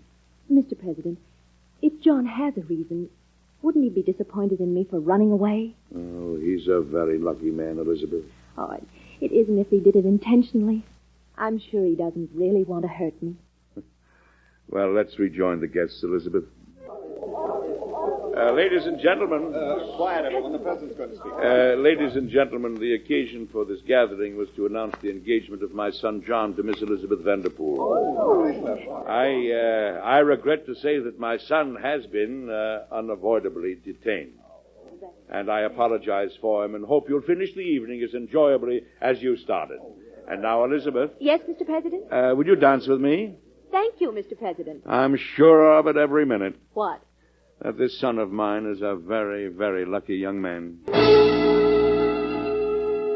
President's son insults law society. Prince John cracks poor joke about Martha Washington. White House embarrassed by new antics of Prince John. Well, Prince John, how do you explain all this? Only another ridiculous, unimportant episode. What put it into your head to insult them? I think this is a wonderful country. I hate these self-appointed patriots who are always criticizing it. So I made my little speech and left. And forgot to come here to the White House for the weekend. I didn't forget. I was so angry and disgusted I couldn't face another crowd. I wanted to be by myself. Do you know how you've hurt Elizabeth and humiliated her? She'll understand. I'm afraid she understands a little bit too well. And on top of everything else, these newspaper stories. You remember I warned you. Those stories aren't my fault, sir. Whose are they, then? Oh, hundreds of people do worse things than I do. The newspapers pay no attention to them. John, the White House is in a delicate position. The situation in Canada is very dangerous. I need every ounce of public support I can get. It doesn't help when my own son makes the White House look ridiculous. Father, I insist it's not my fault. In any case, I've reached a decision. I want you to take a trip to Europe. Oh, an errand for you, sir? I'd like that. Not exactly. I want you out of the country for a few weeks. I don't know what else to do. Father, I hope that a time like this would never come. But, well, I want you to leave as soon as you can arrange passage and get your affairs in order. I'll take care of your expenses, and maybe the trip will give you some time to think. Now, there's one more thing. Go anywhere you like on the European continent, but stay out of England. Our relations are already in a nervous state. I don't want to risk any difficulty from your end.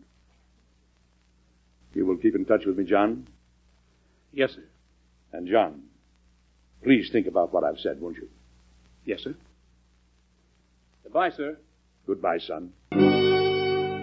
Gentlemen of the House of Representatives, for some weeks now, the son of our president, Prince John, has been abroad. A most suitable title, Prince John. For in France he was received with every mark of royal homage. And now, as we read in the newspapers, England has received him with similar enthusiasm. And he has had tea at the palace. What has Prince John done for his country to distinguish him? Of course, I am told he is a very clever young gentleman. Other high officials of our government have visited England and have been ignored by British royalty, but not our Prince John. What does this mean? At a moment when England and America are at sword point over Canada.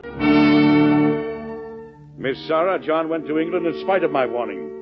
Send him word to come back at once. Oh, yes, what is it? General Scott, Mr. President. I must see you at once. Oh, come in. Mr. President, I'm sorry to waken you at 4 a.m, but there's no time to waste. What is it, General? Serious trouble at the Canadian border, sir. What? For some weeks, the Canadians have been buying supplies on the American side. Have been taking them across the Niagara River to their headquarters in a riverboat, the Caroline. An American vessel? Yes, sir. Now I've just received the news.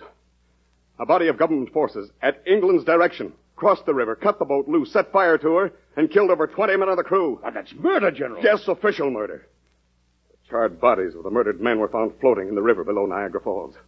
It was a flagrant invasion of American territory, sir. What do you wish me to do? There's only one thing to do, General. Send a strong force of troops to guard the border. Good morning, Mr. President. Good morning, General. Have my orders been carried out? Yes, sir. The troops have been ordered north. The entire border country is aroused against this outrage. I want you to go to Buffalo yourself, General. Do everything you can to maintain order. Yes, sir. This morning I received a very unpleasant note from Great Britain. They virtually admit the Caroline was burned under official orders, and they threaten more serious action unless individual American citizens stop helping the Canadians. More serious action, Mr. President? War? I don't know, General. Mr. President, Yes. a message from John. He's arriving in a few days from England. Well, John, did you have a pleasant trip? Wonderful, sir. I thought I told you to stay out of England. Father, will you let me explain? I'll only be too delighted. As soon as I reached England, I knew I'd made a mistake. But, well, then it was too late for me to leave without insulting a great many people. You couldn't insult anybody. But you did make a fool of yourself. And you opened the White House to new criticism. Did you hear about Congressman Ogle's speech in the House? He made the whole country laugh at you. And at the White House. I read the speech, sir, on my way back here. And, well, sir, that's one of the things that woke me up. Don't you think it's a little too late for that? Your antics over there have made us look ridiculous, and at a moment like this. You couldn't have picked the worst time to act up if you'd planned it. Don't you see the position we're in? We were the victims in the Caroline incident, but they're hinting at war. That practically forces me to take a strong tone in return, or our own people will think I'm knuckling down. Father, you know I had tea at the palace with the Queen. Very charming. Well, she's a fine woman, sir. Yes, and quite pretty, too, I understand. Yes, sir. Oh, John. She spoke very warmly of the United States. John, do you mean to say that you had the audacity to discuss American foreign policy with the Queen of England? Well, rather, sir. She discussed it with me. This is a diplomatic problem. Don't you realize that? I realize that the Queen doesn't want war. And I'm sure she'll see to it that her ministry avoids it. How can she? She mentioned something about a change in her ministry. Wouldn't that do it, sir? Well, Maybe a new foreign secretary who'd be less peppery than the man they've got now, but on the other hand... I'm sure you can rely on it, sir. I got to know the Queen pretty well. And I know there'll either be a change in the foreign secretary's ideas or a change in foreign secretaries. John, are you positive? I'd stake my reputation. Your what? Well, I'm positive, sir. I see. Now, John, if you're right, it would change things and would change the whole situation. I could risk a more conciliatory message to Congress instead of the one I had prepared. Take my word for it. Well, I'd be banking on your estimate of human nature, John. Well, I realize you haven't much confidence in me, but I have learned a lesson, and after all, it's better to take a chance on me than on war, isn't it, sir? And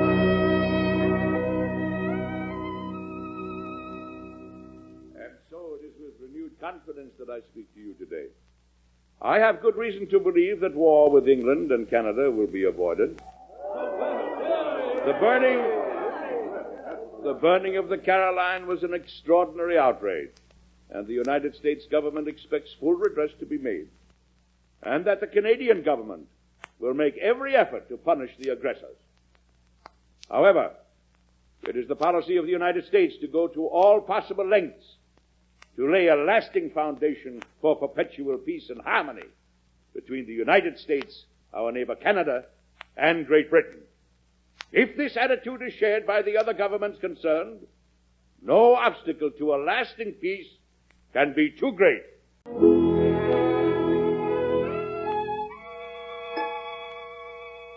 Mr. President, Yes, Miss Sarah? here are the newspapers. Oh, thank you.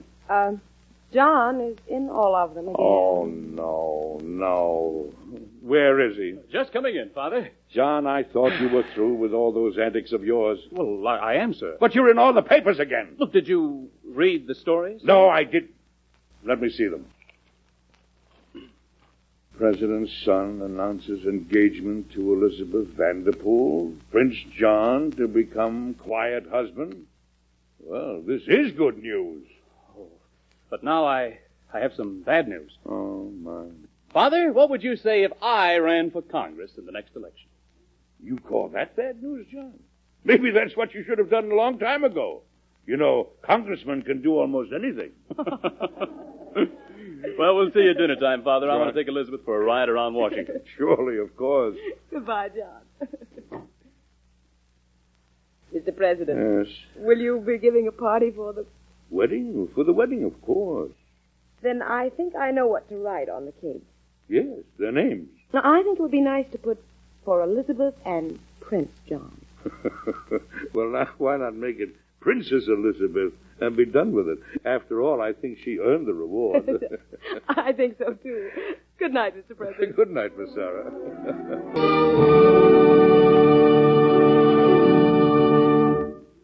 Well, John and Elizabeth Vanderpool were soon married. And the wedding cake said for Princess Elizabeth and Prince John. He ran for Congress and was elected and went on to a long and brilliant career. And we settled the danger of war with England over Canada. And in the end, the Canadians won their point. They obtained full self-rule and stayed in the British family of nations as they are today. Now, have you guessed which president it was when these events took place? He was our first president to be born an American citizen. All of his predecessors were born British subjects, and the time was early 1841. And Martin Van Buren lived in the White House and was finishing his term as Mr. President. I hope you'll come and see me again next week. I have another story I'm sure you'll enjoy. Good night.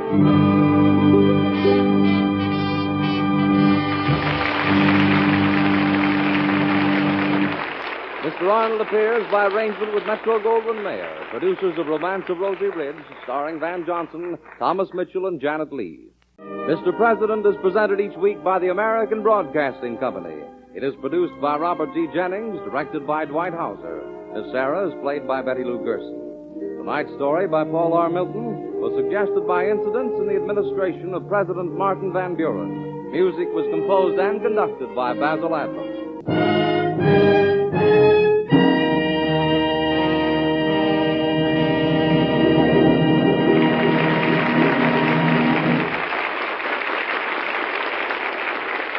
Be sure to listen again next week when Edward Arnold brings you another story of Mr. President. Now, here's a special program note. For a brisk, sparkling commentary on the news highlights of the week, don't miss Walter Winchell when he returns to his ABC microphone Sunday night. This is ABC, the American Broadcasting Company. Mr. President, starring Edward Arnold.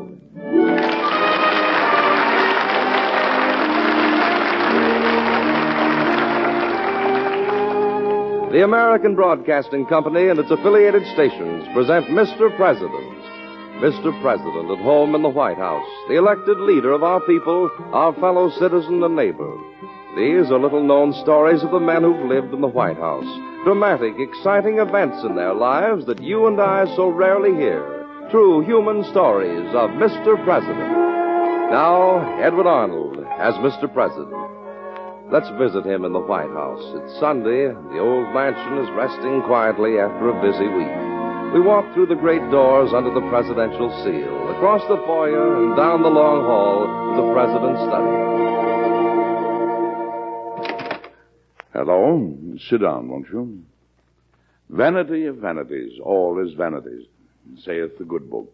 And while the Bible doesn't mean it exactly the way I mean it, it does apply to our story, which is about the trouble caused by the vanity of one man. Later on, of course, I'll tell you which president these events really happened to. But meanwhile, maybe you'll be able to guess. For some months, our country, unprepared as usual, had been at war. A bitter, bloody struggle. One morning after a stormy cabinet meeting, I walked back to my own study. No progress, Mr. President? Did you ever drive a pair of horses, Miss Sarah? No. They have to move at the same rate or you haven't got a team. And if you've got a lot of horses instead of only two... The cabinet wouldn't appreciate being called a disjointed team of horses. Oh, horses are fine. The trouble is I've got some mules in my train. If you mean Secretary of War Miller, I'd have classified him with the peacock. Oh, well, you're right. I don't think I ever met a man with so much vanity and so little basis for it. Anyway, I'm not going to put up with him any longer. I can't run a war and tame a peacock at the same time, so I'm going to turn the peacock loose. It's not a domestic bird anyway. It's wild. Let it enjoy its freedom. Resign, Mr. President. Me resign? Why? I don't want to hurt your feelings, Mr. Miller, but I'm afraid I've got to. It isn't my feelings, Mr. President. It's far more than that. I'm thinking of the future of our country. Oh, fine. So am I. Sit down, please, Mr. Miller. I'm quite happy standing, sir. It makes me a little uncomfortable to feel I'm talking to a statue. What? Please sit down, Mr. Miller. And thank you. Now, sir, we're in a war, and at the moment we're not winning. As we're talking here, young men of our country are dying. Families are being smashed. A powerful enemy wants to destroy all the rest of us. My job is to preserve our country. That's my only thought in everything I'm going to say to you. Do you understand? Of course, but... Now, let me go on. You're in my cabinet, Mr. Miller, not because you're qualified for the Secretary of War's job in any way, but because of political alliances and promises made in our party before the war started. Why are you in the White House, Mr. President? Because most of my fellow citizens chose me. And I've got to answer to them for everything I do. If anyone asks me now, why is your Secretary of War unable to manage his job, what can I answer? Mr. President, I take exception to your whole attitude. I'm sorry, but I don't think the War Department is being run very well. I've got to put somebody in there whom I can have more confidence in. And that's why I want you to resign. This is the most outrageous thing that's ever been said to me. Oh, please don't stand up again, Mr. Miller. My feelings don't allow me to go on sitting. I say to you, sir, there's no greater patriot in all the nation than I. I'm willing to believe it. However... There is no man in Washington who takes his job more seriously. No doubt about it, but... And in the face of those two facts, you ask me to resign? Haven't you stopped to realize how you're humiliating me? Mr. Miller, I dislike hurting people. But if I can avoid the death of one American soldier by hurting your feelings or anybody else's, I'll jump on him all day long. In your job, I want patriotism. I want hard work. But I want more than that. I want results. And I don't think you can give them to me. You've been misled, Mr. President. The only reason for the present state of affairs in my department is the enormous pressure of events. I know a little about the pressure of events. And in a few weeks, all that confusion will pass. You're only making this more painful for both of us. I've asked for your resignation. I'd like to have it, please. I refuse to be made a scapegoat, a victim of... Why, the shame would last me the rest of my life. Soldiers fighting and dying don't think about shame. Mr. President, I beg you, try to understand what's happened, the problems I've had to face. I promise you that things will be improved in my department. I'm sorry, Miller. It's too late for promises. My concern is for American lives. Your resignation will help save them. Well? I refuse to resign. And I think, Mr. President, that if you try to force me to, you'll get more than you bargained for. Mr. President, Senator Harper to see you. Oh, thank you, Miss Sarah. Come in, Fred. Good Come morning, in. Mr. President. Good morning.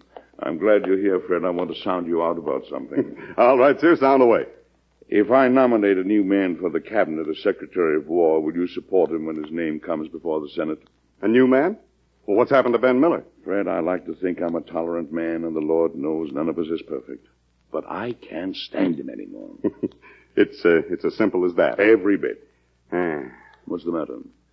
Well, before you pick a new man, you have to get rid of the old one. Or have you done that already? No, I haven't yet. Well, is he so inefficient? Peacocks are probably the stupidest birds there are.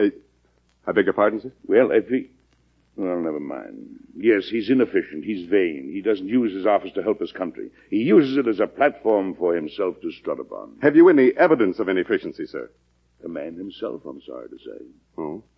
Well, I understand, Mr. President, but getting rid of him will be expensive. Expensive? How? You remember when you took office this term, sir? You were forced to make good on a number of political promises made by the party in your name. Well, Miller got into the cabinet on one of those promises. Only because he's so powerful in the Pennsylvania branch of the party. Party isn't so important when you're at war, Fred. Well, right now, national unity is almost more important than anything else. You don't seriously believe that national unity depends on Ben Miller? Well, no, not alone, of course. But these days I'd be willing to pay almost any price to avoid the slightest strain on it. Including a poorly equipped army and lost battles? Well, almost. So you suggest I keep the Secretary of War with all his inefficiency and vanity? Oh, Mr. President, please. All I'm saying is wait a little while. A man of Miller's type with a political weight that he can swing can make more trouble outside the cabinet than in it, and can cause more battles to be lost. Well, I think you're overestimating his strength, Fred. But if you're right, the problem is much too serious for me to risk any controversy now, which might split the country and retard our war effort.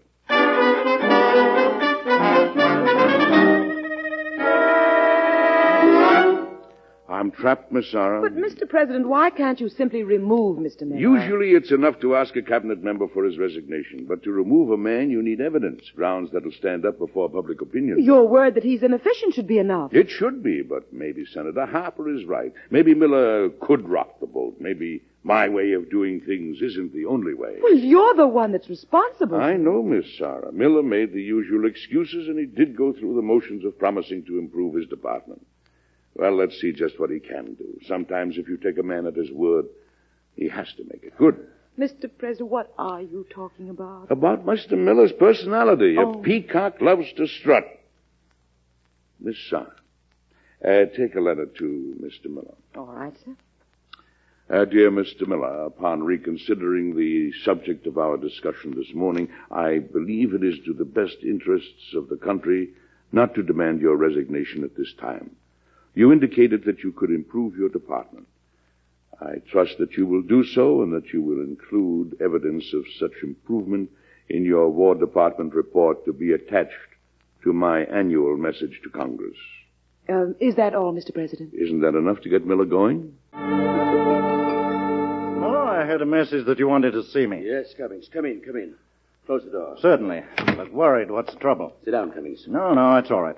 I dislike talking to a man who towers over me like a statue. Huh? Oh, all right.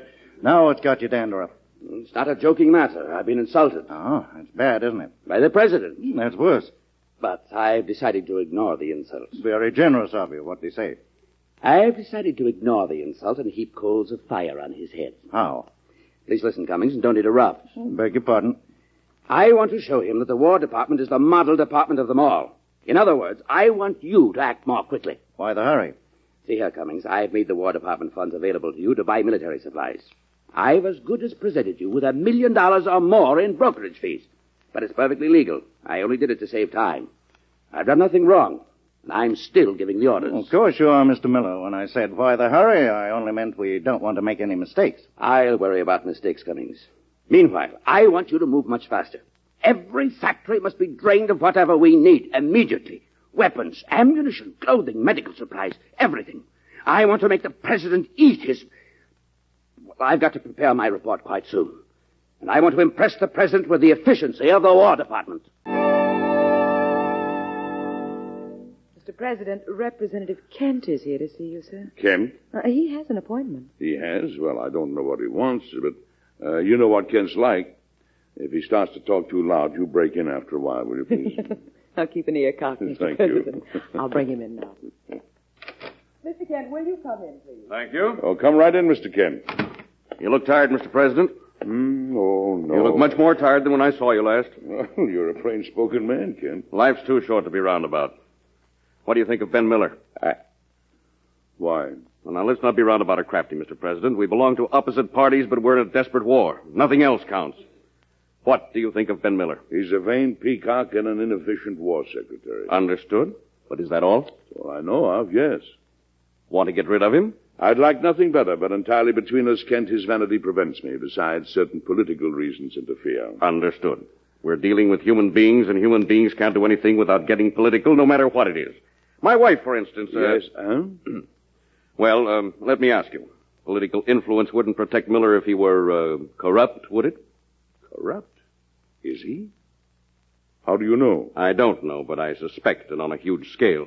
That surprises me, Kent. Can you prove it? Can anybody prove it? Not yet, but my committee's going to investigate.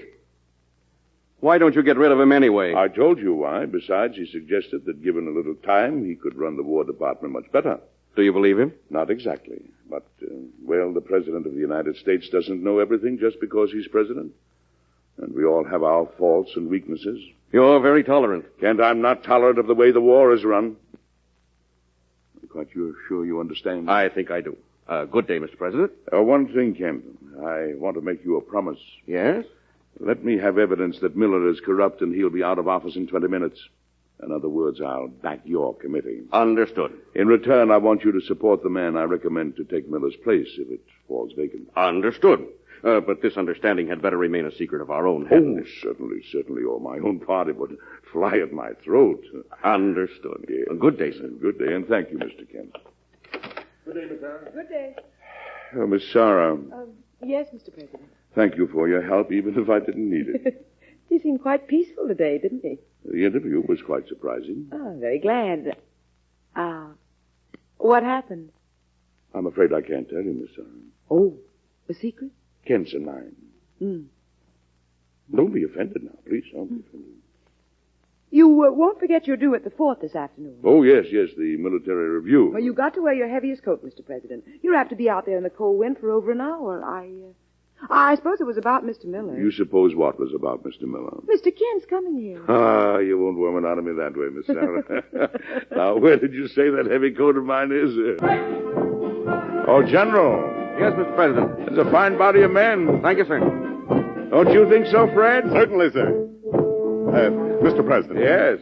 I've changed my mind about Ben Miller. Oh? I was wrong, sir. I think you ought to get rid of him no matter what it costs. What made you change, Fred? There's a fellow named Cummings who seems to be in Miller's confidence, sort of a broker. I've heard of him before, and he's not a very savory character. Go on. Well, I'm sure that if you forced Miller to resign and he threatened to make trouble, our knowing about his dealings with Cummings would keep him quiet. Fred, I can't get rid of Miller. What? I'm keeping him in his job for the reasons you gave me. But, sir, knowing what we know now... What do we know? Sheer speculation. And look at those soldiers, Fred. Some of them are going to be killed in a few weeks. I think fewer will be killed if Miller stays in his job, at least for a while. But what are you waiting for, sir? What changed your mind? Gentlemen, the flag.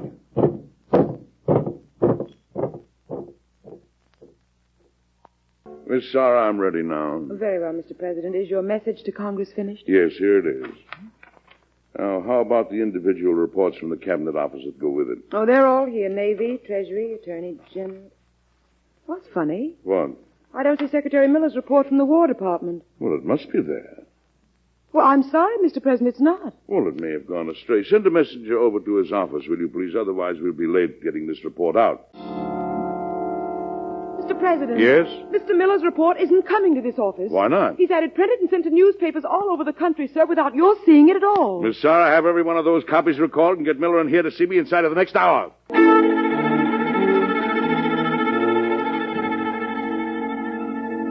Miller, what do you mean by issuing your report to the newspapers without my seeing it first? I meant nothing. You know every cabinet member has to come with his report to me.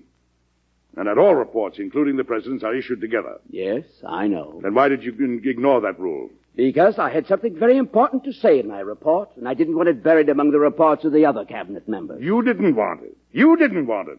And what about the efficiency and cooperation you promised me? My report is part of that. In what way? What does your report say? Most of it is routine, sir. Normal operations of the War Department. But the most important section deals with methods of buying war supplies. Is that all? It also deals with the racial problem in the Army. Miller, Miller, don't you know that's one of the most ticklish issues the administration faces? Of course. My idea I don't care what your idea is. It's not your business to set policy on a matter of this kind. I've ordered that report of yours recalled from the newspapers. Mr. President, that's a deliberate insult. Is that all you can think of, your feelings? If you've got a good idea about the Army's racial problems, I'll be only too happy to listen to it. But you know very well I can't have a delicate matter like that aired in public at a time like this. Now, after deleting the section on racial problems, I'll release your report along with the others. Good afternoon.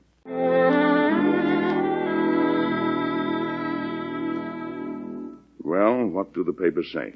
War Secretary's policy favored.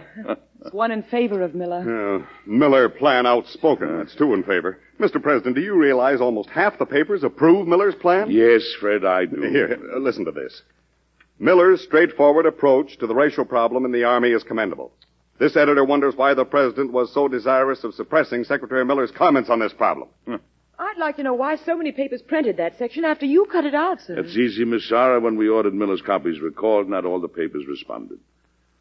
They were the ones who printed it so they could embarrass me. Yeah, that must be it. Just listen to this. President suppresses part of War Department report. Does he seek to stifle independent expression? Oh, when are you going to get rid of Miller? I don't know, friend. But remember, no road is so long. I'm sorry, sir, to keep after you about this. Oh, I know, Fred. I'm as anxious as you are, but until I'm in a position to prove... President. Yes. A message from Representative Kent. He'd like to see you in the morning. It's important, sir. Important? Mm-hmm. Well, maybe that road has an end after all, Miss Sarah.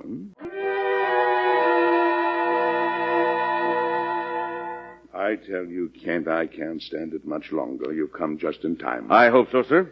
Well, let me hear what you found out. You seem eager to prove another man a thief, sir. It's not that, and you know it. Come on, Kent. Let me hear all of it. My committee has completed its secret investigation of Secretary of War Miller. Here's a copy of the resolution I'm presenting to the entire House tomorrow. I guarantee you it will be passed. Well? Resolved that Benjamin Miller, Secretary of War, by investing Henry Cummings with the control of large sums of money and authority to purchase military supplies, has adopted a policy highly injurious to the public service and deserves the censure of the House. Is that all? Yes. Then there was no evidence of corruption. Not exactly. What do you mean, Kent? Now, come, don't keep me dangling. There's no corruption on Miller's part or Cummings. But that resolution... There is no corruption, at least none that we found. In other words, Miller is honest. But he's fabulously inefficient. He's dangerous to our success in the war. Does that help you? It doesn't solve the bottom problem, Kent. Oh, I can force him out of the cabinet, but he's got to go gracefully, if you know what I mean. I do not. If his feelings are ruffled, he'll tear my own party apart from under my feet. As I told you, it comes down to a problem of vanity, Kent. What other job can I induce him to take? That'll make him feel he's been promoted. Understood, but I'm sorry I can't help you there. However, my promise to support your new man is still good. Understood. Good day, sir. Good day. Miss Sarah? Yes, sir. Mr. Kent's leaving, Miss Sarah. Good day, Miss Sarah. Good day. Mr. President, some letters and dispatches. Oh, all right, put them on the desk, please. I'll take this one back, Mr. President. I'm sure you don't want to worry about it. From our minister in Russia, he's asking to be relieved so he can come home and join the army. We'll send it over to the State Department. Yes, by the next messenger. Thank you. Was Mr. Kent's visit about Mr. Miller again? Yes. Is it still secret?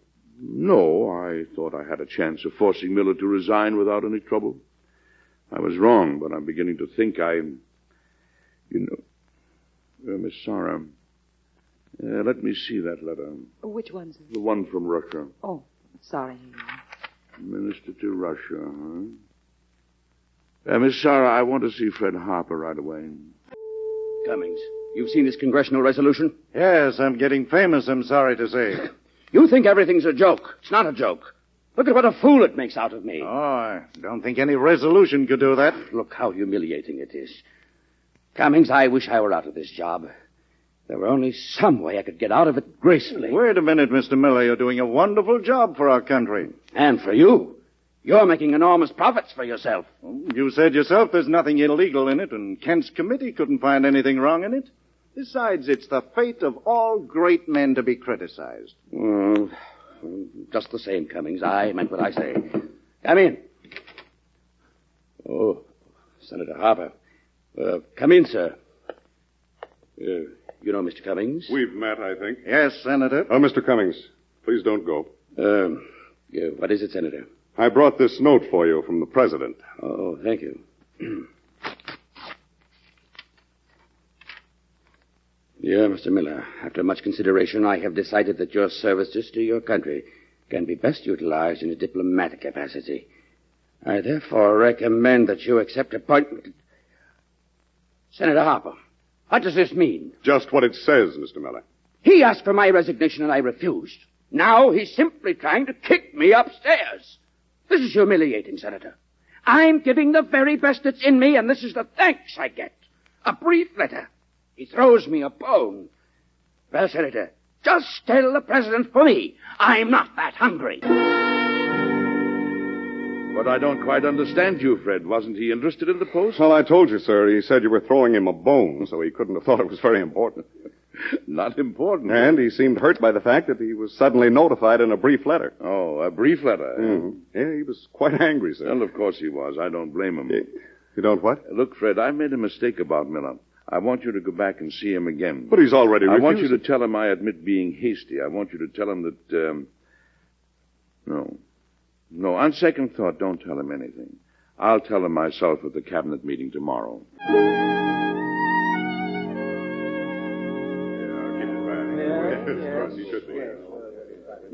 Everything's ready, Mr. President. All the cabinet here? Everyone except Mr. Miller. Well, there's no point in starting until he gets here. Senator Harper's got... Oh, here he is now. Mr. President, Miller has arrived. Oh, thank you, Fred. That's fine. Shall I escort him in, sir? By all means. I'll do it, Senator. Thank you, Miss Sarah. Ready, Mr. Miller? Mr. President, gentlemen of the cabinet, Secretary of War, Oh, come in, Miller. Mr. President, gentlemen. Gentlemen, now that we have assembled, I should like to submit to you an important decision I've made. I need not remind you that we are still in a state of crisis, that we need not only help here at home, but strong support from abroad. And abroad there is no more important post at this time than that of the Minister to Russia. So, gentlemen, I have decided to recall our present minister and to replace him with a man whose patriotism has been unquestioned, whose energies are tireless, a man who will be able to render services to our country abroad, not less important than those he could render here at home. I know of only one man whose qualifications can properly guarantee our friendly relations with that great country. Gentlemen, I submit the name of Benjamin Miller as Envoy Extraordinary and Minister Plenipotentiary of the United States of America to Russia. Mr. President, I am honored. Not at all, Minister Miller. The honor and the pleasure are all mine. In that case, I must tender my resignation as Secretary of War, Mr. President. And I must regretfully accept it, Mr. Miller, but I am sure that your loss to us as a cabinet member will be more than compensated for by your contribution to our international relations. Mr. President, I am so glad that's over. So am I, Miss Sarah, so am I. But you made the appointment even before he'd resigned. Well, I had to take a chance, Miss Sarah. I had tried everything else, but his vanity got in the way. And there was only one thing I could do, appeal to that vanity, and the best way I could do that would be to expose it. Presenting my idea before the entire cabinet on such a patriotic basis, He didn't dare refuse. In fact, he seemed quite honored. Imagine. Well, while we can, Miss Sarah, let's try to see the funny side of it, huh? Now, at least, we don't have a mixed team of horses. We got rid of the peacock. Yes, but what about the mules, Mr. President? Well, I think we have only one mule left. Well, who's that? Hmm? Oh, you mean... Oh, now, don't be so polite, Miss Sarah. Oh, no, Mr. President, you don't mean... No. You? A mule? What's wrong with a mule? Well, nothing, after all. A mule does do more work than a peacock. Understood, Miss Sarah, understood. Well, have you guessed which president it was who had so much political trouble getting rid of his Secretary of War? The time was 1862, and Abraham Lincoln was Mr. President. The War Secretary we've called Miller tonight was in reality Simon Cameron, who did in fact become minister to Russia. This was probably President Lincoln's most difficult period. With the war going badly and without public support, he had to make some of the most important decisions of his career. Come and see me again next week, won't you? I'll have another story for you about Mr. President that I'm sure you'll enjoy. Thank you, and goodbye until then.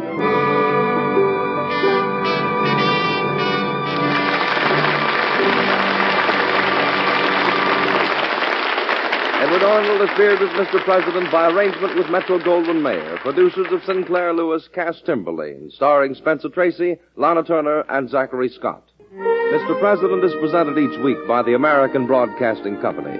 It is produced by Robert G. Jennings, directed by Dwight Hauser. Miss Sarah was played by Betty Lou Gerson. Tonight's story, by Paul R. Milton, was suggested by incidents in the administration of President Abraham Lincoln. Music was composed and conducted by Basil Adlam.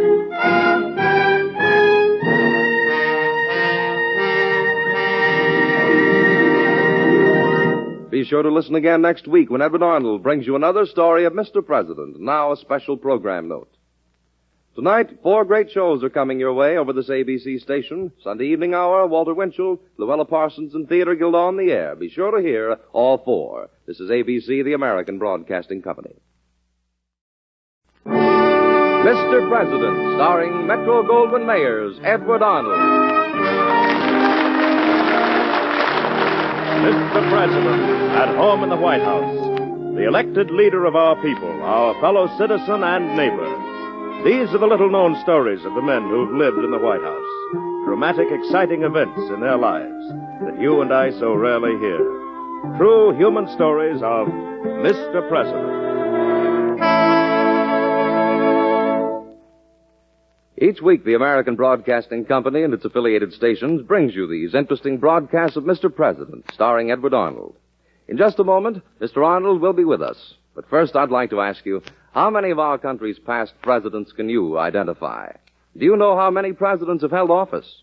Well, each week, Mr. President brings to life tense and gripping moments in the life of one of our former chief executives, moments that most history books do not record. And you, as the listener, enjoy the thrill of trying to identify the president, as another page of history is unfolded in these absorbing and stimulating dramatizations. Mr. President gives you the opportunity to test your knowledge of the men who've lived in the White House. At the close of the program, the name of the president, about whom today's episode is based, will be announced. But first, try to guess who he is as his story is being told. Now, in a moment, Edward Arnold. Now, Edward Arnold as Mr. President. Let's visit him in the White House. It is Sunday, and the old mansion is resting quietly after a busy week. We walk through the great doors under the presidential seal, across the foyer and down the long hall to the president's study. Hello? Sit down, won't you? Did you ever listen to a man sell a piece of property? It always has good soil and the grass grows green. But suppose that same man is buying that same piece of property. Then the soil's no good and the grass, well, there just isn't any. You see, it's all the point of view, and that's the point of our story today. Later on, of course, I'll tell you which president it really happened to, but meanwhile you may be able to guess. It happened at a time when I was under vicious attack by members of Congress of my own party. Their real aim was to destroy the powers of the presidency. Near the climax of their campaign, my good friend William Evarts came to see me late one afternoon. Mr. President, I am only one mortal man. Well, I expect that's true, Bill. I was up until 4:30 this morning working. I was in my office at 6:30 this same morning working. I've been in my office all day working. Henry Stanbury and I need another man. Oh, I know you're working hard, Bill, but they haven't actually impeached me yet. Mr. President, there's Johns and his tight little group in the Senate. There's Ferguson and his friends in the House. Between them, they can drive almost anything through both houses over you, sir. You're a lawyer, Bill. Politics is never as neat and logical nor as quick as the law. Mr. President, I don't see why...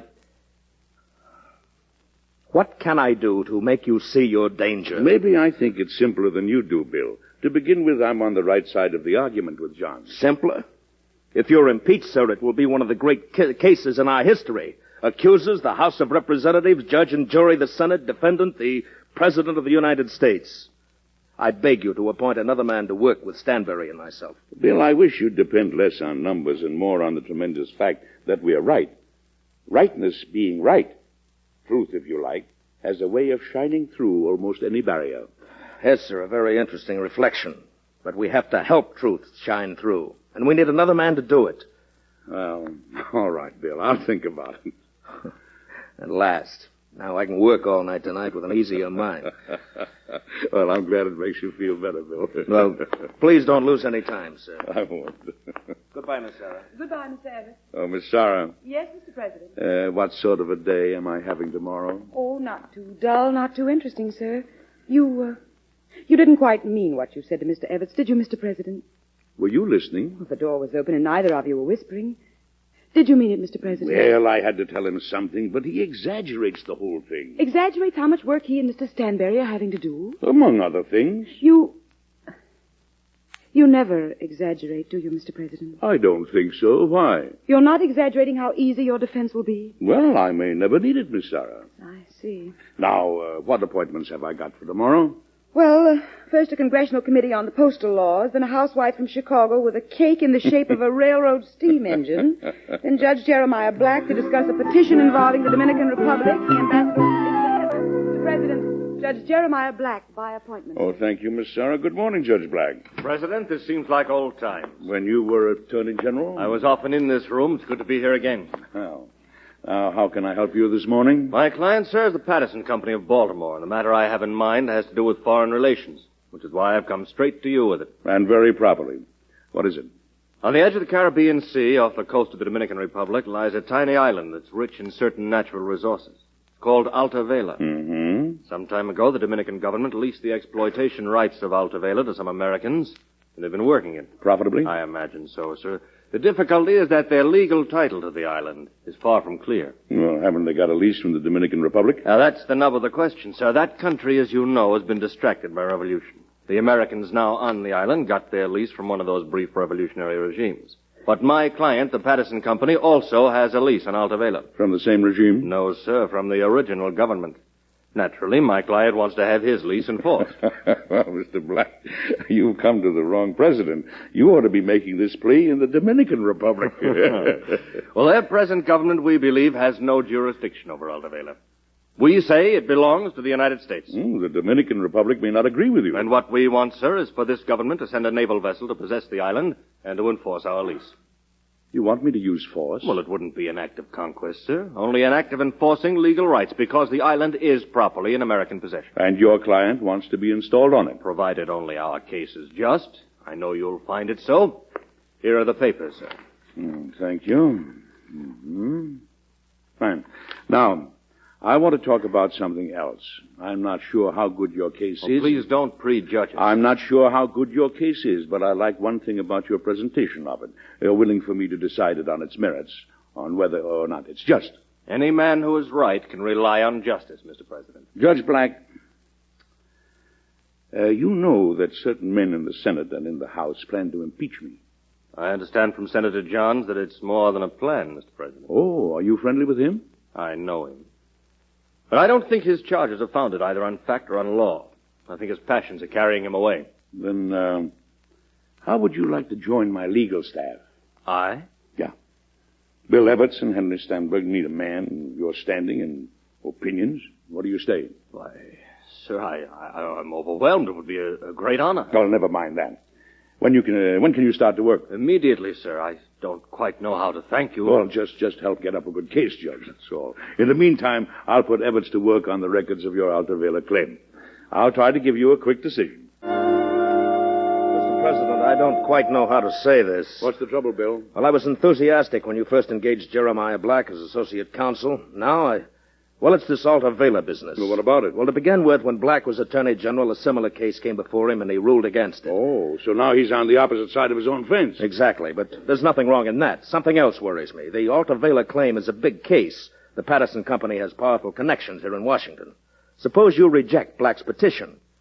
All right. Suppose I do. Well, he'll have to fight you on that, while at the same time he has to defend you in your own case. Now, very few men can walk a tightrope like that. Ah, Bill, I think you're exaggerating again. Exaggerating? This is a big government, and lots of different things go on in it at the same time. Besides, I think Black's a big enough man not to let himself be treated. Maybe so, but why run the risk? I don't see any big risk, Bill. I'm going to make up my mind about the Alta Vela claim without regard to anything but its merits. I expect Black to act the same way. But, Mr. President, I don't think you're deciding my petition on its merits. In view of the facts I've marshaled, in view of the principles of law at stake, how can you rule against it, sir? Judge Black, I'll give you one legal reason. My staff and I are satisfied that the lease held by the men now on Alta Vela is sound, and that the lease of the Patterson Company, your client, is defective. Oh, but now, sir, just a moment. I have two other reasons, Judge Black. One is that if the United States sent a vessel to seize Alta Vela, we'd only be using our strength unfairly against the weakness of the Dominican Republic. It would be little better than land grabbing on the European style. But not if you... And if... Now, just a moment. I have a third reason. Founded on simple justice, you believe your case is just, but I don't agree. I don't believe justice is made up of a complicated construction of legal reasoning. When a case is just, it's justice, it's rightness. It has a way of shining through, plain to see. You understand me? I understand the words, sir, but I disagree with the sense. If American citizens can't expect justice from their own government, where can they look? When you were Attorney General, Judge Black, and ruled on a case similar to this, you had a contrary idea of where justice lay. The circumstances of that case were entirely different, sir. Are you sure you're not changing your idea of justice to suit your own interests? Cutting the pattern to fit the cloth? Mr. President, it's my duty as a lawyer to present my client's case in the best possible light, but I have founded it on simple right. Unprovoked force can never be right. How can you say it would be unprovoked? Aren't my clients being robbed? Aren't they being deprived of property without due process? Mr. Black, I want to consider this matter closed and not discussed any more between us. As you say, Mr. President. Thank you. Now, tell me, how are you getting on with Evarts and Stanbury? If it's agreeable to you, I'd like to have a general meeting toward the end of the week to see where we stand.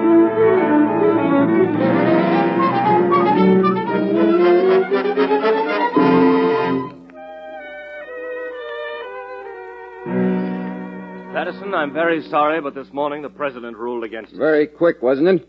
Isn't there any court of appeal? The Constitution charges the President with sole responsibility for foreign relations. I've learned in business, if you can't do a thing one way, there's always another. Black, we think we can make about $10 million out of Alta Vela in the next 10 years if we get our hands on it. Yesterday, my partners and I put aside 1.5% of that figure as a fund to keep on pushing our claim. Don't give up easily, do you, Mr. Patterson? You know Senator Johns, don't you? Yes. Do you think he's in favor of our claim? Johns always believes in American expansion. Get his opinion of our claim in a letter. Then see if John's political friends won't sign the letter, too. I see what you're driving at, and it might work, but... No, the President would hardly be impressed with the opinions of those men. Mr. Black, people do strange things. How do you know it won't make him change his mind? Get the letter, Mr. Black, and send it to the President. Senator John, sit down, sir. Ferguson, you didn't sign that letter to Jeremiah Black about the Alta Vela claim. Frankly, I don't see what good it'd do. The President doesn't care what we think. Don't be a fool, Ferguson. It can help our friend Black, our friend Patterson, and it can embarrass the President. Now sign it, man. I want to get other signatures on it, too. Mr. President, this letter just came for you by special messenger, sir. Oh, thank you. From Black? Dear Mr. President, my client in the Alta Vela case has supplied me with the enclosed letter written by Senator Johns and signed, as you will see, by 3 other gentlemen. I'm sure you'll... What's Black up to with Senator John? What does Senator John's letter say? Well, it's addressed to Mr. Patterson. Dear Mr. Patterson, I am clearly of the opinion that under the claim of the United States, its citizens have the exclusive right to exploit the natural resources of Altavela. I cannot understand why the President did not long since assert the rights of his government and sustain the rightful claims of its citizens to the possession of the island in the most forcible manner consistent with the dignity and honor of the nation. Signed, Ellery H. Johns, L.K. Ferguson. I thought you refused Mr. Black's petition, Mr. President. Yes, I did, but I don't understand this. Here are 4 signatures, 4 men who are my bitter enemies, men who want to destroy the powers of the presidential office, and who want to impeach me because I oppose them. Still, they write this letter intended for me to see, asking me to rule in their favor at the same moment that they're trying to force me out of the White House. I don't understand it. Well, it must be a trick, Mr. President. A trick, Miss Sarah? Oh, no. I think it's more in the nature of a hint. What are they hinting at? Maybe a sort of a bribe. Or perhaps a better word would be bargain. Bargain? Yes, suppose I approve the Aldavela Award. Suppose those who ask it are the leaders in the impeachment proceedings. You mean they would drop the impeachment charges against you if... Quite a proposition, isn't it? And subtle, too. Well, you've got to be practical, sir. It isn't much of a compromise. You want me to buy those men with Patterson's money? Well, you did think at one time the claim had merit, sir, and you can save yourself from everything you're going through. Miss Sarah, tell Mr. Jeremiah Black I want to see him tomorrow morning. In just a moment, we'll come back to Edward Arnold and Mr. President. Whenever there's a shortage of anything, stands to reason that someone will be forced to do without. Right now, there's a tremendous demand for petroleum products. In fact, the greatest in history. To meet this demand, the oil industry is supplying more petroleum products than ever before, but still not enough to satisfy the demand. But remember this, there's no need for anyone to do without vital fuel oil. So do your share. Help by protecting your own supply of fuel oil, and don't waste a drop. You can save fuel oil in 4 easy ways. First, during the day, keep room temperatures at 68 degrees. At night, 60 or below. Second, keep windows and doors closed. Third, shut off rooms not in use. And last, keep your shades drawn at night. Remember, save fuel oil. Only if everyone saves will there be enough to go around. Now back to Edward Arnold and Mr. President. I suppose you may have guessed by now which president this story happened to. But wait and see if you're right.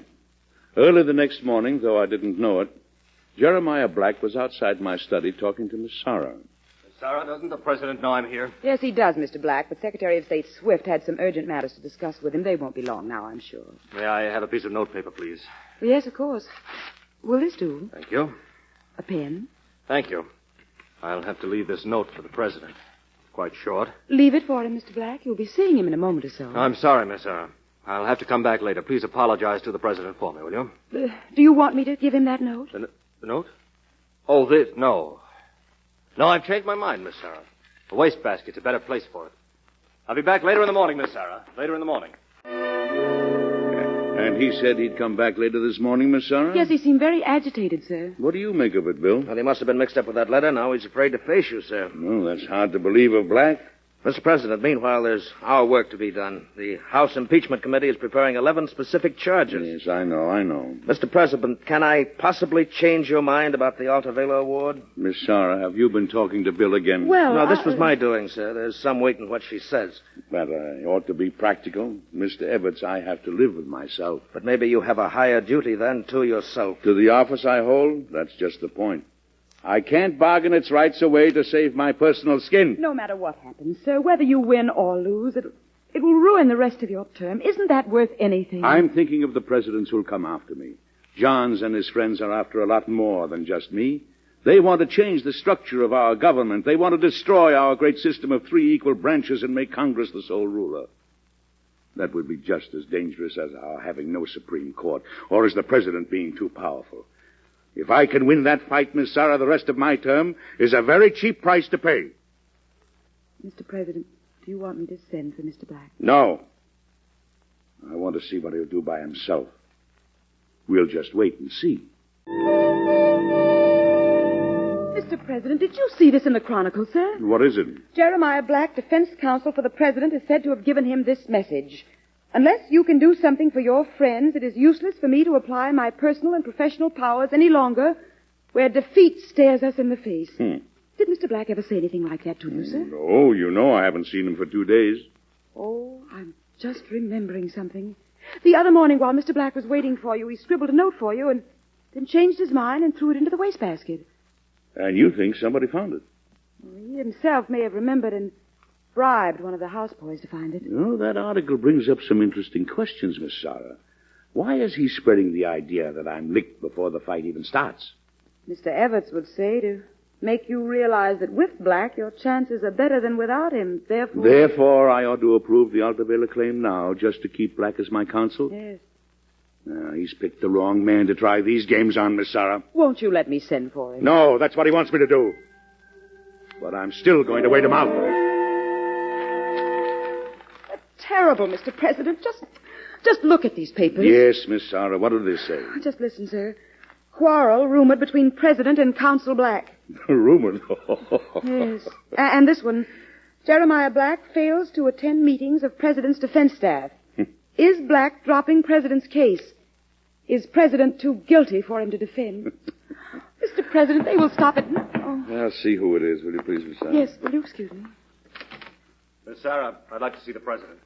It's Judge Black, Mr. President. Well, you've come at a most opportune moment, Mr. Black. Mr. President, I assure you I have no part in this newspaper campaign against you. Haven't you, Mr. Black? The whole situation of the past few days has distressed me terribly. It's distressed me, too. In fact, sir, that's why I've avoided coming here. I simply needed time to organize my thoughts. Are they organized now? Mr. President, I thought at first I could keep these two matters separate, the Alta Vela claim and your impeachment defense. You yourself thought so. No, were we wrong, Black? It isn't what you think, sir. You don't know what I think. I'm sure I do. You believe I was trying to blackmail you with that letter from Johns and the rest. Frankly, I took it as a hint that if I approved your claim, the impeachment proceedings against me might be dropped. No such idea ever entered my head. It certainly entered somebody's. Wasn't it your idea? No, sir. Well, that's not important now, sir. My attitude today and from now on is based on only one thing: justice. Everyone is always in favor of justice, just as everyone is against sin. The trouble is everyone is different. And they have different ideas of sin and of justice. I am quite clear. Oh, you're a rare man. Tell me. I believe the Alta Vela claim of the Patterson Company to be absolutely, unquestionably just. If you refuse to grant that claim, I must virtually decline to act as your counsel. My approval of the claim is a condition of your employment, is that right? Oh, no, sir. I do not make it a condition, but I'm so convinced of the justice of the claim that your decision against it would be a misfortune for me. But I don't want any decision that doesn't meet your sense of right and justice. Again, that question of justice. Justice to whom? Justice to everybody. I believe your claim to be just. I believe your defense to be just. Mr. Black, I depended on your sense of honor to keep the things unrelated. And I will admit the point did bother your conscience. But what happened to dull your conscience? What made you stop to start threats and innuendo and blackmail? Those are dangerous words to use with I me, know sir. the answer to those questions now. You deceive yourself with words. In your heart, you know you've tried rascally tricks on me, yet you walk in here with high-sounding talk of justice. Do you believe what you're saying, or do you take me for a fool? Mr. President, how dare you talk to me like a schoolboy? You talk about justice. Justice? Money, you mean. For Patterson, for yourself. For I don't know who else. But justice isn't one thing today and another thing tomorrow. If it's wrong for one man to steal from another, it's wrong for the United States to steal from a small, distracted country. But I never once heard you talk about that kind of justice. You have no monopoly on honesty, sir, and I object to your talking to me as if you did. I'm a simple man, Mr. Black. Right is right and wrong is wrong, and there is no middle ground where you're trying to stand. You seem to think that because I'm in trouble, you could force me to do something I wouldn't ordinarily do. But I'm not going to join you in the middle of the ground, and I won't make my country join you there either. Mr. President, you're a stubborn, self-righteous man. No wonder you've driven them to impeach you. I'm not worried anymore. There are always more of us, including the Congress of the United States, than there are of you. Good day, Mr. Black.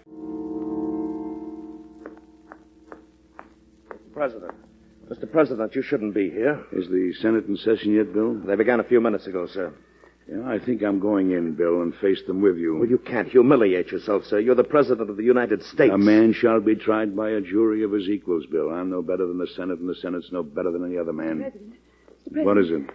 President, I was afraid you'd come here, sir. Afraid? Why shouldn't I be here? Miss Sarah, don't let him stay. Please come back to the White House, Mr. President. If it goes against you, I wouldn't be able to... Miss Sarah, you're getting silly and womanish. Oh, you can be so stubborn. Well, when Mr. Black said it, you didn't agree. That was different. Now, please come away, Mr. President. But maybe Bill needs help here. Those men are hard. He has help. He has a just case, and justice always shines through any barrier. Now they're opening the doors. Senator Johns is speaking. I'm going in, sir. A very serious matter. Before the Senate of the United States, the President is charged with usurpation of the law, high crimes, and misdemeanors. Is counsel for the President in the chamber? Yes, Senator Johns. Mr. Black, ready to make the opening address for the defense? Mr. Black is not with us, Senator Johns. Black isn't here. We are not as fully represented as I would like, Senator, but we are ready to depend on the simple justice of our case to shine through any barrier. Miss Sarah, you said that a moment ago. You forget. You said it first, Mr. President. Oh, did I? That's pretty good. Simple justice will shine through any barrier. All right, Miss Sarah. Now we can go back to the White House. Come on. Well, you've probably figured out by now who I was when all that happened. It really did happen, you know, and I'll tell you the answer in just a moment. For the third consecutive season, the curtain has gone up on Theater Guild on the Air. ABC is proud to bring you this stellar program every Sunday night. For Theater Guild on the Air has set a high standard for entertainment since its initial broadcast. Behind each fine broadcast of Theater Guild is a lot of preparation. First, a play is selected, usually one that's been a success on Broadway. Then it's adapted to radio by top-flight writers and cast with well-known stars. After that comes the long period of rehearsals under the expert guidance of well-known directors and producers. And when Sunday night rolls round, you can expect an hour of fine entertainment. Don't miss out on tonight's performance of Theater Guild on the Air, broadcast over most of these ABC stations. Now, here is Edward Arnold. The time of our story tonight was 1868, and Andrew Johnson lived in the White House then as Mr. President, the only president who was ever impeached. The campaign against him was one of the most vicious ever waged against a president, but he won acquittal. It isn't generally realized that his fight against a few political schemers completely smashed their plans. The simple man who began life as an illiterate tailor was too much for even his shrewd enemies, and in later years was honored by election to the Senate from his native state of Tennessee. Come and see me again next Sunday, won't you? I'll have another story for you about Mr. President that I'm sure you'll enjoy. Goodbye.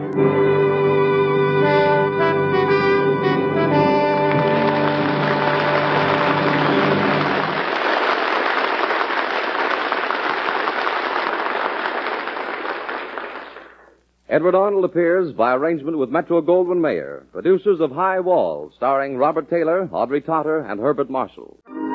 Mr. President was created by Robert G. Jennings. It is produced and directed by Dwight Hauser.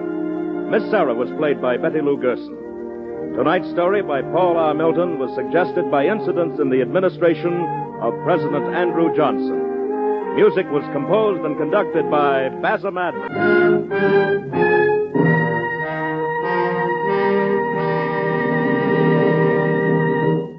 Be sure to listen again next week when the American Broadcasting Company and its affiliated stations bring you Edward Arnold with another true story of Mr. President. This is ABC, the American Broadcasting Company. Mr. President, starring Metro-Goldwyn-Mayer's Edward Arnold.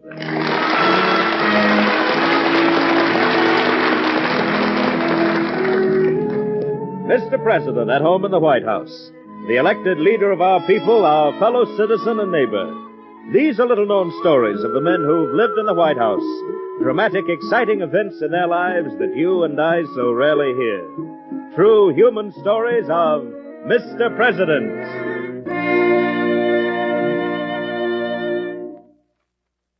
Our Mr. President drama will begin in just a moment. But meanwhile, I wonder if you can identify these former leaders of our country. For instance, do you know the name of the president whose knees turned Washington topsy-turvy by riding horseback through the White House flower beds? And can you identify the president who kept his entire staff from resigning when he proved that a ghost in the White House was not real?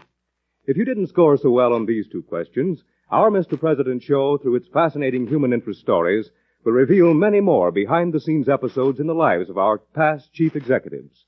And Mr. President also enlightens the listener about American crises and conflicts in a manner calculated to build faith in America. It is true biography in its most revealing form, built around the men who have filled America's highest office. And now, listen to our absorbing drama and see how quickly you can guess which president it was. And now, Edward Arnold as Mr. President. Let's visit him in the White House. It is Sunday, and the old mansion is resting quietly after a busy week. We walk through the great doors under the presidential seal, across the foyer, and down the long hall to the president's study. Oh, hello. Come in, won't you? Sit down. When a man becomes president, he might be happier if he could give up personal feelings and have everyone around him do the same thing. The trouble is we're all too human. Friendships are strong ties. Ed Randolph, my Secretary of State, was a personal friend of 30 years standing, and it wasn't easy to divorce this personal relation from public business.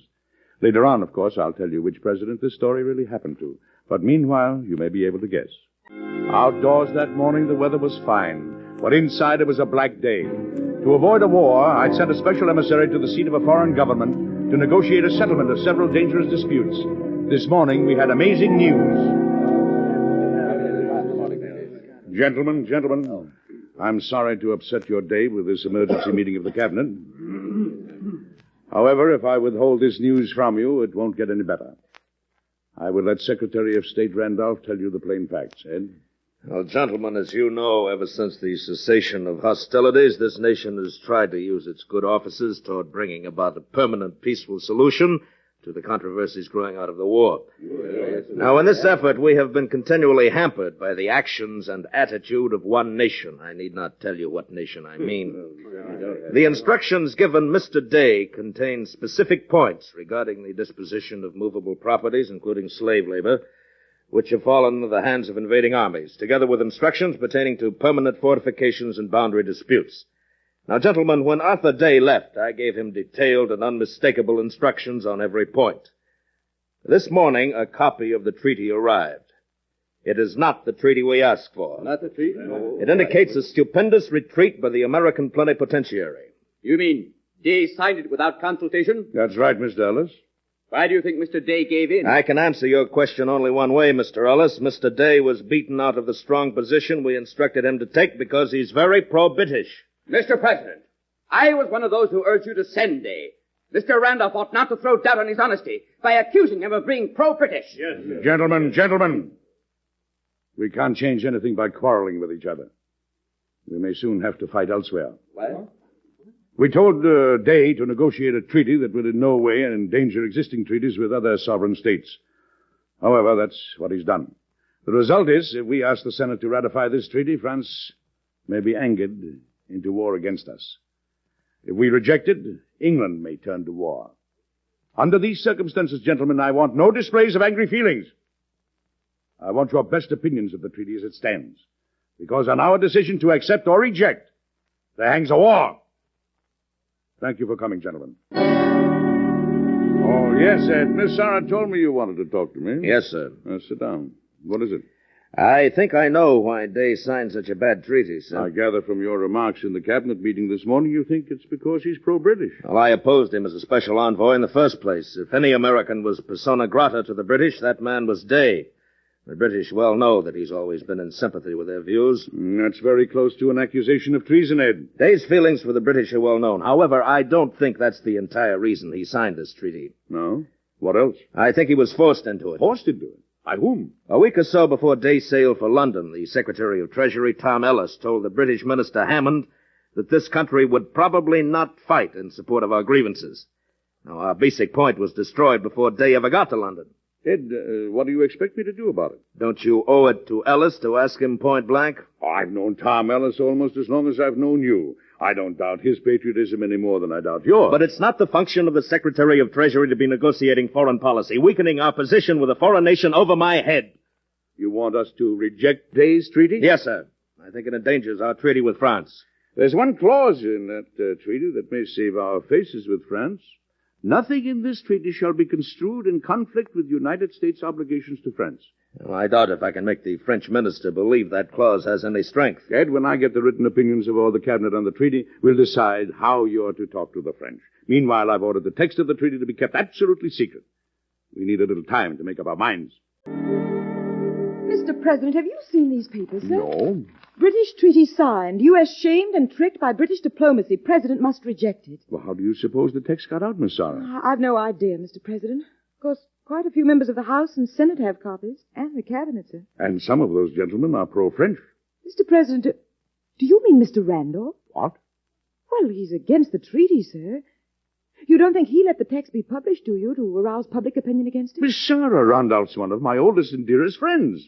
I'm sorry, sir, but for a moment that's how it sounded.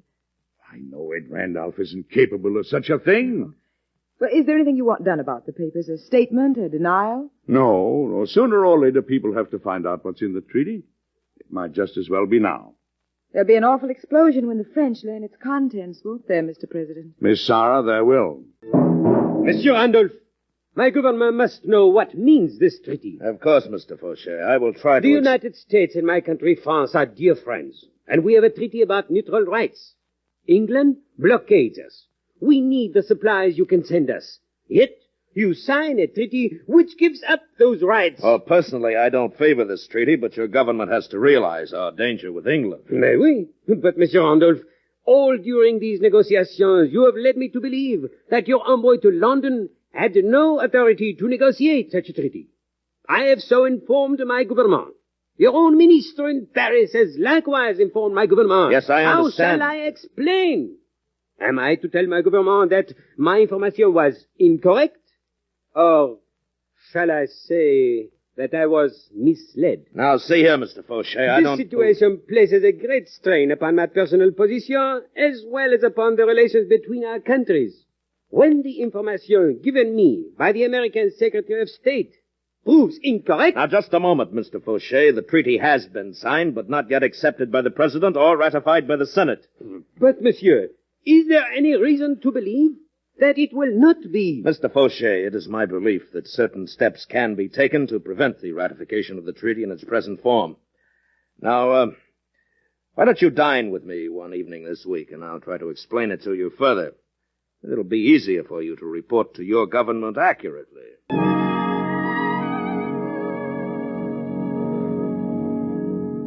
Urgent dispatch from London, Mr. Hammond. Thank you. Confidential dispatch to His Majesty's Minister in Washington, Mr. Henry Hammond. The attitude toward Great Britain of the American Secretary of State, Randolph, has long given dissatisfaction in London. An opportunity has now arisen to remove him from all possibility of harm to us. Enclosed, you will find a dispatch from the French minister in Washington to his own government reporting his conversations with Secretary Randolph.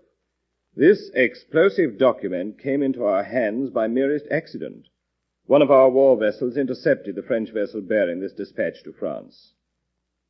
Please see that Monsieur Fauchet's document reaches the eye of the President without loss of time. It may help to get the Day Treaty ratified. Mr. Hammond, I don't often have the pleasure of a visit from you without its being arranged by Secretary Randolph. You'll see in a moment, sir, why this meeting could not possibly have been arranged by Secretary Randolph. Permit me to place this document on your desk. What is it? It's a letter written by Fauchet, the French minister, to his superiors in Paris, and fell into our hands by a fantastic accident. It describes some conversations which Monsieur Fauchet had with Secretary Randolph. And what do you expect me to do with it? Read it, sir, I trust. I refuse to read documents obtained by underhanded methods. I repeat, sir, it was a fantastic accident, and it's most important for you to read. For instance, this paragraph here. And remember, it's from a French minister reporting officially. Mm-hmm. Mr. Randolph told me that money from the French government for influence against the treaty would be acceptable to him. Why, Mr. Hammond, this document is a forgery. My word, sir, it is not. And I'm sure Monsieur Fauchet didn't invent these conversations. And doesn't it seem clear that much of the opposition to the Day Treaty is being stirred up secretly by Mr. Randolph, even now, and leading our two countries, sir, closer to a war neither of us want? Mr. Hammond, may I keep this document? Of course, sir. Mr. Hammond, I want this note kept absolutely secret. I can't thank you for bringing me the evidence that my dearest friend is a traitor to his country. And I'm not glad to have it. I'm ashamed. Deeply ashamed. Good morning, Mr. Hammond. In just a moment, we'll come back to Edward Arnold and Mr. President. Let me tell you about a fellow named, well, let's call him Bob. Bob died last year. People said it was a pity because he was only 32. But the real pity of the situation was that he'd be alive today if only he'd known he was stricken with tuberculosis. You see, tuberculosis no longer need be fatal. It can be cured if it is detected. It's estimated that right now 500,000 Americans are afflicted with TB, but only half of these are actively taking care of it. Remember, the sooner tuberculosis is detected, the quicker and easier the cure. So protect yourself and your family. Have your chest x-rayed. In some places, x-rays can be obtained free or at a nominal cost through a local tuberculosis association or health department. Check your chest. Get a chest x-ray tomorrow. Now, back to Edward Arnold and Mr. President. Maybe you've already guessed who the president was in this story. In any case, I'll tell you later on. The evidence of the Fauchet letter that my dear friend and Secretary of State Randolph had asked for money from a foreign country was overwhelming. But after a day or so, I began to think there must be some other explanation of Fauchet's amazing dispatch. I sent for Fauchet himself to come and see me. Monsieur le Président, I am deeply honored. Mr. Fauchet, I suppose you know that your letter to Paris about Secretary Randolph was captured by the British and turned over to me? I am covered with shame, monsieur. Then it's not true about Randolph? I am covered with shame that the document was captured. It was a confidential report to my government based on conversation with Secretary Randolph. Are you sure you didn't misunderstand the things Randolph said to you? On so important a matter? Impossible. But I've known Randolph and his family for 30 years. We grew up as friends. We hunted and fished together. He was my aide in the last war. And you ask me to believe that he's a traitor? Monsieur le Président, may I tell you something that was not in the report?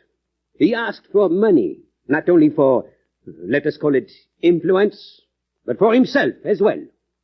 Mr. Fauchet, I'm going to be exceedingly frank. I find your statement extremely hard to believe. Good day, sir. Good day, monsieur. Miss Sarah. Yes, sir? Mr. Fauchet is leaving. Good day, Miss Sarah. Good day, sir. Well, Mr. President, what did he say, sir? What he meant was more important. I wish I knew what he was up to. Miss Sarah, I think that fellow's far too sly for his own good or ours.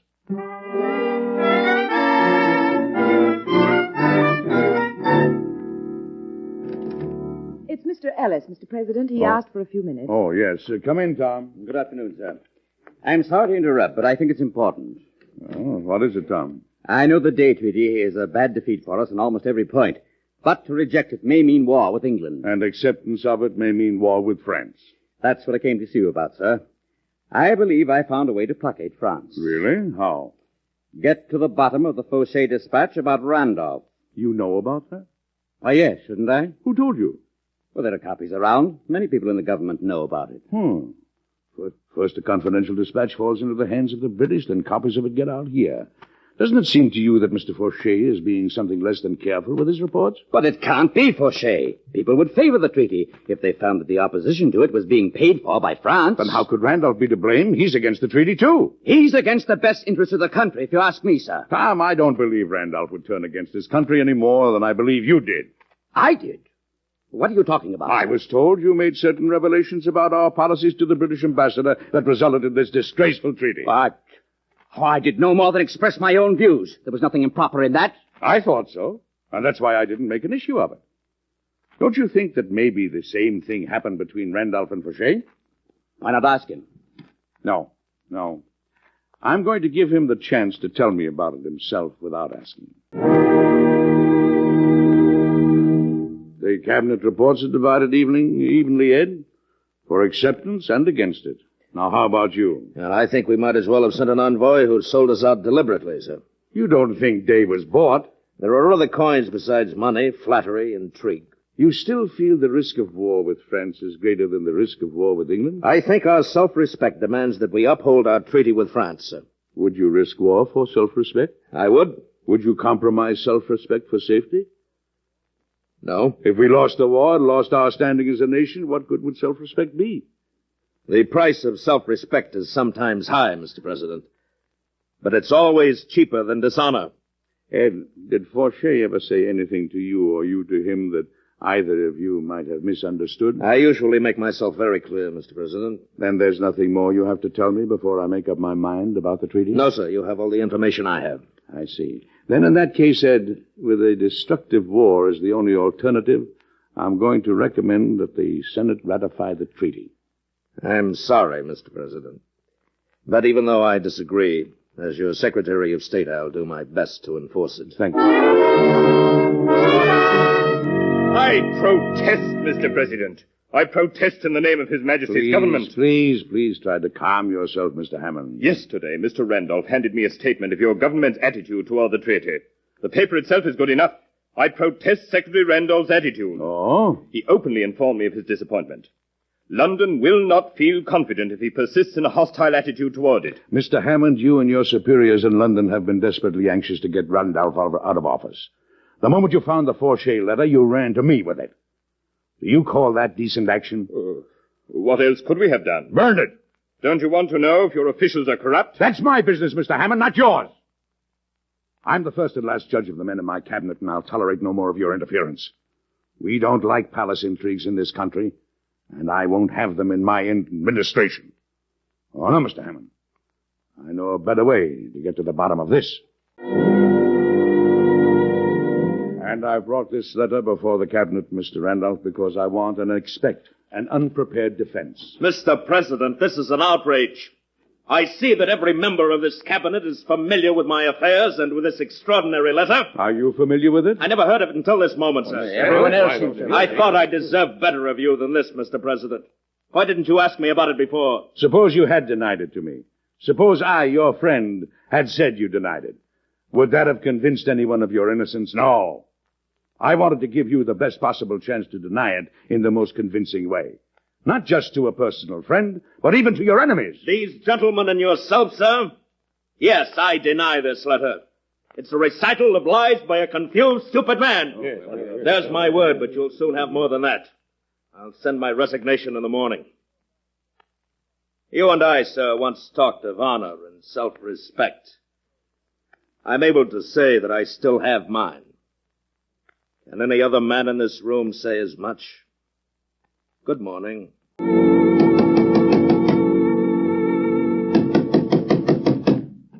What is the meaning of... Monsieur Arnold. Hello, Fauché. Surprised I caught you? See here, monsieur. I'd heard you left the capital on your way home. Lucky I was able to locate you before you sailed. But, monsieur, my successor has already been appointed. What can you possibly want of me now? Don't play innocent, Fauché. It's obvious to me now what happened. You failed in your mission here. But rather than take any of the blame yourself, you tried to twist our conversation so that your country would believe me irresponsible. You thought you'd save yourself that way. Monsieur, my word... I suppose the statement about the money was calculated to worsen your country's opinion of the Secretary of State. Or did you hope to secure the money for me and then keep it yourself? It is a great misunderstanding, monsieur. Believe me... Yes, a misunderstanding which has forced me to resign in disgrace. But you are going to fix that, monsieur. I? How? Before I leave this room, you are going to furnish me with a written retraction of every one of your accusations. Then I'll publish it both in my country and in yours. It should prove quite a lesson to you in the futility of intrigue.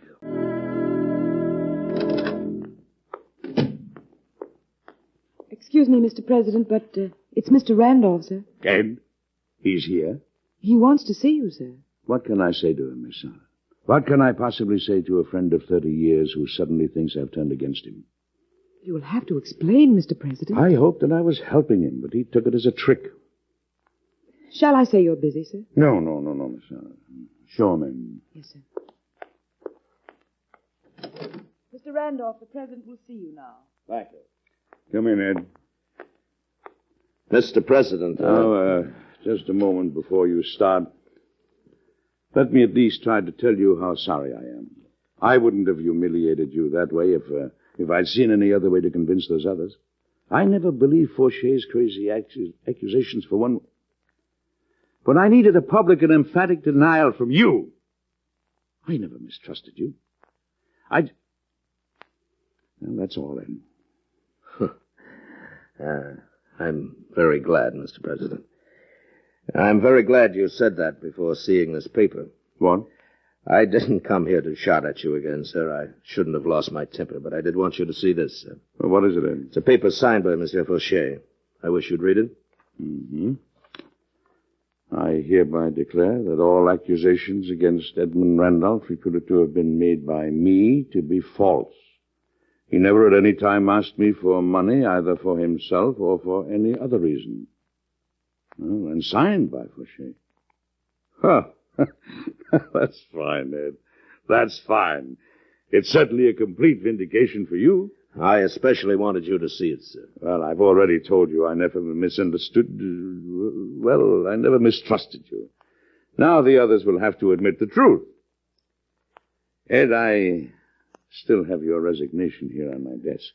Yes, sir. It was completely voluntary, sir. I'm very sorry, but I'm compelled to accept it. If my actions were to be dictated by personal feelings, friendship, trust, and respect, I couldn't accept it. But I've got to think of more than friendship. What's best for this nation? Its relations with other governments. I think I understand. You see, Ed, I trust you, but the British don't. And the French don't trust Ellis. You and Ellis forgot diplomacy and destroyed your value. In the present controversy overseas, you were pro-French and Ellis was pro-British, when each of you should have been neutral. Now those nations don't trust either of you, and we've got to go on dealing with these nations from now on.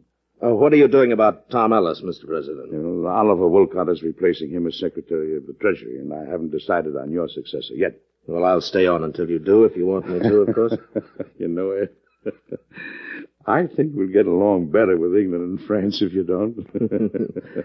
Thank you, sir. Well, I'm anxious to get back to my farm and take care of my tobacco plants anyway. Let me know how you do. I've got some ground I've been thinking of putting into tobacco. Well, I wouldn't if I were you, Mr. President. Why not? Tobacco plants really have to be handled with care. Oh. They're more sensitive and temperamental than either the French or British. But I'll let you know how I make out. Goodbye, sir. Goodbye, Anne. And the very best of luck to you.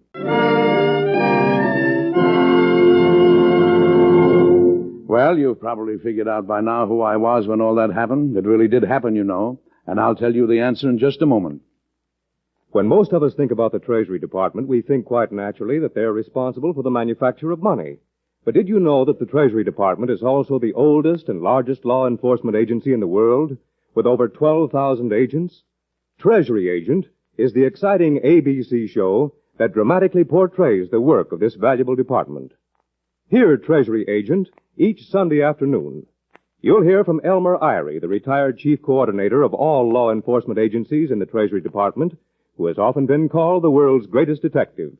Treasury Agent, Sunday afternoon over most of these same ABC stations. And now, here again is Edward Arnold. Have you guessed now which president it was who had trouble separating personal friendship and public business? Well, the time of this story was 1795, when George Washington was Mr. President. He followed the advice of Alexander Hamilton, whom we called Tom Ellis, and finally accepted the John Jay Treaty with England only to avoid a war. The controversy involving freedom of the seas and the return of Negro slaves, captured during the Revolution, ruined the career of the Secretary of State, Edmund Randolph, who returned to his home in Virginia without bitterness. Randolph lived out his life a staunch friend of his great hero, George Washington. Come and see me again next week, won't you? I'll have another story for you about Mr. President that I'm sure you'll enjoy. Goodbye.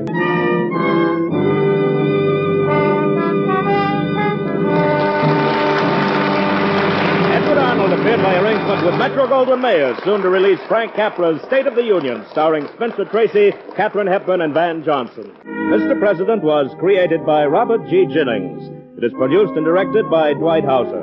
Miss Sarah was played by Betty Lou Gerson. This story by Paul R. Milton was suggested by incidents in the administration of President George Washington. Music was composed and conducted by Basil Adlam.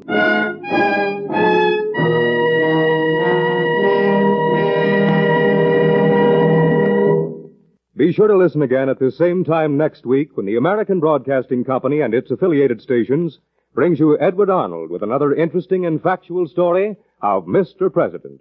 This is ABC, the American Broadcasting Company. How many of those episodes did you guess the correct president on? Let's move on to the last batch of episodes and see how you do.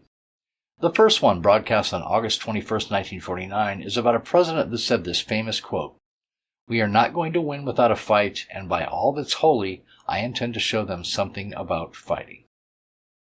Next, from May 7, 1950, a president who held the office for one term, strengthened the Supreme Court, and then returned to private life at his Midwestern home, where he assisted his ailing wife, who's recovering from a stroke.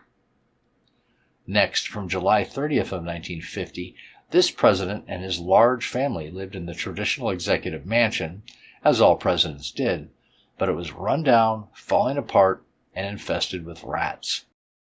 He made it his mission to build a dignified and beautiful home for the office of the president. I should also add that this one has quite a bit of humor in it and is a drama/comedy, or a dramedy, if you prefer. It's really funny.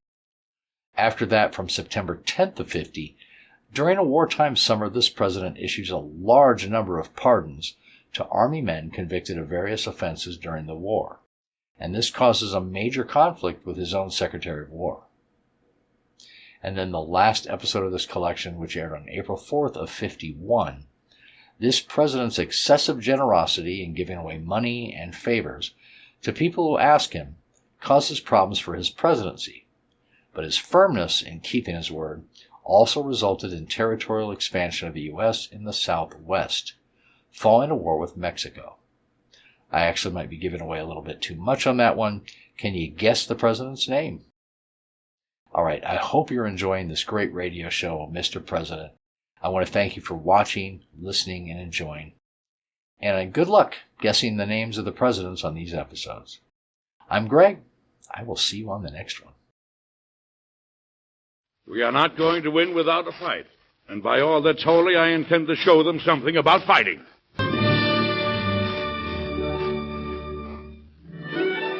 Mr. President, starring Metro-Goldwyn-Mayer's Edward Arnold, and written by Gene Holloway.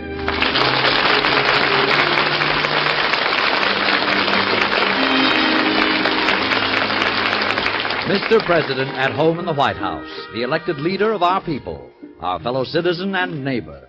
These are little-known stories of the men who have lived in the White House, dramatic, exciting events in their lives you and I so rarely hear. True human stories of Mr. President. Our Mr. President drama will begin in just a moment. But first, a word about the background of this series. The American concept of the president as a federal executive is unique in the history of world politics. When our Constitution was framed, many Americans thought president was just another word for king. In fact, some of the titles suggested as appropriate for the new head of state were Your Majesty the President, Your Mightiness, and Your Excellency. But Washington chose president, meaning the one who presides. A wise choice, for an American president is very much like a presiding chairman of the board. To such a coordinator come inevitable compromises, adjustments, and personal disappointments. You'll hear all of this dramatically presented on Mr. President, the biography of responsibility, revealing our presidents as individuals capable of doubt, faith, and anger. Listen for today's personal story of a man in the White House, Mr. President. Here's a story that happened at Washington a few years ago. Listen closely and see if you can tell who the president was. The day was just beginning, and the president was having breakfast with his daughter-in-law. You feel all right, Mr. President? Why, of course I feel all right. Why wouldn't I feel all right? Well, I just thought you might be a little nervous. Nervous? Oh, why, Gosh, what's a little thing like surgery to get nervous about? If someone was cutting a bullet out of my arm, I'd certainly be nervous, I can tell you that. Oh, well, you're a woman. I certainly hope that doctor knows what he's doing. Oh, now, Sarah, don't carry on. There's nothing to it. But that bullet's been in your arm 20 years. It has not. It's only been there 19 years. It's high time it was getting out. Where's that son of mine this morning? He's talking to the doctor. What are you all trying to do? Make a baby out of me? No, we just want to help in any way we can. That's kind of nice at that, having a woman fuss over me again. You know, she used to fuss. Well, I used to pretend I didn't like it, but I never fooled her. She knew. Well, I'm sure if she were here this morning, she'd be in the same kind of a state I am. Oh, probably. Tell me again what she did when you brought my husband home to her tied up in the bandana handkerchief. Well, of course, your husband was only a baby then, and a squally one, too, as I recall. Oh, no. Yes, he was. He squalled his head off. But this particular day, he held out his arms and he smiled, and I said, "I've brought you a son." And she started to cry. And then what did she do? Right then? Yes, did she take him in her arms? Oh, yes, she took him in her arms. Well, what'd she say? Well, she said, Do you want to know exactly what she said? Of course. She said, "Young man, you got to be changed." Yes, and she changed him. And from then on, he was a member of the family and our own son. Well, I think he was very lucky to be adopted by you. Oh, a child means a lot in any home. I know. We're going to have lots of them. I hope you do. There's nothing that makes me any happier than to have children around me. Mr. President, are you going to run for re-election? Well, Why do you ask that, Sarah? Well, you said the other night you weren't going to, but since then you've said things that made me wonder if you hadn't changed your mind. Sarah, I'm getting along in years. I've had an active life, a busy life. I've worked hard all my life, and I'm tired. I'd like to go home and sit in the sun for the rest of my days. You'd like to? Yes, I'd like to. But you aren't going to. I was talking to some of the members of my party last night. They say that I have to run again to vindicate my own record. I don't think your record needs vindicating. Well, that's what they said. In other words, I've got to get out in front of the people and say, "Well, I've done my best for you. Are you with me or against me?" You know the people are with you. The other party says they're not. Oh, well, the other party. The other big reason my party advisors pointed out is that if I don't run again, I'm leaving some big problems unsettled. I'm not seeing the job through. What problems? Oh, the problem of the National Bank, for one. The problem of nullification, for another. So you're going to run? Yes, for those two reasons. And for a third one, my own. What's that? I want to have a hand in electing the next president of the United States. And if I win the election, there's a way I can put the man I want in office. Well, what do you mean? I can have him run on the ticket with me as vice president, and then after a year or two, I can resign, and he'll be the president. Well, aren't you crafty? Of course, this is going on the perhaps misguided assumption that I can win the election. You'll win it, Mr. President. Yes? I'm ready for the operation whenever you are, Mr. President. Oh, I'm ready right now. Where are you going to perform this bit of cutting? Right in the next room. Oh, come on, let's get it over with. I'm coming. No. I'm not going to have any women fainting and distracting us. You wait outside. Oh, Mr. President, you're supposed to go to a dinner party tonight. I'll send a note around explaining why you can't be there. Who can't be there? Why, you can't. You're being operated Good on. heavens, that's this morning. I'll be there this evening. Now, you seem to think I haven't any stamina at all, sir. Oh, well, it isn't that, but naturally I thought that... Evidently, the President's going to do his own thinking. Will he be able to then? This man will do anything in the world he makes up his mind to do, whether he's able to do it or not. If he says he'll be at the dinner, he'll be at the dinner. Sarah, would you mind handing me my walking stick so I'll have something to grip? I'm afraid I'll have to be that much of a sissy, Doctor. Well, we won't tell anyone. Here you are. Are you sure I shouldn't stay? No, we'll get along fine, I'm sure. I'll call you if I need you. Well... Oh, Sarah, for heaven's sake, quit acting as though this were something important. I'll be back out in a few minutes, and the doctor says I'll have the use of my left arm again. Now, that's going to be a great blessing to me. Well, I'll be right outside. All right. Women get so emotional about everything. If you'll remove your shirt, Mr. President. Oh, surely, Doctor, surely. I imagine this arm's given you a lot of pain over the years. Yeah, it certainly has. But no one would ever take the bullet out for fear of shock or some other fool thing. There we are. That's fine. Now, you ready? Yes, now just a moment. Just let me get a grip on my walking stick. All right, then. All right. Cut away, Doctor. I'm convinced the president intends to run for office again, and if he does, he's not going to be an easy man for us to defeat. Yeah, but he said he didn't intend to run. Yes, but I think he's changed his plans, and furthermore, I think he's going to have Jack Martin on the ticket with him. But he's just been appointed minister to England. Yes, and we've got to do something about that right away. We've got to put Martin in a position where he can't win the nomination. Well, why do we care whether he wins the nomination? The old man is grooming him for the presidency. If he wins with him this term, then the way is wide open for Martin to run for office himself next term. They could keep our party out of office this term and next term and maybe the term after that, with Martin riding in on the president's popularity. If it isn't Martin, it'll be someone else. Oh, the old man won't try so hard to get someone else elected. Martin's the one he wants. Well, what can we do about it? We can discredit Martin politically. How? Well, he's just been appointed minister to England. That's right. His appointment was made during recess. It has not been confirmed by the Senate. I see. So, if the Senate refused to confirm Martin's appointment, that wouldn't look very good for him, would it? It could ruin him politically. That's my whole point. Well, let's get to work. Is that bandage comfortable? Yes. It feels fine. Doctor, I think you did a good job. Hope I didn't hurt too much. No, I felt worse. As long as I had something to hold on to, I was all right. As a matter of fact, I wasn't thinking about you most of the time you were cutting. You weren't? No. I was planning a little campaign strategy.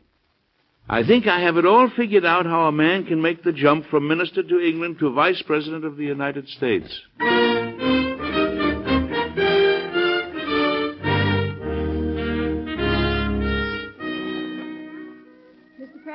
Oh, yes, sir. Attorney General Taney's waiting in your office. He says it's quite important. Oh, thank you, sir. I'll go right in. Good evening, Roger. What brings you here at this hour? Oh, good evening, Mr. President. I wanted you to have the news at once. News? What news? The Senate has rejected the nomination of Jack Martin as minister to England. The eternal, they wouldn't dare. Maybe not, but they have. They have rejected my nomination? Yes, sir. I'll smash them! They needn't think I'll take this lying down. I'm afraid some of the most powerful men in the opposition are out to ruin the political future of Jack Martin. Well, they're not going to do it. He's going to get the nomination, and by all that's holy, he and I are going to win this election. Why in the world did you ever do such a stupid thing? Why didn't you let Jack Martin be the minister to England? Well, we wanted to ruin him politically. We wanted to discredit him. Well, for your information, you have broken a minister and elected a vice president. No, I can't agree with you there, Gordon. I don't ask you to. Just watch the election return. How could he even get the nomination in the face of the public insult the Senate's just given him? Listen, people know his name now that had never heard of him before. You've made him a big topic of conversation from one end of the country to the other.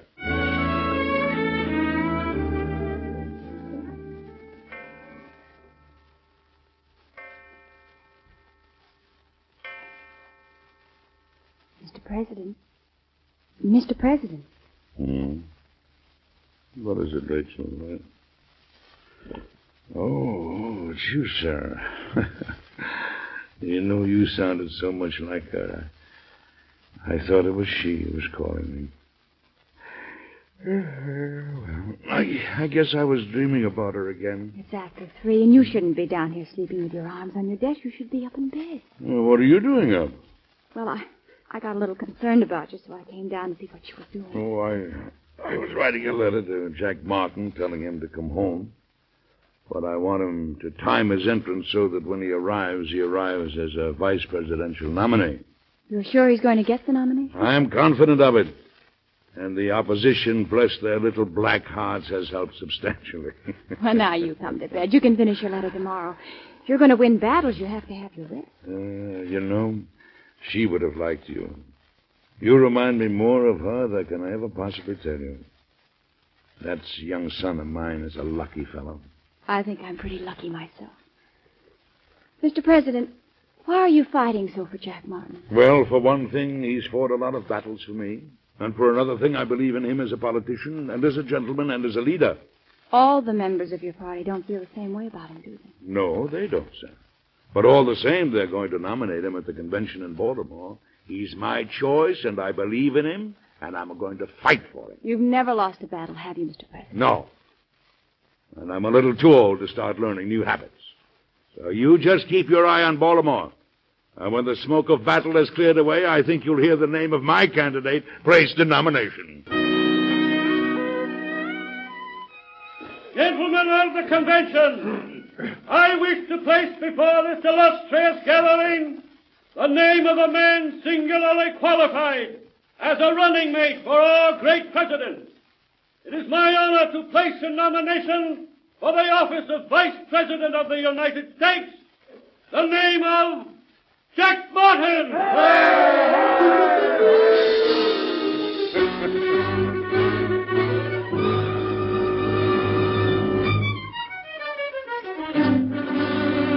Well, we made it. We made it. What did I tell you, Sarah? You said he'd win the nomination. Yes, sir. We're on our way now. When does Jack Martin arrive in this country? Next week, and then the battle really begins in earnest. But you're going to win it. Of course, we're going to win it. We've got to win it. Because I'm not now just fighting for the vindication of my record. I'm not even fighting to keep the presidency for myself. I'm fighting to get the presidency for Jack Martin. And I sincerely believe that this is one of the best services I can do my country. In just a moment, we'll come back to Edward Arnold and Mr. President. No one can prevent people from being prejudiced or hating their neighbors. But we can, however, recognize such antagonisms for what they are. A danger to the nation that is particularly bad in the midst of post-war unrest. What all of us should do as good Americans is this. We should try to rid our individual communities of such antagonisms as racial and religious prejudices. From now on, refuse to listen to or spread stories which discredit members of any race or religion.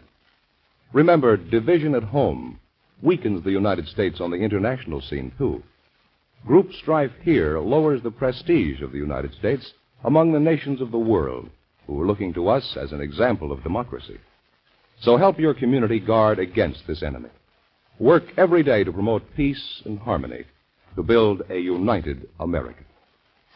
And now, back to Edward Arnold and Mr. President.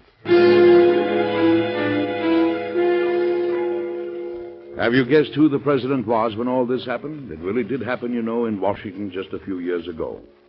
The campaign for the office of President of the United States and Vice President swung into battle positions. The days were busy days. The politicians screamed at each other from platform to platform. And the president, who always loved a good fight, plunged enthusiastically into the campaign. By the time the fight was at its peak, Jack Martin arrived from England. I'm glad you suggested we ride down here by the river. Certainly is beautiful today. Yes, it is a beautiful day. Here, let's dismount and sit on something stationary for a while. I want to have a little talk with you. All right. There we are. You know, I got very homesick for the sight and sound of this river in England. I can well imagine. It's strange how you hunger for the little things of home, isn't it? The sound of a river, the sight of a mountain, the sweet wild grass smell of a summer afternoon. The way the stars look through a certain window and the way the rain spatters against it. Home is a mighty big word, made up of a lot of mighty small but warmly cherished things. I suppose you really have to leave it to find out how much it means to you. Yes, I'm afraid you do. You know, it's good to have you back. Thank you. It's good to be back. And thank you, too, for the nomination for vice president. Jack, I want to see you president of this country. Well, thank you, Mr. President. I'd like to see that myself someday. Well, I figured out a way to do it, if we win the election. How is that? I'm going to remain in office a year or so and then resign. And you will be the president. What do you say? Well, Mr. President, your confidence in me is the most moving thing that has ever happened to me in my whole life. I appreciate it more than I can possibly tell you. This is real strategy, my boy, strategy. Please understand that although I feel highly complimented, I cannot accept. You can't accept? Why not? In the first place, The country is electing you, not me. Oh, they're electing both of us. No, they're electing you, Mr. President. It wouldn't be fair to trick them. Well, I certainly didn't look at the matter precisely as a trick. No, I know you didn't. And I know you sincerely believe I would make a good president, or you wouldn't consider such a move. But if I am ever to become president of the United States, it must be at the polls. I must be elected by the people, not forced on them. So. Well, you're right. You're absolutely right. And I was a fool not to think of it. But on the other hand, I thought that we... Oh, well. Now, this election's going to be quite a fight, too, isn't it? I understand that William Cullen Bryant actually caned a man who was supporting the opposition, right on Broadway. No. Did he really? I didn't think old Bill had it in him. He's such a dignified son of a gun, you know. And a Cincinnati wholesaler has offered $2.50 a hundred for pork if you lose the election, and $1.50 if you win. Well, it's differences of opinion that make any sort of a contest interesting. Well, we've got to get back to work, Jack. We're not going to win without a fight, and by all that's holy, I intend to show them something about fighting. Mr. President? Yes, Sarah. Roger Taney's waiting to see you in the office. Oh, really? I'll go right in. Now, how are you coming along with the packing? Oh, packing's always a nuisance. Yes, I'm certainly going to miss you, too. But I'm sure you'll be happier and more comfortable at the Hermitage. I wish I could go there with you. Well, I'd better see what Roger wants. Oh, hello, Roger. Well, I'm sorry to burst in upon you like this without an appointment, Mr. President. Oh, that's perfectly all right. What's troubling you? It's the question of the bank, Mr. President. Now, as you know, I am opposed to the Bank of the United States having its charter renewed. Yes, you've made that very clear, Roger. But I've been watching the discussion in Congress very closely, and I believe those on the side of the bank are going to win, sir. I believe Congress is going to vote to renew the bank's charter. I see. Mr. President, this is going to mean a concentration of power in the hands of a few men who are not responsible to the people. Yes. And with the government funds lodged in the Bank of the United States, that gives entirely too great a centralization of power under private control. Mr. President, if you intend to fight, you must fight now. For once the charter is renewed, it's too late. If Congress passes the bill renewing the bank's charter, then I shall veto that bill. It's only fair to remind you that if you do, sir, you may lose the election. The bank has a lot of supporters. I don't believe the bank is bigger than the government. If the bank thinks that it is time it learned its proper position in the scheme of things. I shall veto that bill. And if I lose the election, then I lose the election. No matter what the cost, I shall veto the bill. Is the veto message completed? Yes. It's ready to go. And this is what I said. It is to be regretted that the rich and powerful too often bend the acts of government to their selfish purposes. That's going to be a lot of ammunition for the opposition. Let them use it. Let them say what they want to say. I'm ready for them.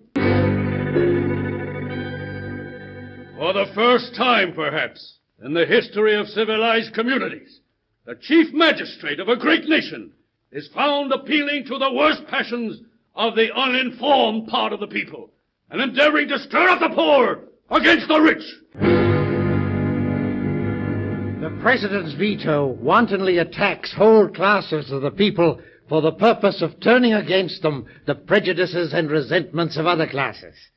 It is a state paper which finds no topic too exciting for its use, no passion too inflammable for its address and its solicitation. There, that's what Daniel Webster had to say about the president. Well, he's lost the election now, boys. He's lost the election now.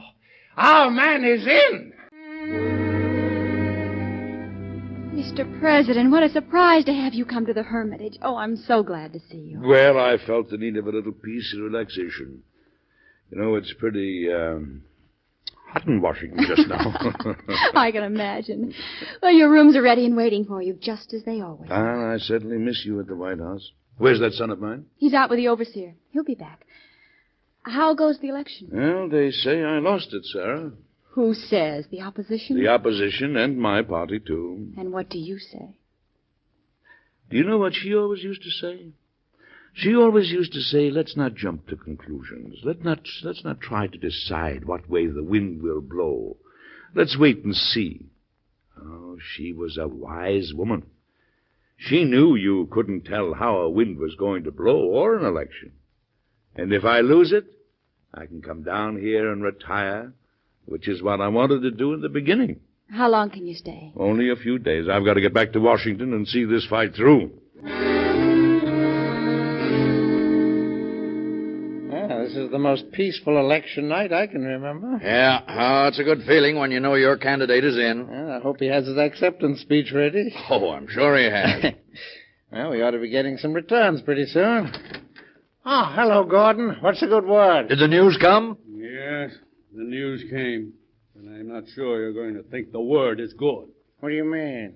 The president was reelected by a landslide. What? That's impossible. He didn't have a chance. Yeah.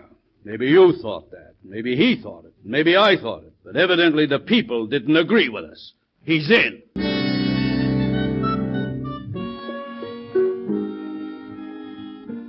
Congratulations, Mr. President, Mr. Vice President. Thank you. I'd certainly like to add my congratulations, Mr. President. Thank you, Roger. I think you did a courageous thing in risking the election by vetoing the bank when you did. No, Roger. I wasn't running a risk.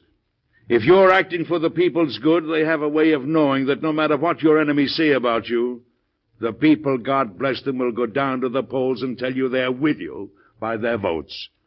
And by all that's holy, I'm glad I ran again.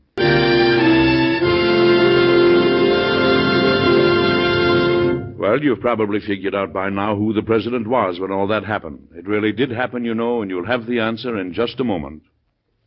That greatest of all ballad singers, Burl Ives, will be singing folk songs in his own wonderful style this evening over your ABC station. The Wayfaring Stranger is featured in a program of early American music, folk melodies, and work songs. The great American poet, Carl Sandburg, has called Ives the mightiest ballad singer of any century. And we know you'll agree that hearing him sing a folk song is an experience that's to be treasured. Now you can listen to Burl Ives every Sunday evening while Walter Winchell is away. The Wayfaring Stranger has made a life study of American folk music, and his songs come from every part of the country. Be sure to listen to Burl Ives tonight over your ABC station. And now back to Edward Arnold and Mr. President.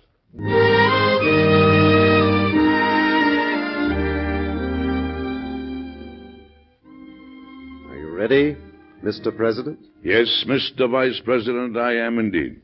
It's a cold inaugural day. There's snow on the ground. I won't be cold today. The people have sustained me and warmed me. I won't be cold. You must be very proud. You'll know just how proud yourself someday when you take the oath and become President Martin Van Buren. You're sure I'll get there, aren't you? I'm as sure that you're going to be President Martin Van Buren as I am that right now I am President Andrew Jackson. Come on, boy.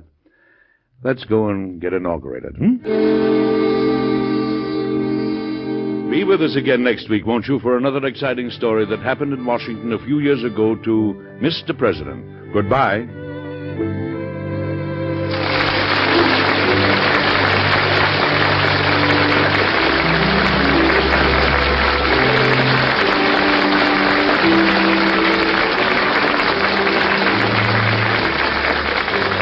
Edward Arnold appeared by arrangement with Metro-Goldwyn-Mayer, producers of Madame Bovary, starring Jennifer Jones, James Mason Van Heflin, and Louis Jourdain.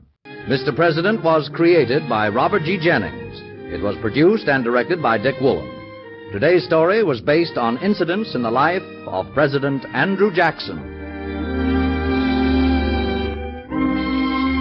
Be sure to listen again next week when the American Broadcasting Company and its affiliated stations bring you Edward Arnold with another interesting and factual story of Mr. President. This is ABC, the American Broadcasting Company. I have held the office of President once, and that is more than most men have. So I am content to retire from it with the consciousness that I have done the best I could, and have accomplished a good deal in one way or another. I have strengthened the Supreme Court, have given them a good deal of new and valuable legislation, have not interfered with business, have kept the peace, and on the whole, have enabled people to pursue their various occupations without interruption. I think I can look back with some pleasure in having done something for the benefit of the public weal. Mr. President, starring Edward Arnold.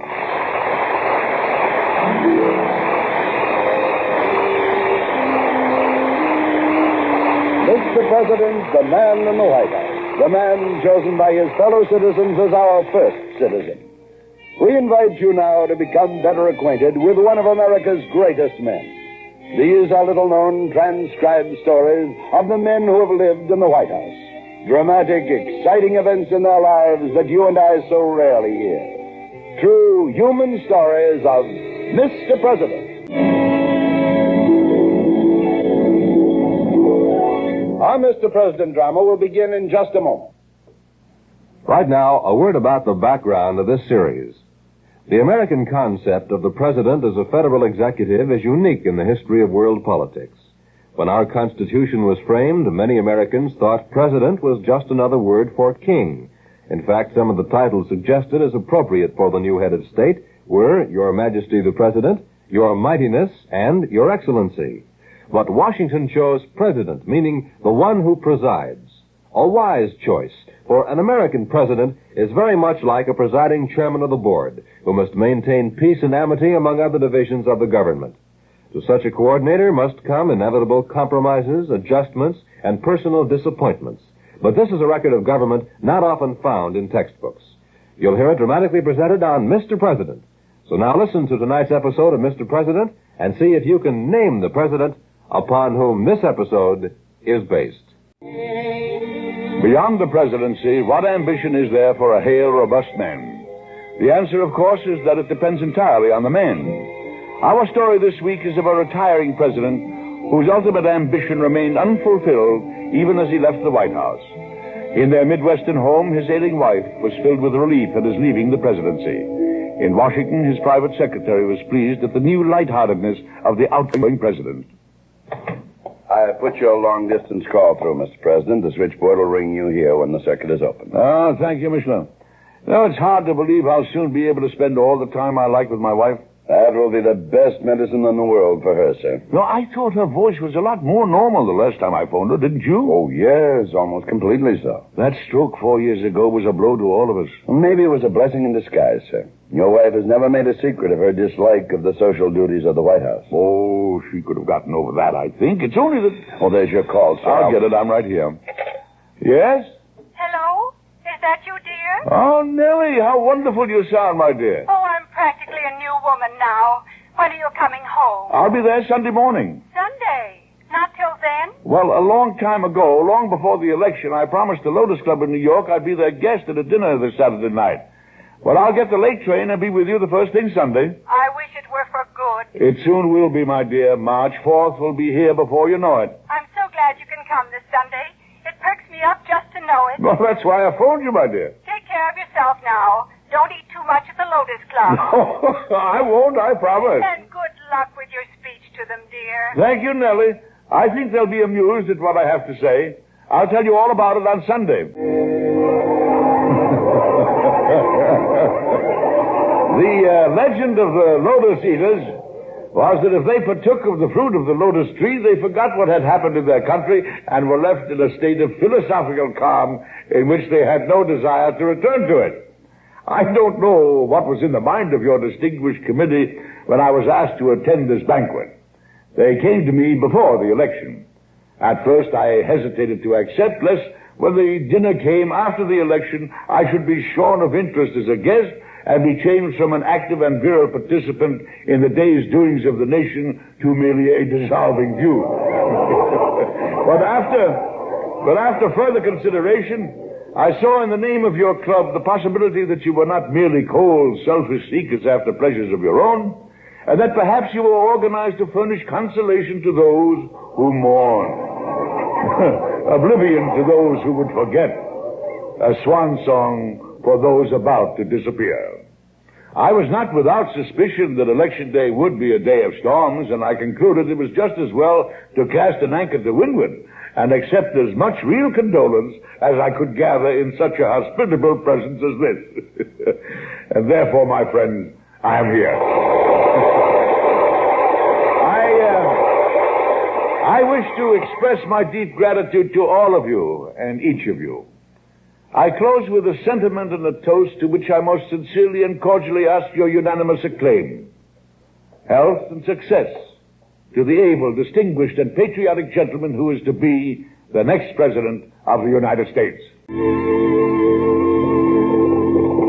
How about driving out to the Bohemian Garden? Just like the old days. Yes, that's right. Except in the old days, we didn't have a fine machine like this to go there in. I'd love one of their cheese sandwiches. Ah, that's what I'd hoped you'd say. Maybe we can even put our feet up on the railing as we used to. Why not? No, come on. What's all this mystery about a Christmas present we mustn't take? Well, I hope you'll agree with what I've done. How can I tell until I know what it is? Well, that Pittsburgh philanthropist has offered to provide a pension of $25,000 a year to former presidents and their widows. $25,000? That's right. What a pity we can't accept it. I knew you'd agree with me. Well, it would, I don't know, cheapen the office somehow. Think how you'd feel every time you happen to meet the old man. That's one reason for turning it down. An even stronger one is this. Look out for those chickens. I see them. Suppose the old man said the president's salary wasn't big enough. Instead of offering you this pension. Suppose, therefore, he proposed adding to the $75,000 a year allowed us by the government. Suppose he wanted to add $225,000 and make it $300,000. It's easy to see it would invite a divided allegiance and a motive, at least for allegiance to the private donor, greater even than allegiance to the government. It would be unthinkable. Of course it would. Personally, I feel very patriotic myself for turning down so much money. Well, it's something we can tell our grandchildren about. Grandchildren? Uh-huh. Then Bob's told you, has he? What? What is all this, Bob? Martha's going to make us grandparents next summer. What? No, really? Very much, really. Why, that's marvelous. Our boy, Bob. And our Bob's Martha. Yes, of course, of course. Here, let's stop here a moment, huh? You know, I'm tickled pink, aren't you, Nellie? Of course I am. I just hope everything goes all right. Oh, I'm sure it will. She's a fine, strong, wonderful girl. By George, things look better all the time. I should say they do, when we can calmly turn up our noses at $25,000 a year. Don't you worry, Mother. I'm not much of a businessman, but we've never lived extravagantly. I've managed to put aside $100,000. $100,000? That's right. My, that has a nice, cozy sound. Oh, we are not too badly off with the stock and that lot we bought in Washington, plus my life insurance. What on earth brought on this fiscal report, dear? Well, I'm just not certain about what I should do. The law is my profession. But if I go back to active practice and collect fat fees, they'll say I'm cashing in on presidential prestige. But you just said it's your profession. Surely you're entitled to practice it in any way you're fitted for. Well, maybe I can attract enough cases in which I act as advisory counsel to keep the wolf from the door. What you'd really like is a Supreme Court post, isn't it? Of course I would. You know how I've always dreamt of it. Yeah, it's kind of ironic, isn't it? I mean, you've made more Supreme Court appointments than probably any other president. That's how it goes, Nellie. Well, don't give up hope. And going back to actual practice will stand you in good stead. That's right. Anyway, we don't have to make really definite plans till after the inauguration. I wish it were over with. It soon will be. Better get going. I'll crank it. Tell me, how much farther is the Bohemian Garden anyway? It seems to me it's about a mile beyond this curve up ahead. Of course, you'd start your new law practice right here at home, wouldn't you? Oh, of course, dear. But right after the inauguration, you and I are going to spend a month in the sunshine. Oh, that sounds heavenly. Where? I've been hearing a lot about Georgia. Thought we might go down to Augusta. And if we decide... Hang on! Oh, dear. I'm afraid to look. And it's getting dark, too. I should have known things were going too well. How bad is it, dear? No Bohemian Garden, Nellie. We'll be late for supper at home as it is. Oh, Shaw. No cheese sandwiches. Oh, it's a shame. No feet on the rail. You sound awfully hopeless. I feel awfully hopeless. We've got a flat tire with no spare. I'll have to vulcanize it, and I've never done it in my life. Is there any way I can help? Yes. If I start cussing, just forget you're a lady and forget you can hear me, will you? Are you all dressed, darling? Yes, it's all right. Come in. Good morning, Mr. President. Better call me that as fast as you can, Mishler. I'll only be entitled to it for another hour or so. Yes, sir. I came to remind you you'll have to be leaving within 10 minutes. I know. I'll be ready. Did you tend to the tickets all right? Yes. Do you want them now or after the White House reception? Oh, better give them to me now. No, or better yet, give them to my wife. Nellie? Yes? Will you come here a moment, please? What is it, dear? Oh, good morning, Mr. Mishler. Morning, ma'am. I hear you're not coming to the inauguration. I'm sorry. Well, I'm afraid the excitement would be too much for me. Want to leave well enough alone. Very sensible, too. Mishler's got our tickets for Augusta, dear. Tell me, does this tie look all right? Yes, it looks fine. Your stick pin is on the dresser. I see it. Thanks. There's just one more thing, Mr. President. Yes? I think the Board of Trustees at your alma mater is anxious for your answer. Board of Trustees? You see, Nellie, my alma mater has an opening on the faculty. They want me to accept the chair as a professor of law. A professor? Yes. Mishler here and I think it might be the perfect solution as to what I should do. I certainly do. For one thing, it would take you out of competitive practice. Then no one could say you were capitalizing on the presidency. And for another, it would give me a first-hand opportunity to teach my students a basic understanding and respect for the Constitution that I think is more and more lacking here in Washington these days. Teachers are poorly paid, though, aren't they? Well, their top salary is $5,000 a year. But Mishler here has some clever ideas about lecture appearances and magazine articles. Yes, ma'am, I think the chief can easily double and probably treble his faculty salary with lectures and articles, but it's getting late, Mr. President. You've got to hurry. My goodness, you're right. We'll talk some more about this on the train, darling. No need to, as far as I'm concerned. I think you ought to accept. You hear that, Mishler? Well, that makes it unanimous. Get off a telegram right away to the Board of Trustees, will you? I hope there's nothing wrong. I didn't expect you back so soon. Are you all right? Fit as a fiddle, but after 9 holes and a look at my score, I decided it was too hot for golf today. Oh, nonsense. The weather's been perfect. The weather depends entirely on my score. When it's up, so is the thermometer. But I must say this trip has been the best thing in the world for you. Losing the last election was the best thing in the world for both of us. You're entirely well now, aren't you? If I needed anything but your patience and sympathy, it must have been this Georgia sunshine. Oh, the mail came. There's a special delivery from Mr. Mishler. Special, really? Here it is. Thank you, my dear. Good news? Oh, very good. Mishler's arranged 2 more lectures, one at $400 and the other at $3. And an article for the Saturday Post. My stars, the way he lines up these extra chores. When are you going to have time to teach? Oh, I'll have plenty of time, don't you worry. Anything else? The National Guard wants to give you an official escort from the state line to the university. Oh, no. Here it is. You can see for yourself. Oh, it's a fine, friendly gesture and all that, but this sort of thing is behind me now. Thank heavens you feel that way. No more pomp, Nellie. No more gold braid and formality. From here on, I'm just an onlooker. But it's disgraceful. I wish you'd sit down before you break something. How can I sit down and calmly read about a pack of jackals attacking a lion? You took this same kind of criticism for 4 years yourself. The president will have to get used to it. But it isn't right, Nellie. Here's a conflagration devouring Europe in flames, a conflagration that will devastate the entire world if it isn't stopped. And the president is trying to stop it. You wired him your complete support weeks ago. What more can be expected of him? I've got to show the jingles in our own party how wrong they are. This isn't just another European war, you know. This is a war none of us can escape if it's allowed to continue. We don't want all our young men risking their lives abroad. Good heavens, let's hope it never comes to that. We've got to do more than hope. We've got to stand behind the president in his determination to protect our neutrality. The task of the president is a heavy one. He is our president. He's acting for the whole country. He's anxious to find a way out of this present difficulty without war. Before party, before ourselves, we must all be for our country. That's what he's looking for. And we've got to stand by him in this work. We've got to forget all political differences in self-sacrificing loyalty to our common flag and our common country. We've got to stand behind the President of the United States.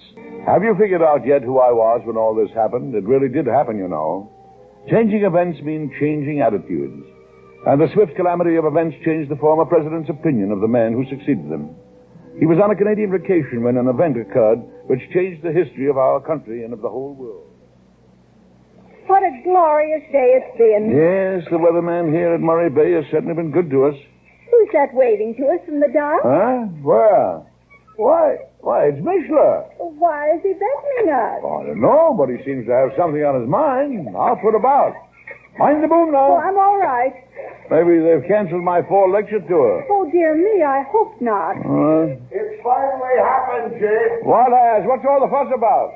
Wait, let me give you a hand, sir. I can manage, thanks. Just a minute. I will just tie here at the dock. Would you hand me that painter, ma'am? Here you are. I'll tie up at the bow, Chief. Thanks. I'll take care of the stern. Let me help you out, ma'am. Well, if you just let me have your arm.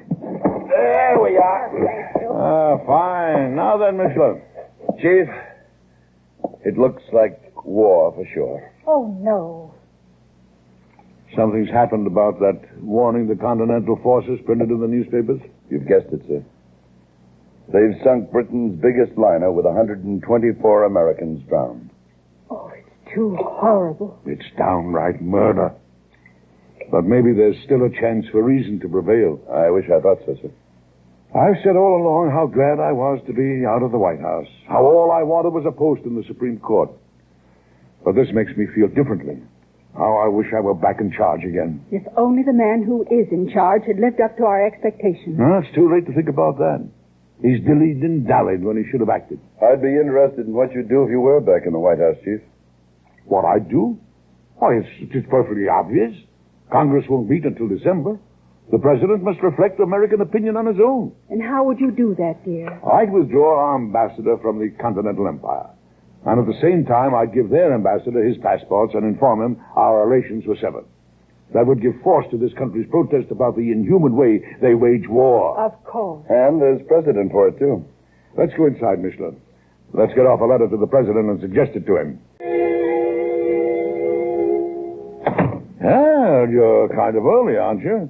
Did you get the blouse you wanted? No, it didn't look anything like it did in the ad. My, what a lot of cigar butts. Who's been here? Oh, Hayes and some of the other party leaders. They've been doing some preliminary campaign planning. Already?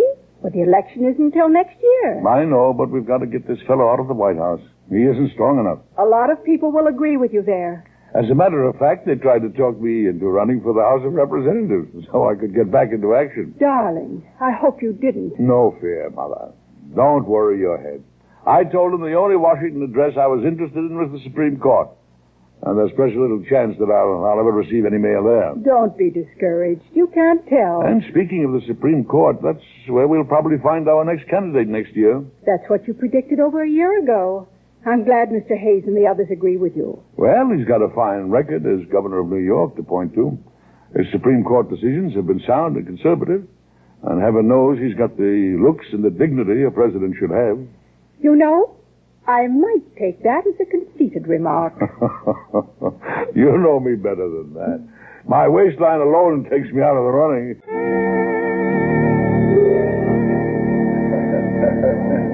Did you call the new president in New York yet, dear? Mishler's been trying to reach him, but the lines are all tied up. I'll try again in a few minutes. Isn't that marvelous? With our party and our candidate at the wheel, we'll steer the country back where it belongs. I can't ever remember so close an election, can you? Don't think I can, darling. And even so, all the returns aren't in, but I don't... There's the new president. Hello? Yes? Oh, Mr. Hayes. Yes, sir, he's here. Mr. Hayes? From New York. Hello? Yes, Will. I want to congratulate... What's that? You're joking. But I can't believe it. It isn't possible. Yes. Yes, I see. Well, I needn't tell you how this makes me feel. I'm awfully sorry, Will, but thanks for phoning. What on earth is it? Something gone wrong with the election? Just as wrong as it could go, Mishler. We've lost. Lost? Lost? Yes, the California returns have just been completed. Our man, whether he knew it or not, snubbed Senator Johnson out there. And it's cost us the state. And the state has cost us the election.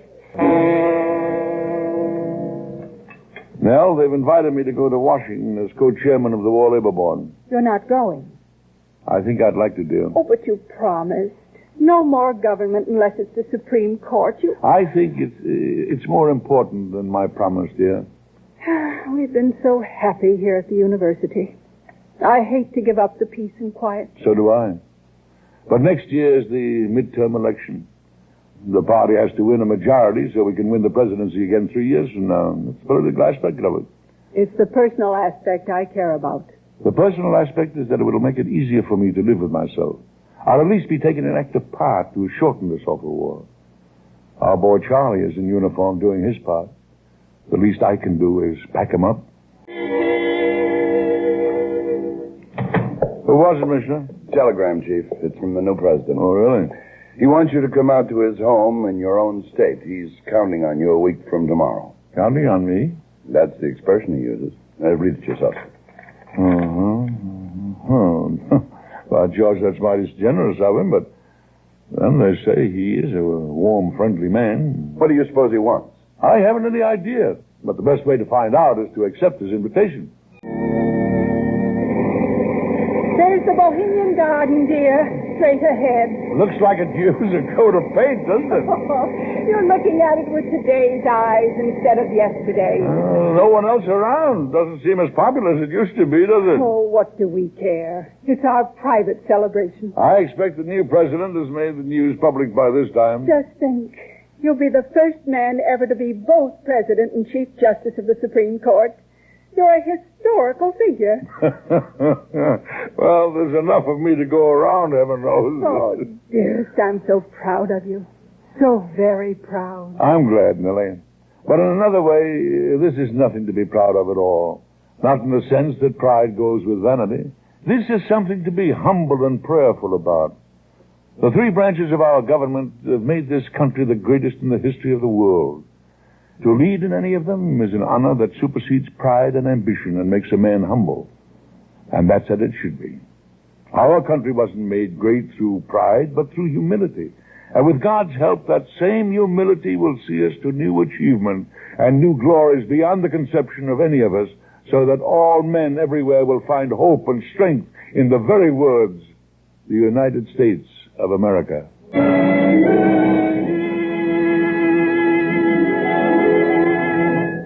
Well, you've probably figured out by now who I was when all that happened. It really did happen, you know, and you'll have the answer in just a moment. Stand still, dear. Yes, Nellie, but you shouldn't have to fix this robe. We should get a tailor to do it. Hush your noise, Will. It isn't any job at all. And besides, there's no time to get a tailor. 10 minutes out.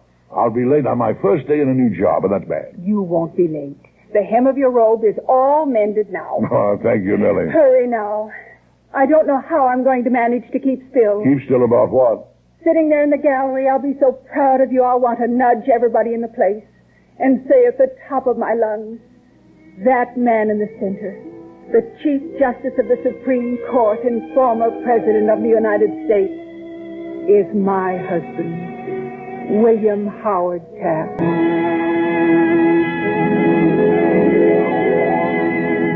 Be with us again next week, won't you, for another interesting story that happened in Washington a few years ago to Mr. President.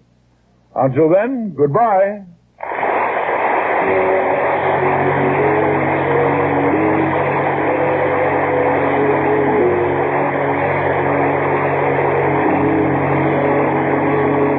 Mr. President, produced and directed by Ted Toe, was created by Robert G. Jennings and written by Bernard Dugal. Heard in the cast were Helen Cleve as Helen Taft and your narrator, Ted DeCorsia, as Mishla. Our story was based on incidents in the life of President William Howard Taft.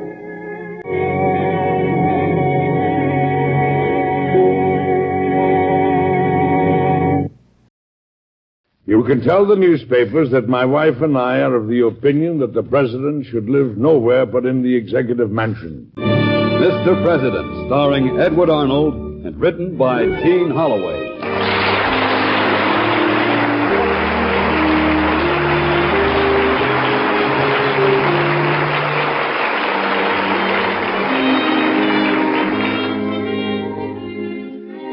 Mr. President, at home in the White House, the elected leader of our people, our fellow citizen and neighbor. These are little-known stories of the men who've lived in the White House. Dramatic, exciting events in their lives that you and I so rarely hear. True human stories of Mr. President.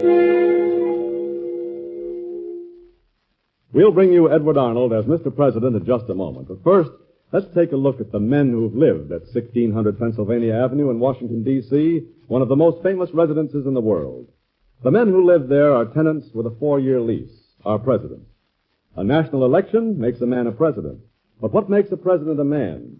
It's the little things he brings to his job, his habits, opinions, hobbies, his mood across the breakfast table.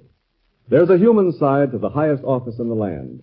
You'll find it in the story of Woodrow Wilson's old-fashioned typewriter and Teddy Roosevelt's Indian clubs, which must have improved his grip because he shook hands with several thousand people one New Year's Day. This sort of personal history reveals the man, and that's what our Mr. President series tries to present.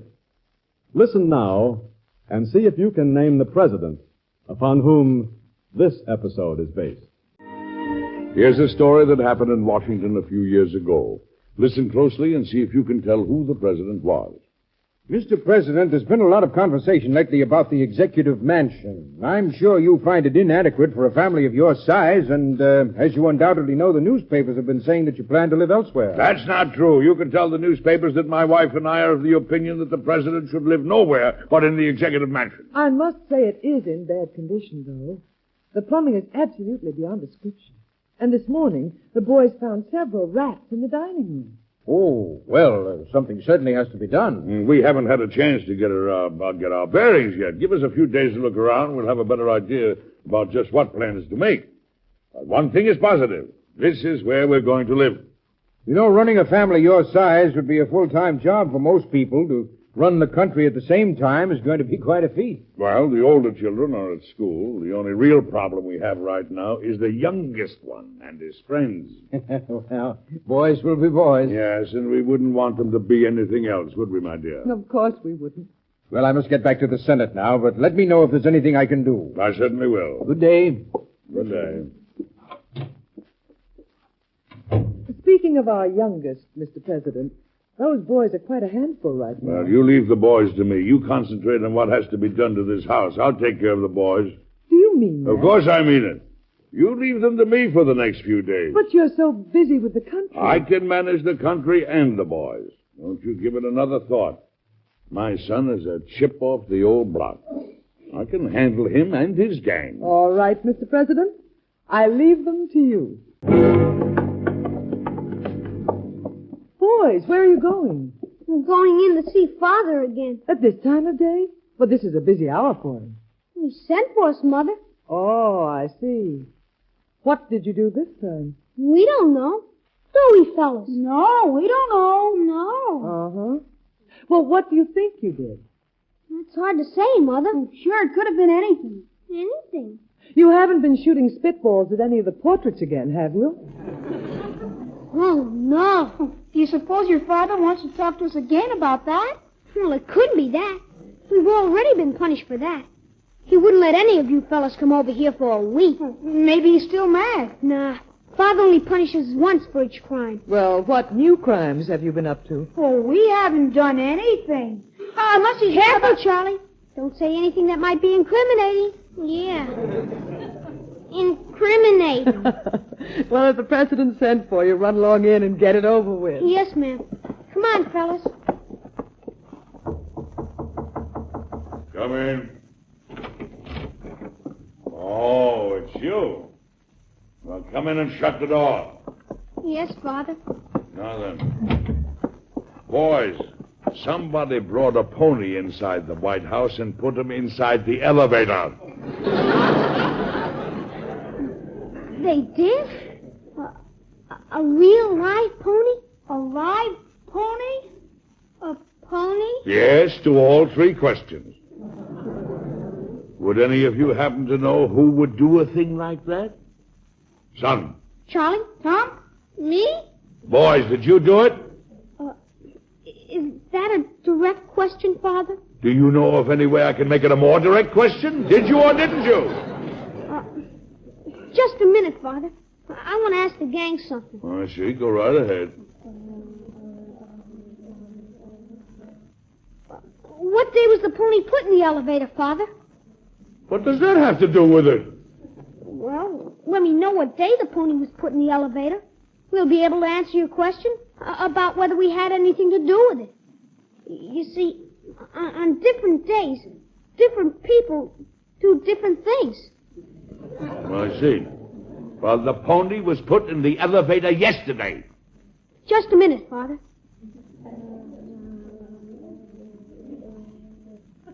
What time yesterday?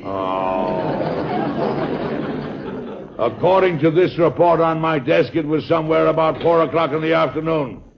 Just a minute, Father.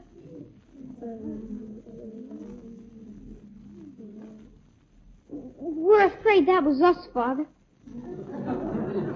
May I ask whatever possessed you to put the pony in the elevator? Well, we thought he might like a ride. He wasn't doing anything at the time. He looked lonesome. Now, boys, I've told you this before, and I don't want to have to tell you this many times again. I want my son to have his friends over here, and I want him to enjoy himself. But when it comes to destroying government property, I have to draw the line. If there is any more trouble this week, I am going to have to put my son in solitary and send the rest of you into exile. You understand? Yes, sir. Yes, sir. Yes, sir. Last week was the spitball episode. The week before, you were into the cabinets moving the heirlooms around. The week before that, you were walking through fountains with your shoes on. Well, you never told us not to take a pony in the elevator. It never occurred to me that you would take the pony in the elevator. It's very hard to be our size and know what's going to make someone your size mad, Father. No, it isn't. If you use your heads are put on your bodies to think with. Now, for heaven's sake, think with them. Now, run along, behave yourselves. Yes, Father. Yes, Mr. President. Yes, Mr. President. Oh, wait a minute. Tell me, what did the pony do when you put him in the elevator? You should have seen him, Father. He looked so surprised when the elevator went up. Really, he should have seen it. Well, don't do it again. Yes, sir. Yes, sir. Come on, fellas. Well, you boys go outside and play, will you? Yes, Mother. I was sent for. But honest, boss, I didn't have anything to do with putting the pony in the elevator. No, well, I'm not so sure. Is that why you sent for me? No, I want to talk to you about this house. Oh. Do you think it's going to be practical for our family? I don't see how it can be. There's only one guest room and 2 bathrooms. I don't think it looks very dignified when you have guests in the library to see all the children trooping by in their night clothes to take their bath. Yes, you're right about that. Well, then, the house has to be remodeled, that's all. That's all there is to it. Will they let us do that? I don't know, but there's only one way to find out. I've sent for an architect. I want him to go over this whole house and give us a report on just what kind of condition it's in. Mr. President, I've been over this house from attic to cellar. I don't think there's a skeleton in the closet that's not familiar with me now. Mm-hmm. I see. What's your opinion, Mr. McKim? The building is in shocking condition, Mr. President. For one thing, the offices are actually unsafe because of the weight carried by the floor beams. You don't say. There could be a fatal accident any time. As a matter of fact, I'm amazed that there hasn't been an accident before now. I had no idea you'd found out anything like that. I knew the building was in disrepair, but... Mr. President, the floors of the East Room, the Green Room, and the Blue Room have settled right down to the basement ceilings. Well, I'll be hanged. On some of the walls, there are 5 layers of wallpaper. No. You can believe this or not, but pine partitions are built over some of the carpets. The roof drainage goes right through the house. Incidentally, there has to be a new roof. Mm-hmm. The electric wiring is defective, and in some places, the beams are actually charred from it. I see. Well, we've been allotted $16,000 for White House improvements. How much will that take care of? Mr. President, that won't even take care of cleaning the building. Well, then we've got to get more money. How much would you say was needed? Well, I wouldn't be prepared to say at this moment, Mr. President. That'll take a little figuring. I have an appointment tomorrow with Senator Moore. He asked me to tell him just what was needed so it could be taken up in the Senate. Well, let me know what conclusions you reach. Yes, I will, Mr. President. I certainly feel that wings must be added to the building to give us the room we need. I agree with you, but the public is very antagonistic to any thought of changing the structure of the executive mansion, you know. Yes, I know that, but the public must be made to realize that the president must have comfortable living quarters, clean living quarters, and safe living quarters. Why, suppose this house were to burn down with any members of foreign legations in it. Think what sort of an international incident that would create. No, sir. This house has to be fixed up, and the public is just going to have to accustom themselves to the idea. Mr. President, What's the forgive matter? me for interrupting. Mhm. But are you still taking care of the boys? Now, what have they done? Well, I'm not going to say that they are the guilty parties, but someone has buttered all the banisters, and I think it should be investigated. Buttered the banisters? I was just showing several members of the French legation through the building, and you should see their white gloves. Madam, send your son to me. Of course, if you think perhaps I should handle it... I'll handle this. Send that boy and any other boys you find in here immediately. Yes, Mr. President. It isn't funny. Yes, Mr. President. I'll send the chip off the old block into you immediately. Oh.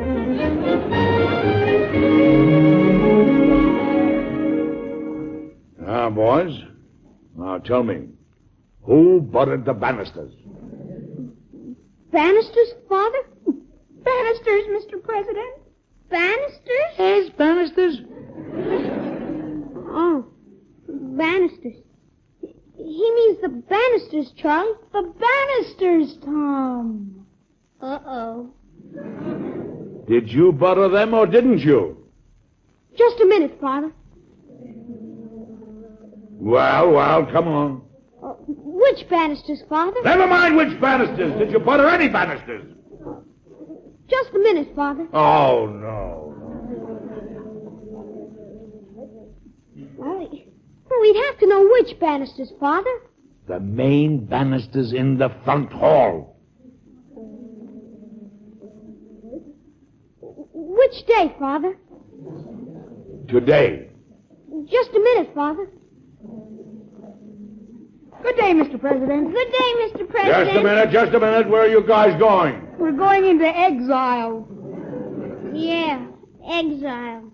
And I'm going into solitary. Then it was you who did it. Well, if it was the main banisters in the front hall today. Boys, would it be asking too much to ask you why you buttered the banisters? Well, no one told us not to. No one ever mentioned banisters. Or butter. That's because it never occurred to anyone that you would butter the banisters. Oh. Uh-oh.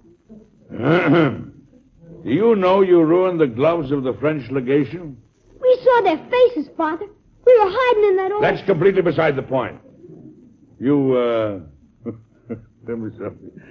How did their faces look? Well, the tall, fat one looked funny. No. And the tall, thin one looked bad. And the short, fat one looked mad. And they all started talking French. That was great. You did that. You should have I bet they did. It's funny. You should have really... I wish I could have seen their faces. Has something funny happened? No. We were just discussing something, that's all. Father was scolding us for buttering the banisters. Oh, was he really? Yes, and don't let it happen again. Now scoot, all of you scoot, and the next time I'll make it exile and solitary. Yes, Mr. President. Yes, Mr. President. Come on, mates. Let's head for the open sea. Well, I'm glad that you were firm with them. Oh, I was firm with them, all right. Now then, let's talk about this house. Well, I really haven't done much about the house the past few hours. I've been cleaning the banisters. I see. I'll make a note to see that the members of the French legation get new gloves. You know, I'm going to be anxious to hear what the Senate has to say in answer to Mr. McKim's report on the condition of this house. They've got to do something about it. They've got to do something. Senator McMillan, I'm very happy to see you, sir. Well, Mr. President, I'm very happy to be able to tell you that the Senate Committee on Appropriations has agreed to pay $150,000 for repairs to the White House and $15,000 for an office building. Senator McMillan, that's very good news. I am most appreciative. Well, Mr. McKim, I guess you can go to work. That's a very exciting prospect, Mr. President.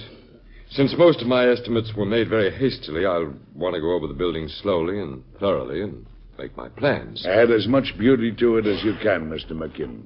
This building must stand for something, to the country and to the world, for here our own people come and here the representatives of other nations gather.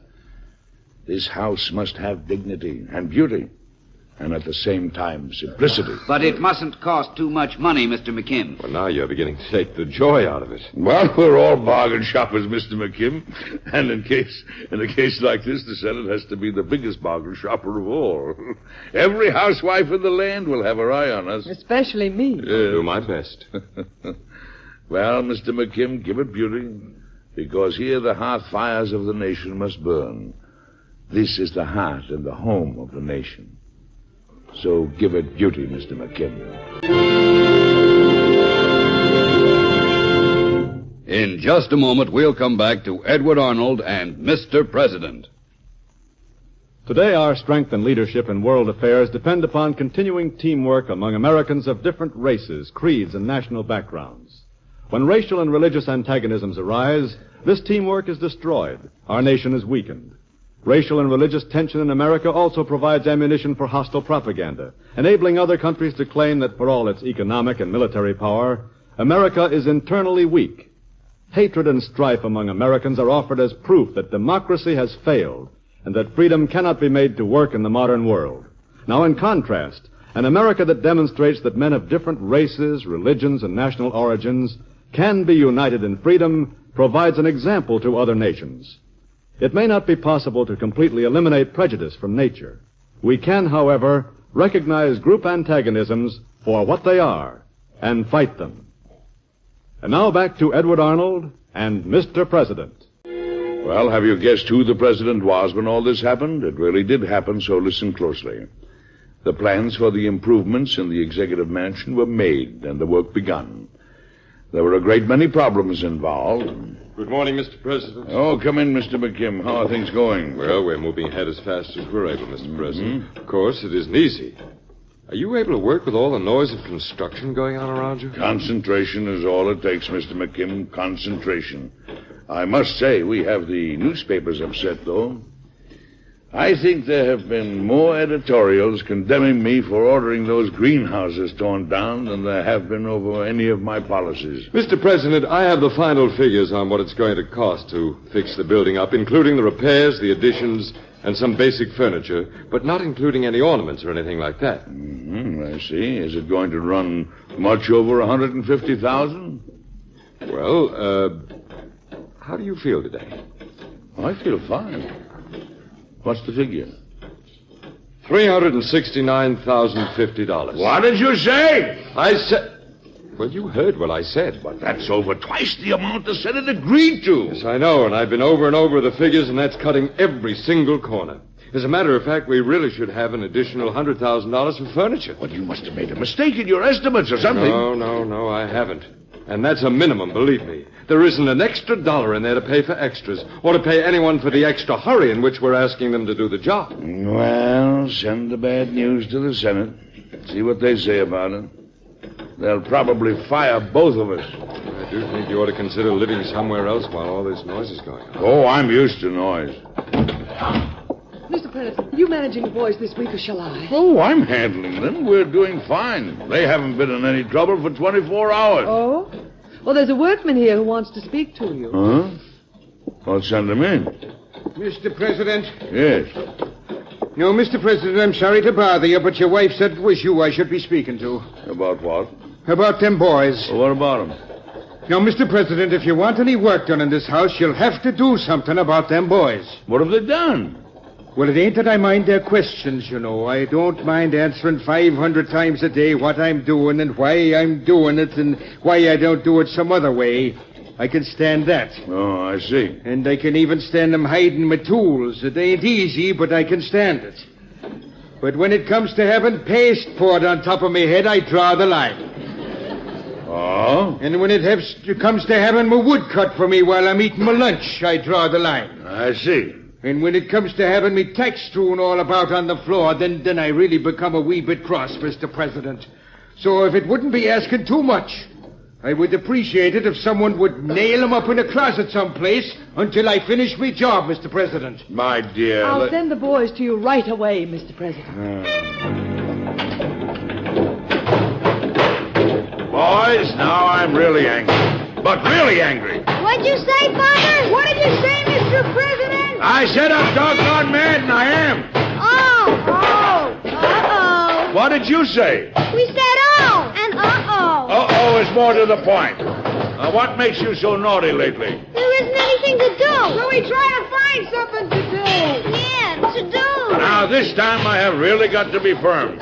You have annoyed the workmen, you have impeded the progress of their job, and you have caused them a great deal of annoyance. Therefore, I must sentence you. To death? No, not to death. Oh. But I don't want you boys running around this building anymore.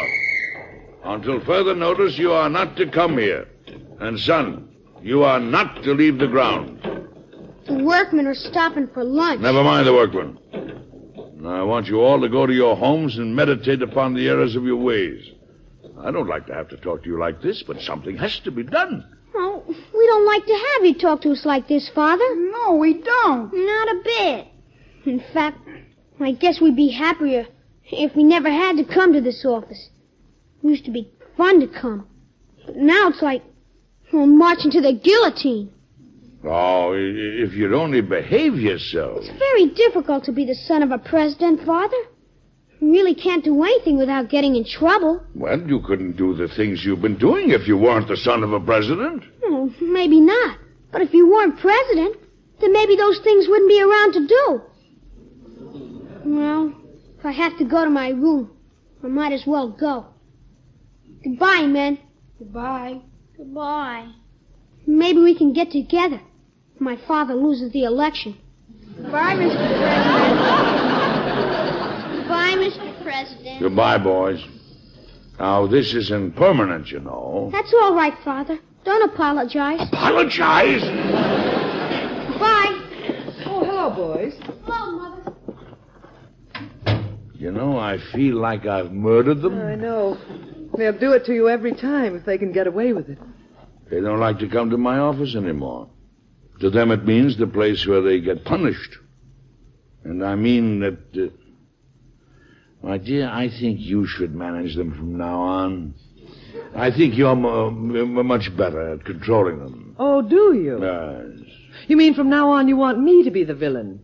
Well, after all, I do have to run the country, so perhaps you'd better. Well, the other crew is starving. Oh, I give up. I can't concentrate with all that noise going on. We're just going to have to move out until the reconstruction is finished. Oh, all right, Mr. President. I'll make arrangements at once. Do you think the reconstruction is going on, though? The Senate has to approve that money, don't they? Yes. Well, we'll know about that in a day or two. If they don't approve it, we aren't going to have much of a place to live. Mr. President, the Senate committee has approved the estimates, and they have also approved the extra $100,000 for the furniture. That's very good news, Senator Macmillan. Thank you. Thank you very much, sir. The Senate agrees with your original statement, Mr. President, that this house must have beauty. We want to be as proud of our president's home as we are of our president. Thank you, sir. Those are very kind words, Senator Macmillan. Oh, excuse me a moment, will you? Certainly. Oh, son. Oh, son. Yes, Father? We're going to move to another house for a short time while the work is being finished on this one. So I don't know of any reason why you and your gang can't come over to the new house. Oh, thank you, Father. Thank you. Well, why don't you go over and tell them? It's all right to leave the ground? Sentence commuted. Oh, thank you, Father. I'm going right now. You know, my dear, it isn't as easy being the president and the husband and the father as it may seem. But you're wonderful at all three, darling. Much as I love to tease you, I must tell you, you're wonderful at all three. Well, you've probably figured out by now who the president was when all that happened. It really did happen, you know, and you'll have the answer in just a moment. Recently, I saw a group of little girls playing nurse. They were bustling about in tiny starched uniforms, and believe me, their dolls were getting wonderful care. And as I watched, I wondered how many of them will go into nursing when they grow up. You see, if conditions are as they are now when they choose careers, 1 out of every 12 should enter nursing. Right now, the demand for nurses is greater than ever. A young lady in nursing receives a professional education, works with fine doctors, and helps humanity. Upon graduation, she's eligible to become a registered nurse, which opens doors to many exciting fields. If you're a girl who's been graduated from high school recently, or will be soon, go to your nearest hospital today. Find out about nursing as a career for you. And now back to Edward Arnold. Well, it's finished, Mr. President. What do you think of it? Mr. McKim, I think you've done a magnificent job. I'm completely speechless. I really am. You have created a magnificent building for your country, Mr. McKim. One that all Americans may look upon with pride and sentiment. You will be remembered for this beautiful tribute you have paid to your country. Thank you, sir. It's something for a man to remember. That he helped build a home for America's presidents.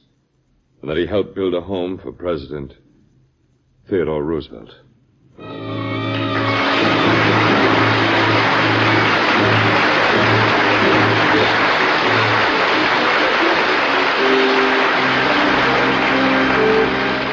Be with us again next week, won't you, for another interesting story that happened in Washington a few years ago to Mr. President. Until then, goodbye.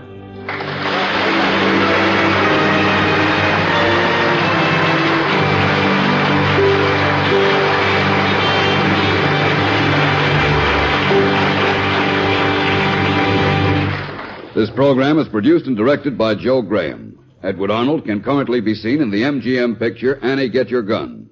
Heard with Mr. Arnold in today's cast were Ann Seymour, Arnold Moss, Eric Dressler, Ivan Curry, Butch Cavell, and Alan Shea, and your narrator, Jackson Beck. Mr. President was created by Robert G. Jennings and is written by Gene Holloway.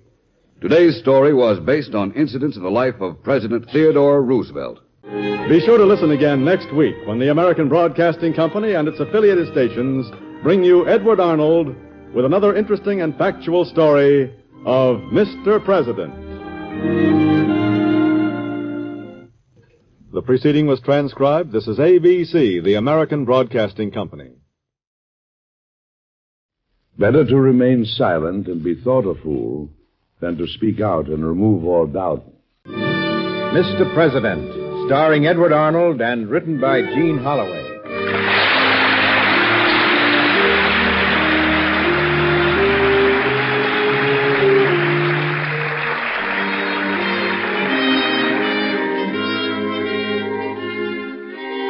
Mr. President, at home in the White House, the elected leader of our people, our fellow citizen and neighbor. These are little-known stories of the men who've lived in the White House, dramatic, exciting events in their lives that you and I so rarely hear. True human stories of Mr. President. This week's Mr. President drama will begin in just a moment. But first, a word about our purpose in presenting this series. To Americans, there are no more stirring stories in the world than the stories of the lives of the men who became presidents of the United States. Their deeds are direction pointers for the American mind, sources of inspiration and courage to young and old alike. People today are more interested than ever to know the intimate, interesting, and inspiring facts about the lives of their presidents, the men who became the leaders of their country. The American Broadcasting Company takes listeners behind the White House reception rooms and ballrooms, glittering with gold braid and famous personalities, into the privacy of the breakfast room and study, where presidents are shown as individuals with human doubts, laughter, love, and faith. Listen now and see if you can name the president upon whom this episode is based. Here's a story that happened in Washington a few years ago. Listen closely and see if you can tell who the president was. It was a wartime summer, and anxious hearts turned towards Washington for reassurance. The president spent a good deal of his time in the telegraph office. It kept him in closer touch with the pulse of the nation, and he was liable to appear at any hour of the day or night carrying a pile of paper and some pencils. Good morning, Mr. President. You're up early. Yes, well, I couldn't sleep. I had some work to do, and it was hot. Anything new on the wires? No, not so far. Then I thought I'd sit in here and do some writing. I won't bother you, will I, Bill? Oh, no, sir. You just make yourself at home, Mr. President. I'll spread out on this desk here. Oh, here you are. You're early. So are you. Well, I had a hunch you might be over here and need me. You're a good boy, Arthur. You should be sleeping. I can't agree with you. As your secretary, I should be right where I am. Well, I have some papers here. You haven't seen Mr. Stanton around any place, have you? No, sir. You know, I can very readily see why people are afraid of Stanton. Sometimes he even frightens me. Have you been signing pardons again this morning, Mr. President? Look at that expression in his face. Like a kid that's been in a cookie jar behind his mother's back. Well, I'm caught and dead to rights. Well, there's a stack of pardons, Arthur. Stack? Yes, I pardoned everyone today. I'm in trouble with Stanton, whether I pardon one or 100, so I figured I might as well be killed for a sheep as a lamb. Besides, what am I going to have these boys executed for? For going to sleep on duty? I just did that myself. For talking back to an officer? Well, every once in a while, a man just has to talk back if he's got any spirit at all. Good morning, Mr. President. Oh, Mr. Stanton, come in, come in. Shall I post those letters you gave me last night, Mr. President? Oh, yes, Arthur, and I'll have some more to give you in a few moments. Yes, sir. I'll be in your office if you need me, sir. Thank you, Arthur. Mr. President, may I have a few moments of your time? Of course. Come along. We'll go into your office. Mr. Stanton, I've been going over the pleas for clemency. I've made notes on all of them, and I have them right here. Very well, Mr. President. May I look them over? Yes, of course. You're the Secretary of War. I haven't much choice. And it's a beautiful morning, isn't it, Stanton? A man can't help but think how good it is to be alive on a morning like this. Mr. President, these are all pardons. Yes, all pardons. But, sir, these men have all been sentenced by order of the court-martial. Are there not enough dying on the battlefield, Stanton? How many are dying on the battlefields is completely beside the point, Mr. President. These men are incompetent, dangerous, treacherous. A boy who fell asleep, a man who lost his temper, a lad who became frightened in the height of battle. Don't think of them as statistics, Stanton. Think of them as human beings. Man is human and therefore subject to human frailty. The Army cannot be run on sentiment, Mr. President. Why not, Mr. Stanton? We have asked them to fight for sentiment. We have taken boys from farms, from schools, from jobs, and we've said to them, here is a word, and you must fight to the death for it. And the word is liberty.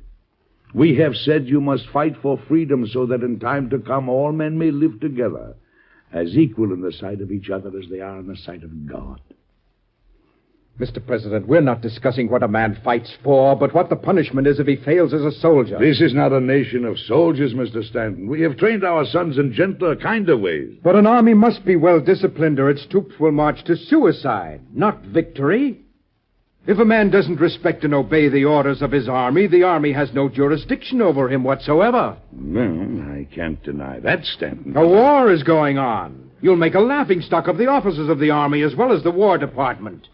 The soldiers will do anything they take it into their heads to do, as long as they're assured of pardon from the chief executive. Now, that may sound hard to you. It may sound cruel. But war is hard and cruel, and we might as well face the fact and buckle down to it and get it over with as quickly as possible. Well, I agree with that, Mr. Secretary. And either let the Army officers under War Department run the war or send them home and get a new staff. But please don't go on making us look ridiculous by these wholesale pardons of yours. All right, Mr. Secretary. I can see your point, of course. I'll try not to interfere as much in the future. Now, about these pardons on your desk. Well, I've already signed those, so we'll just let those go through. Very well, Mr. President. Tell me, what time is it? It must be lunchtime. You know, I'm hungry. How about you, Mr. Stanton? I am not hungry, Mr. President, and I have a great many reports to go over. Well, I'll go along home and have some lunch and come back. I was over here pretty early this morning. And please don't promise anyone to pardon their husband or their brother or their son while you're on your way home or back. Yes, Mr. Secretary. After all, I think the War Department can always be depended upon to consider the justice of any case. If a boy merits another chance, we'll see that he has it. In this world or the next, Stanton? Mr. President. Good morning, Mr. Secretary. I'll see you after lunch.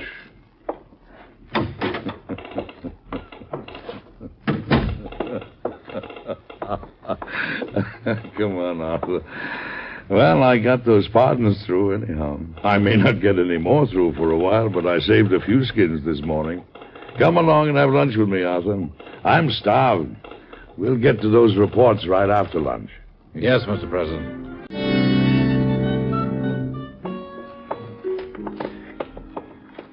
Well, I must say I feel better. The inner president has been sustained. It's cooler today than usual. Yes, but no one should have to work this time of year. You know, I wish I could send everybody home. I wish I could say to all the soldiers, go lie in the tall grasses of Kentucky and watch the sky and sleep the afternoon away.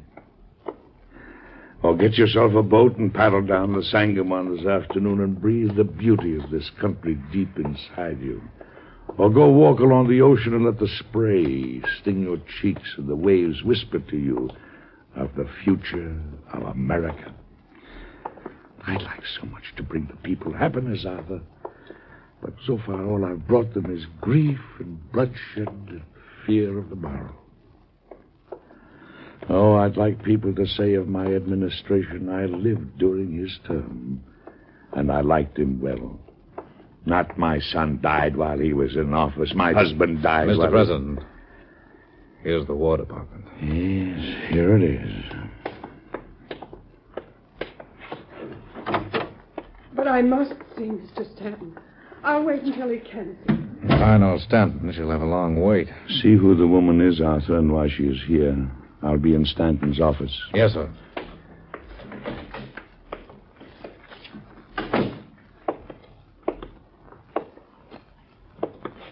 Madam, may I ask who you're waiting to see?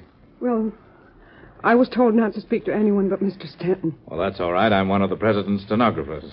If you wouldn't mind telling me the nature of your business, perhaps I can help you. It's my son. My son's to be shot today by sentence of the court-martial. He's at Fort DeRussy waiting execution. Oh, I must see Mr. Stanton. What was the charge? Bounty jumping. Oh, I see. A deserter. No, my boy's not a deserter. He's been in active duty for over 2 long years. He's risked his life over and over. He's a good boy. I'm sure if I can only see Mr. Stanton, he'll understand. Yeah, now, madam, you mustn't lose control of yourself. You sit here, and I'll see what I can do. Bless you. God bless you.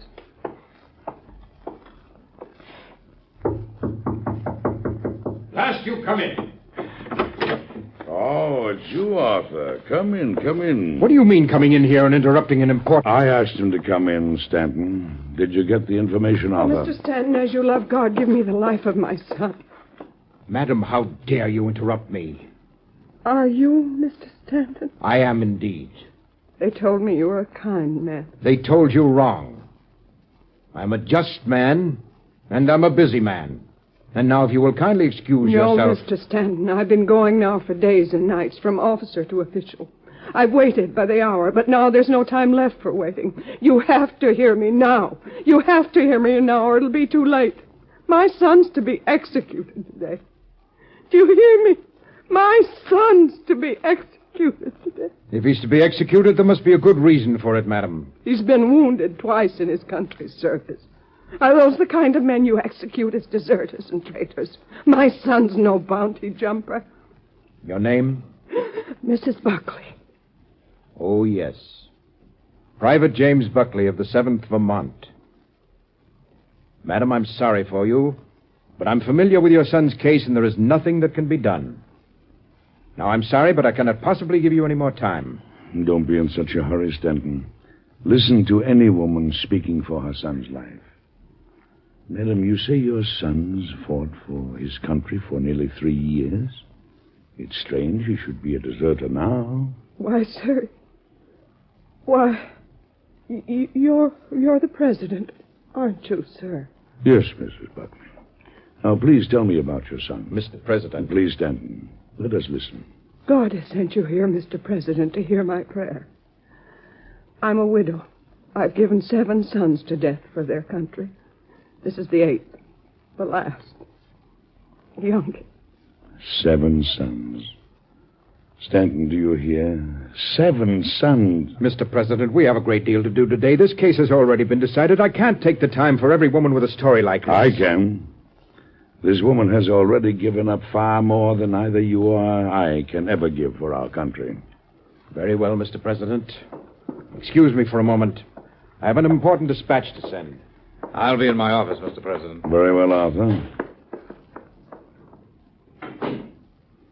Tell me what your son did to bring about his charge, Mrs. Buckley. 2 months ago, he was home on leave. And while he was there, he met a girl. It's because of her. That fool girl. I warned her not to come, but when young people are in love, it's hard to get them to listen to their elders. Anyhow, she came down, and they wouldn't give him leave. And so he... He deserted? No, he was going back and fight again. He just wanted to kiss that fool girl, to look into her eyes, to see her smile once more. Oh, please listen to me, Mr. President. 7 sons dead already. Must I now lose the 8th because he wanted to kiss the girl he loved? Listen to this Lady Stanton and see if you can find some merit in her appeal for her son's life. Mr. President, as Secretary of War, I consider it essential to the preservation of this country that no convicted deserter shall have his sentence commuted. Mr. Stanton, a few days ago my son fought at Fort Stevens to protect you in the Capitol. He was wounded there. The scars aren't even healed yet. Madam, I assure you you have my deepest sympathy, but I must also ask that you appreciate my position when I tell you there is nothing I can do. Mr. President, you have sons of your own. I beg of you, listen to me. Mrs. Buckley, I do not wish to interfere, if possible. Recite your case to Mr. Stanton, and then tell me what he says.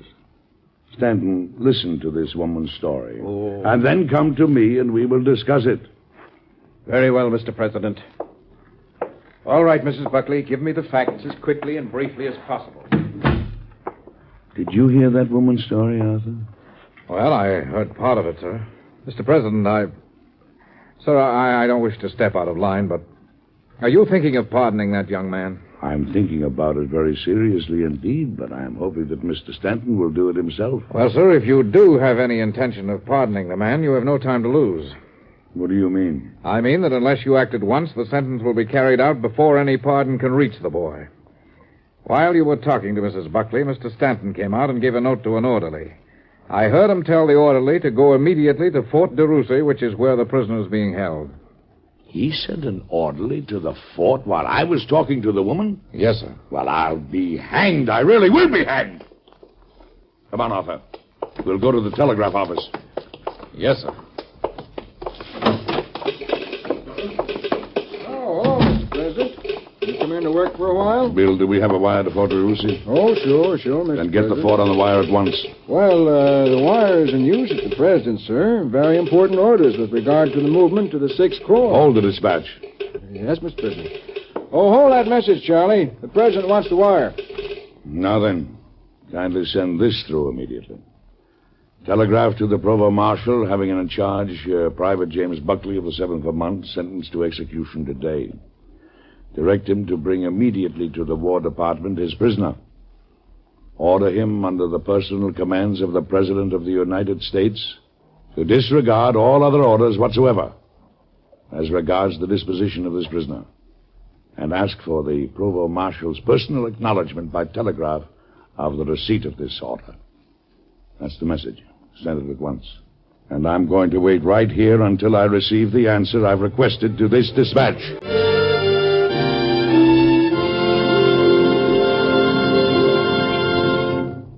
In just a moment, we'll come back to Edward Arnold and Mr. President. The National Safety Council reports that highway accidents are being reduced and lives being saved, but they are still a national problem. The major causes of traffic casualties are speed, drink, and carelessness. Driving too fast for road conditions is one of the most common causes of traffic accidents. Next to speed, driving on the wrong side of the road was reported as the most frequent driver violation of common sense and safety laws. And 1/4 of the fatal accidents involve a driver or pedestrian who has been drinking. Take the responsibility on yourself and urge safety precautions in your community. Never drive on the wrong side of the road. Be alert and careful every moment you're behind the wheel. You can encourage driver training in your own high school. Remember, accidents don't always happen to the other fellow. The life you save may be your own. Now back to Edward Arnold and Mr. President. Well, have you guessed who the president was when all this happened? It really did happen, you know, in Washington just a few years ago. So listen closely. The president waited in the office until the telegraphed personal acknowledgement came back from the captain of the Provost Guard that he had received the orders and would bring the prisoner to the War Department immediately. Satisfied then, the president returned to the office of the Secretary of War. Oh, Mr. President, you are my only hope. Please, please help me. It's useless to talk further to Mr. Stanton. Easy now, Mrs. Buckley. Don't give way. You're putting up a brave fight. I'm sure that Mr. Stanton has decided to at least postpone the execution of your son until he can make further investigation.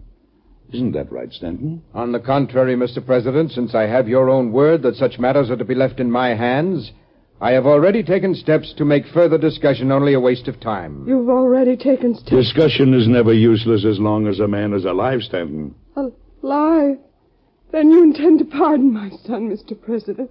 You do intend to pardon my boy, don't you, Mr. If what you have said to me is substantially true, I certainly do, Mrs. Buckley. May God forever bless you. Now then, tell me the details of your story again. I want to be sure that Mr. Stanton hears them. I've already heard them. Then listen again. Mr. President, may I remind you that we have a war to conduct? This matter should have been closed long ago. It's easy to take a man's life, Stanton, easy. To save a man's life is much more difficult and much more worthwhile. It is worth a good deal more time and thought than you have given it. Yes? What is it? Mr. President, there's a young lady here, a Miss Janet Miller. Janet? Oh, is there no end to this? Ask the young lady to come in, Arthur. Yes, sir. Will you please go in? Thank you. Good day, Mr. President. Hello, Mrs. Buckley. Hello, Janet. Is this the young lady This who... is the girl. Well, I'm sure if I was a soldier and had a girl like you, I'd run away for a few hours myself. Mr. President. And so would you, Stanton. It's all my fault, Mr. President.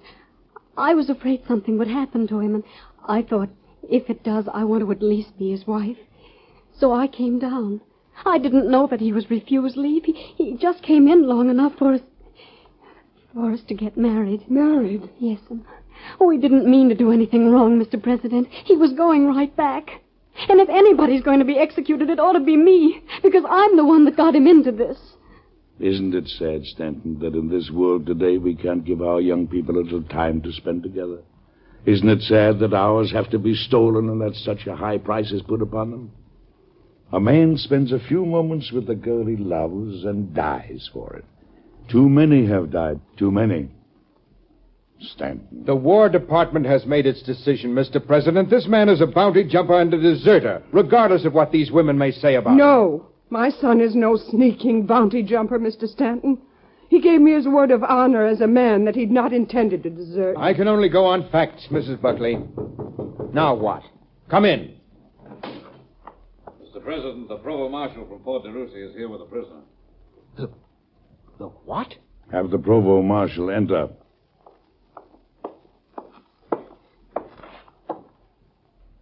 I have the President's personal orders by telegraph to present before him in the office of the Secretary of War the prisoner condemned to execution today, Private James Buckley of the 7th Vermont. Jimmy? Just dear. Bring the prisoner in. Mr. President, this is beyond all human endurance. Come in, Private Buckley.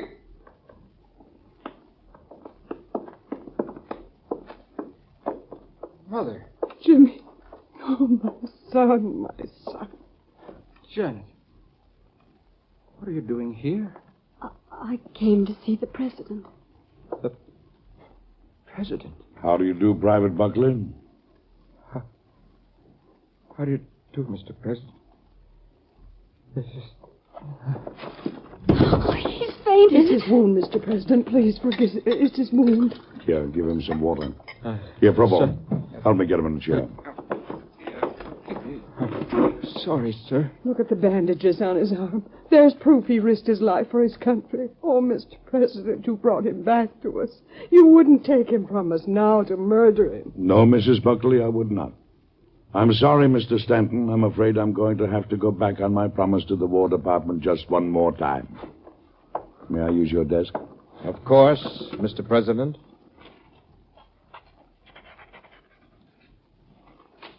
Here you are, Mrs. Buckley. Here is the free pardon of your son. God bless you.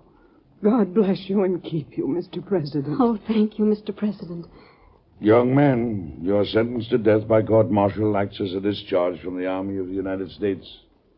My pardon has made it an honorable discharge. So go home with your mother and this lovely girl who have fought so bravely for you. Thank you, Mr. President. Not only for this moment now, but for all the years you've just given back to me. Goodbye, and bless you all. Oh, Provost Marshal, I should like you to remain for a moment if you don't mind. Yes, sir. Here, darling, put your arm around me. I'll help you walk. Bye, Mr. President. Goodbye, my son. Provost Marshal, did you receive the commands I sent by orderly? Yes, sir. But before they reached me, I received a direct telegram verified by the telegraph clerk of this department instructing me that the execution was to be stayed and that I was to report with the prisoner here personally to the President of the United States. Stanton, that's where I had to jump on you. You sent a messenger on horseback. I sent mine by electricity. I sent mine later, but it got there first. Provost Marshal, do you have the dispatch sent you by Secretary Stanton? Yes, Mr. President.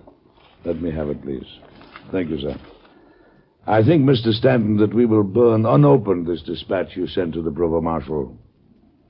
Mr. President, this action of yours will produce 1,000 deserters before the end of the week. I'm not sure I care if it does, Mr. Secretary. It has made 2 less broken hearts in this country. I wish I could send all my boys home to their mothers and to the girls that love them. It's a grand country to be alive in, Stanton. Never forget that. It's a grand country to be alive in.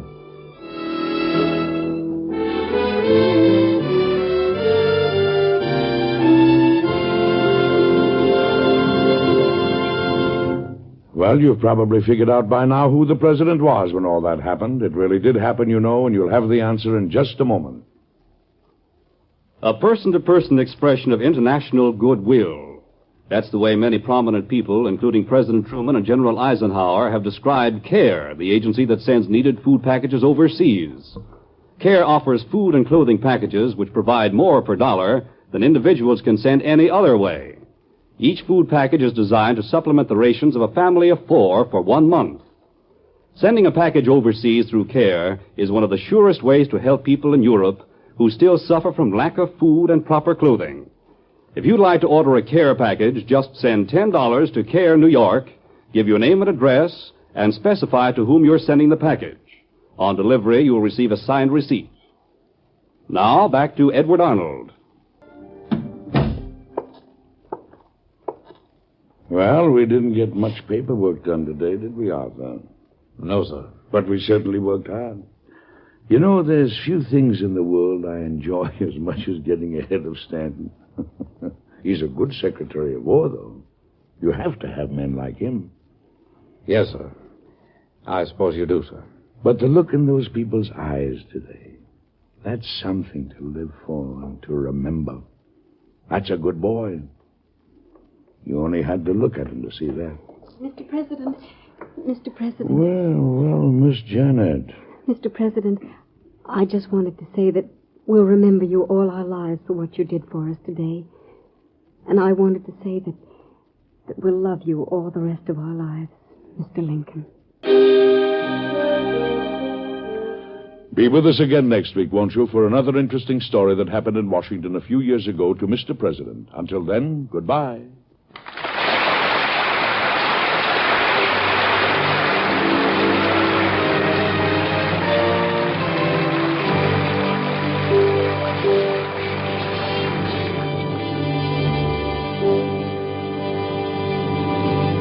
This program is produced and directed by Joe Graham. Edward Arnold can currently be seen in the MGM picture Annie, Get Your Gun.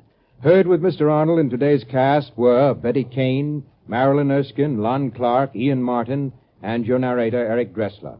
Mr. President was created by Robert G. Jennings. Today's story was based on incidents in the life of President Abraham Lincoln. Be sure to listen again next week when the American Broadcasting Company and its affiliated stations bring you Edward Arnold with another interesting and factual story of Mr. President. The preceding was transcribed. This is ABC, the American Broadcasting Company. In a democracy, the president should be the agent of the people, not their ruler. Mr. President, starring Edward Arnold. Mr. President at home in the White House. The elected leader of our people, our fellow citizen and neighbor. We invite you now to become better acquainted with one of America's greatest men. These are little-known stories of the men who have lived in the White House. Dramatic, exciting events in their lives that you and I so rarely hear. True human stories of Mr. President. In a moment, we'll present Edward Arnold in tonight's Mr. President drama. You know, too many of us think of history as a boring collection of dull names, dates, and places. We forget that historical figures were once living, breathing human beings, possessed of the same driving emotions that dominate our own times. They loved and hated, aspired and dreamed, even as we do today. It's the loss of these humanizing qualities that makes so many history texts mere listings of dry statistics. In the preparation of the Mr. President scripts, on the other hand, every effort is made to bring you not only carefully checked facts, but with them the color and atmosphere of the times in which each episode takes place. If after hearing tonight's story you have the feeling that you've been transported back through time for an actual visit to the period and place in which it occurred, these efforts will have succeeded. Now, for tonight's drama starring Edward Arnold, see if you can name the president upon whom this episode is based. It was Saturday noon in the White House. The president had been busy all morning with important documents and interviews. His wife had also been busy with her customary Saturday morning reception. The last of our guests have gone, Mr. President. It's fine, dear, fine. Oh, the reception was a brilliant success. Fine. I think we have some new friends among the congressmen. And you're grunting and not listening again. Fine. And I stood on my head all during the reception. Good. Mr. President, you haven't heard a word I've been saying. What's that, my dear? I have too. I heard everything you told me. And what did I say, dear? Well, you said you stood on your head all during the reception. Good heavens, what kind of undignified foolishness. You didn't really, did you? Oh, of course not. I merely wanted to prove that you pay no attention to what I say. Trapped by surprise tactics, eh? Now, tell me, how did the reception go? That's what I was trying to tell you. It went very well. Sarah, you don't know how grateful I am that you meet the representatives and senators for me every Saturday morning. I can't stand social activity myself, and you're making friends for both of us. Indeed, I am. They're beginning to talk of my administration instead of yours. Good. You're more popular than I, and much prettier, too. Flattery, sir, will not excuse you for not listening. Flattery? Oh, no, my dear. I'm sure you're the prettiest woman who's ever lived in the White House, and the most capable, too. I'm very lucky. But, you know, I never would have believed it. Believed what? That you could draw the guests you do in spite of not permitting any card playing or dancing in the White House. There are some things I will not permit in this house. I know. I wish I could stop certain things, too. The long line of office seekers for one, and the constant horde of people who want money for one reason or another. If you'd stop giving away all your money, maybe people would stop coming to you for loans and gifts. Oh, I have stopped it. Oh, yes. Sarah, I'm a reformed man. No matter what kind of a hard luck story they give me, I won't hand out another dime. Really? Since when? Since last month, my dear, nobody's been able to get any money out of me at all. I've become tight-fisted, grasping, and absolutely stony-hearted. And is that why you handed that congressman $100 yesterday? Oh, that. Oh, well, sure. You've heard about it already, have you? Well, I didn't give Mallow the money, really. It was a loan. He gave me a note. And you expect him to pay you back? Well, not for a while, but the poor fellow is very hard up. Oh, that's too bad. And did he tell you why he needed the money? Oh, certainly. Certainly there's a mortgage on his house, and the interest was due. You believed him? Of course. Why shouldn't I? Mr. President, you're gullible. Congressman Mallow was on a great spree yesterday. Oh, I can't believe For it. your information, he left a trail of gold pieces all over Washington. He didn't just spend your money, he threw it away. No. Yes. And he boasted that he got it from you. Now everyone will know you're an easy mark. You'll have more people bothering you for money than ever from now on. Stony-hearted indeed.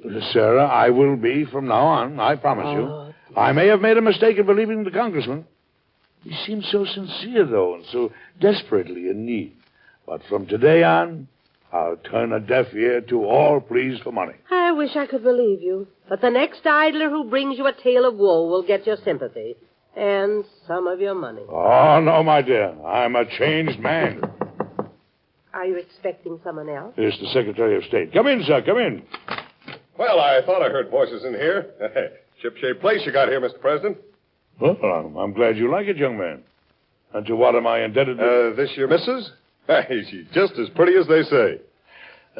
Yes, this is my wife, and you are... Dirk Dutton, first-class seaman, sir. How do you do, ma'am? How do you do, Mr. Dutton? Hey, you've got a snug harbor here. Safe from storms and financial rocks. Yes, we like it here, but to what do we owe your presence, Mr. Dutton? Now, I don't have any snug harbor. You might say I'm stranded in a strange port. Indeed. And where is your home? Porkopolis, sir. Porkopolis? Oh, you mean Cincinnati, the hog shipping center. But what are you doing here in Washington? Well, I'm weary of life on river and sea, sir. Never a place I can really call home. I figured I'd drop anchor and settle on dry land for a change. And you've decided to settle in Washington? Aye, ma'am. I figured if it was good enough for you folks, it was good enough for me. Oh, but what do you intend to do here, Mr. Dutton? Well, sir, I thought I'd leave that up to you. Up to me? But what do I have to do with it? Well, you're my skipper, ain't you? Gave you my vote, didn't I? Well, I don't know. Did you? Twice.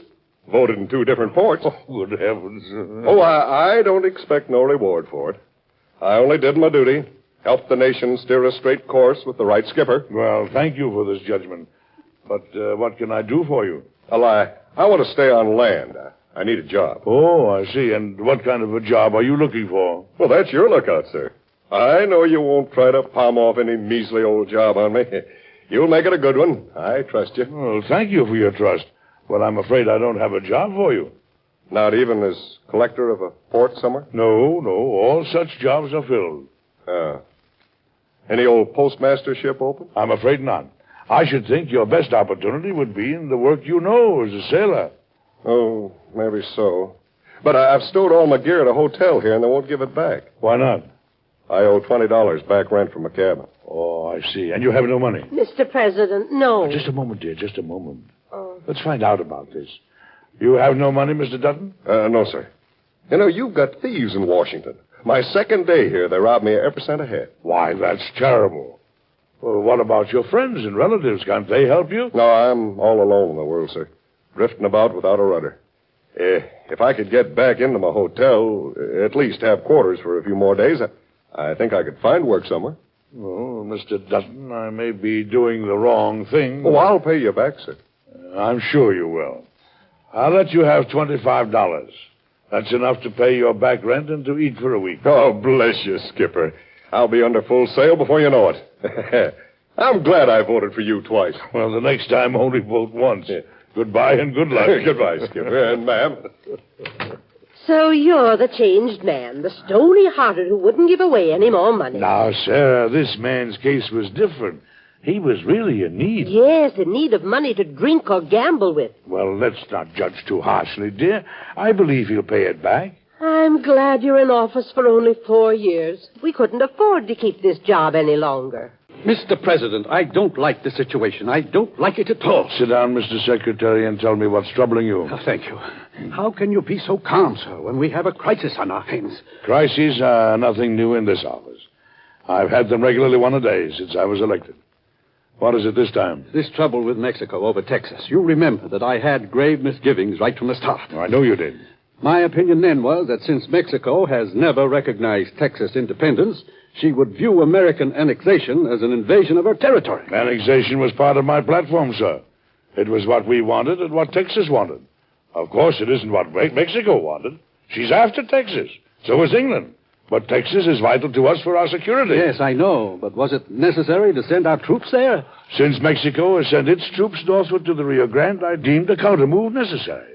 The Texans requested armed protection. Do you think I could ignore their request? Oh, I don't know. I only wanted to avoid trouble. When two opposing armies face each other across a narrow stream, trouble is inevitable. Oh, General Taylor is capable of coping with it. Mr. President, do you realize this may soon lead to war? I do realize it, sir, and I'm prepared for it.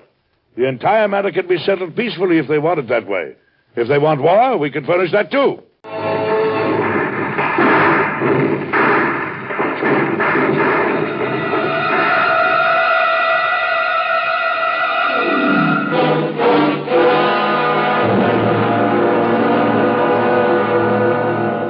Mr. President, you've heard the news, sir? Yes, I've heard it. Part of the Mexican army has crossed the river and attacked our forces. They've killed or captured 2 companies of General Taylor's troops, 63 officers and men. I know. I've just finished reading the dispatch. I've sent for the Secretary of War. I will also call a cabinet meeting at 7:30 tonight. I'll be there. This is a critical moment. An act of hostility has been committed against us. We may soon be at war. As far as I'm concerned, we are at war. General Taylor has made a requisition on the governors of Texas and Louisiana for 5,000 men to be sent to his relief as quickly as possible.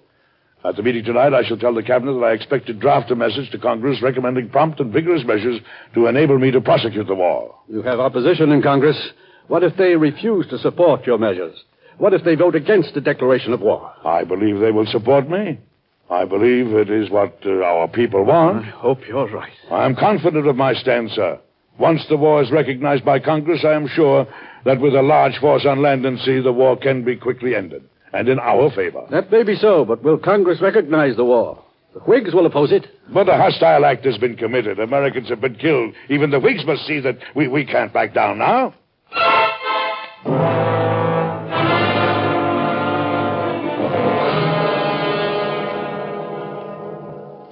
Mr. President, you were up until 3 this morning. Yes, sir. It can't be helped. Cabinet conference. You were up until 2 the night before.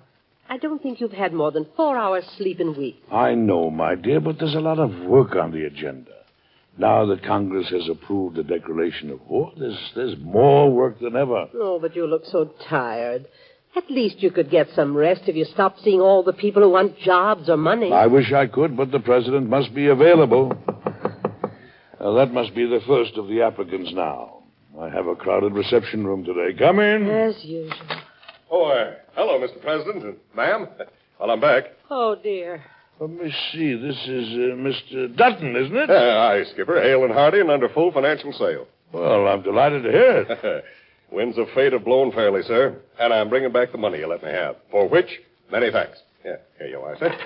Well, Mr. Dutton, I'm very happy that you found employment and are on your feet again. What are you doing? Playing cards every night, sir, and winning. Just swabbing the deck with them. Oh, no. That is your sole employment? Gambling? Oh, yes, ma'am. I'm doing very well, too. Get out of my house, sir. I want no gamblers here. Get out before I take a broom. Yes, ma'am, yes. Get I'm out going. of my I'm going. house. Did you hear what I I'm going.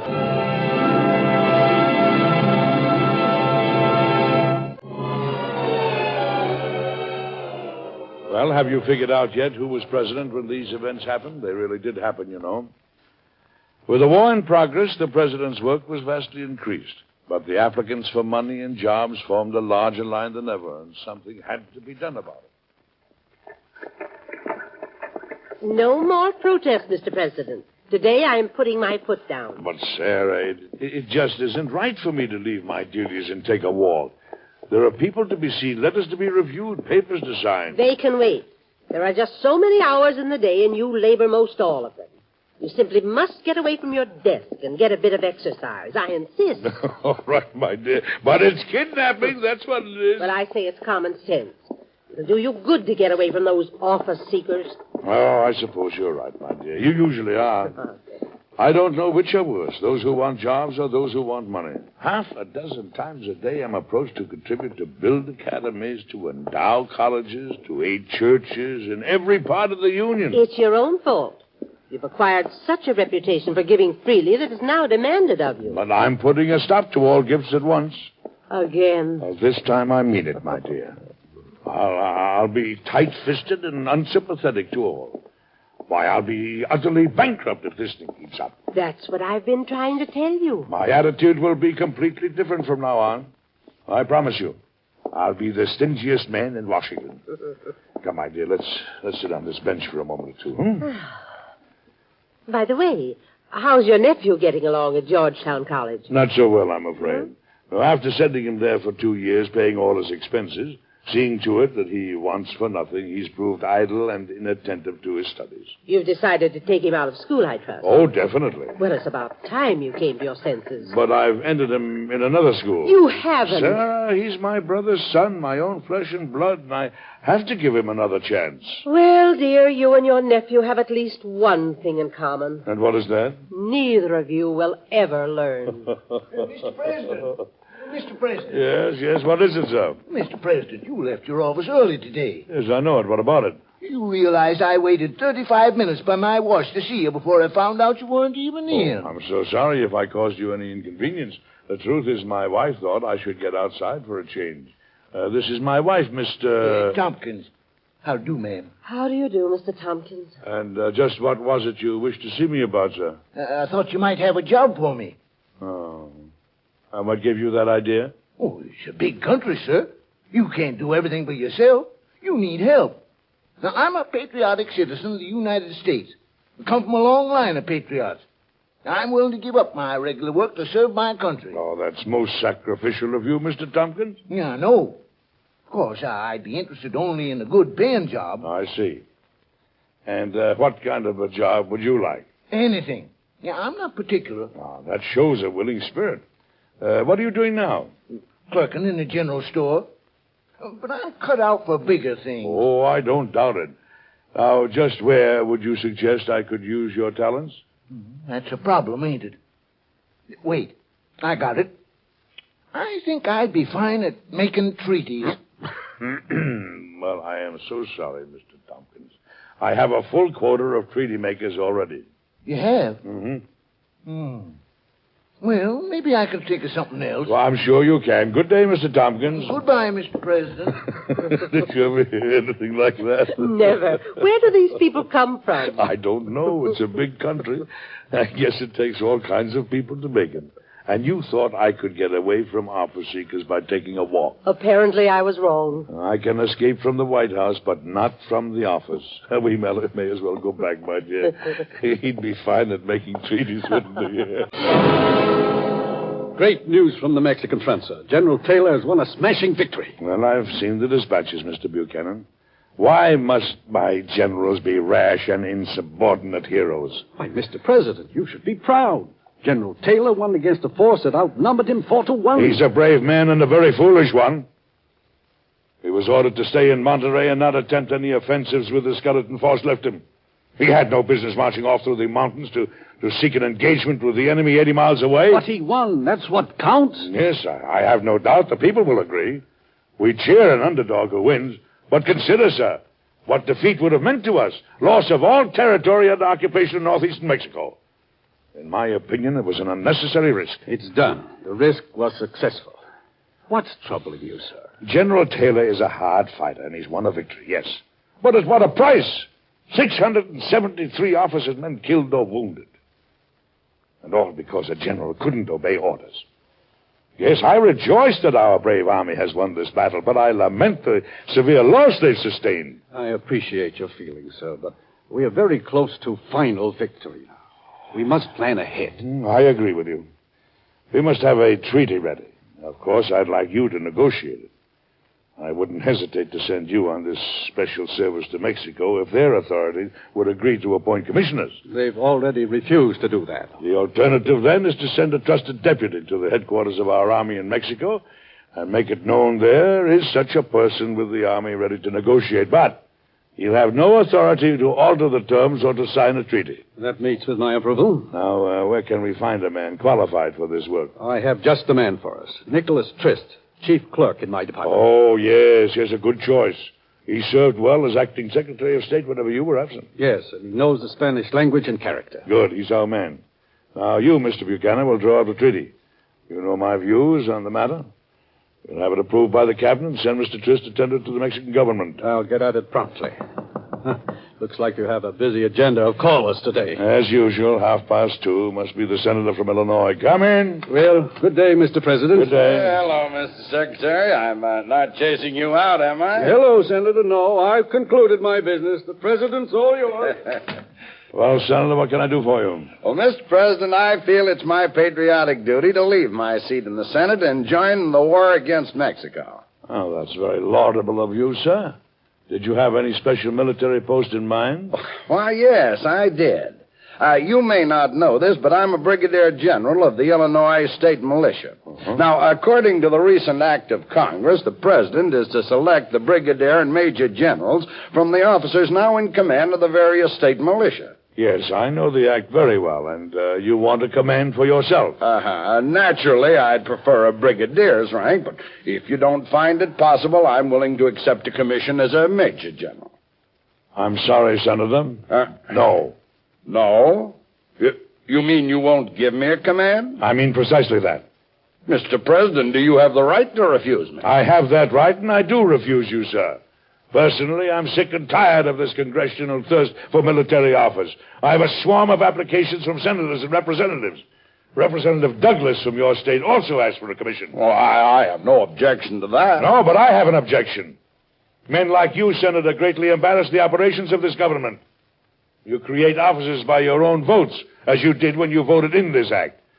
And then you seek to fill these offices yourselves. I think it's corrupt to have members of Congress in such military posts, and I refuse to appoint them. There's another election, Mr. President. You alienate men of influence. I, for one, will not support you for the presidency again. You won't have to, Senator. I don't intend to run again. I've heard of impudence, Mr. President, but nothing to approach this exhibit. This Carolina widow insists that you support her and her 3 children, and also finance the education of the children. Well, don't let it bother you, Sarah. Some of our citizens have weird notions as to the duties of a president. Actually, I've had this case investigated. You would? Well, I believe in helping worthy cases. This one isn't worthy. The woman has friends and relatives who can help her. She's also capable of gainful employment. Do they think the president can finance out of his own funds everyone in the country who needs money? My dear, in refusing requests for money and jobs, I'm fast becoming the most unpopular man in the land. The latest to become my enemy is the senator from Missouri. But you did make an appointment on his letter of recommendation. True, my dear, for surveyor of the port of St. Louis. The Senate rejected the appointment. However, at the insistence of this same senator from Missouri. I don't understand. If he recommended the man in the first place... He called at my office the other day to recommend another man for the same office. When I asked why he'd rejected the man I'd nominated, he said it was because the man was wholly unqualified. I then handed the senator his own letter of recommendation for the man he'd rejected. Good.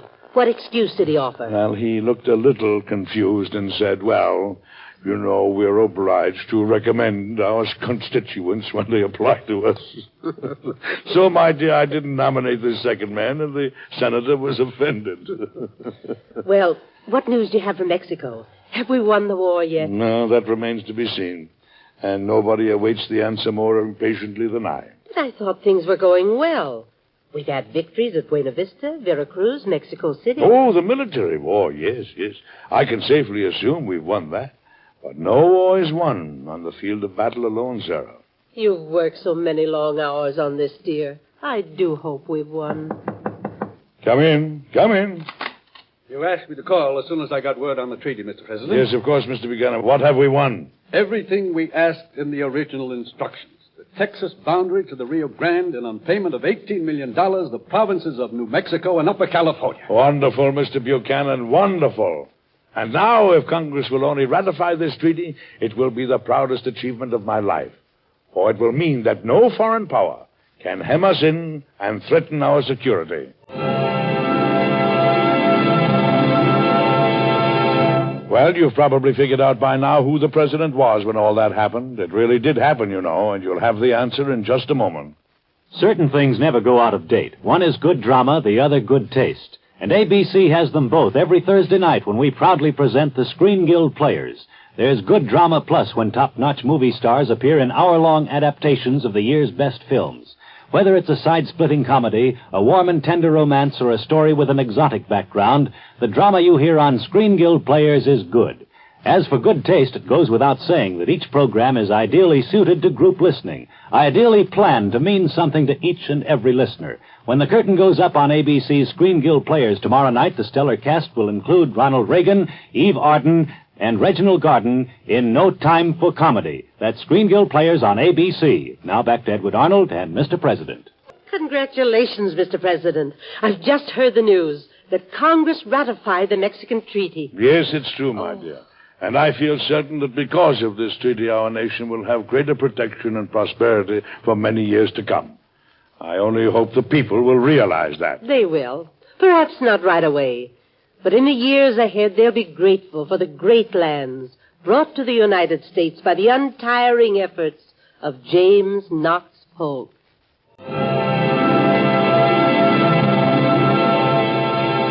Be with us again next week, won't you, for another interesting story that happened in Washington a few years ago to Mr. President. Until then, goodbye.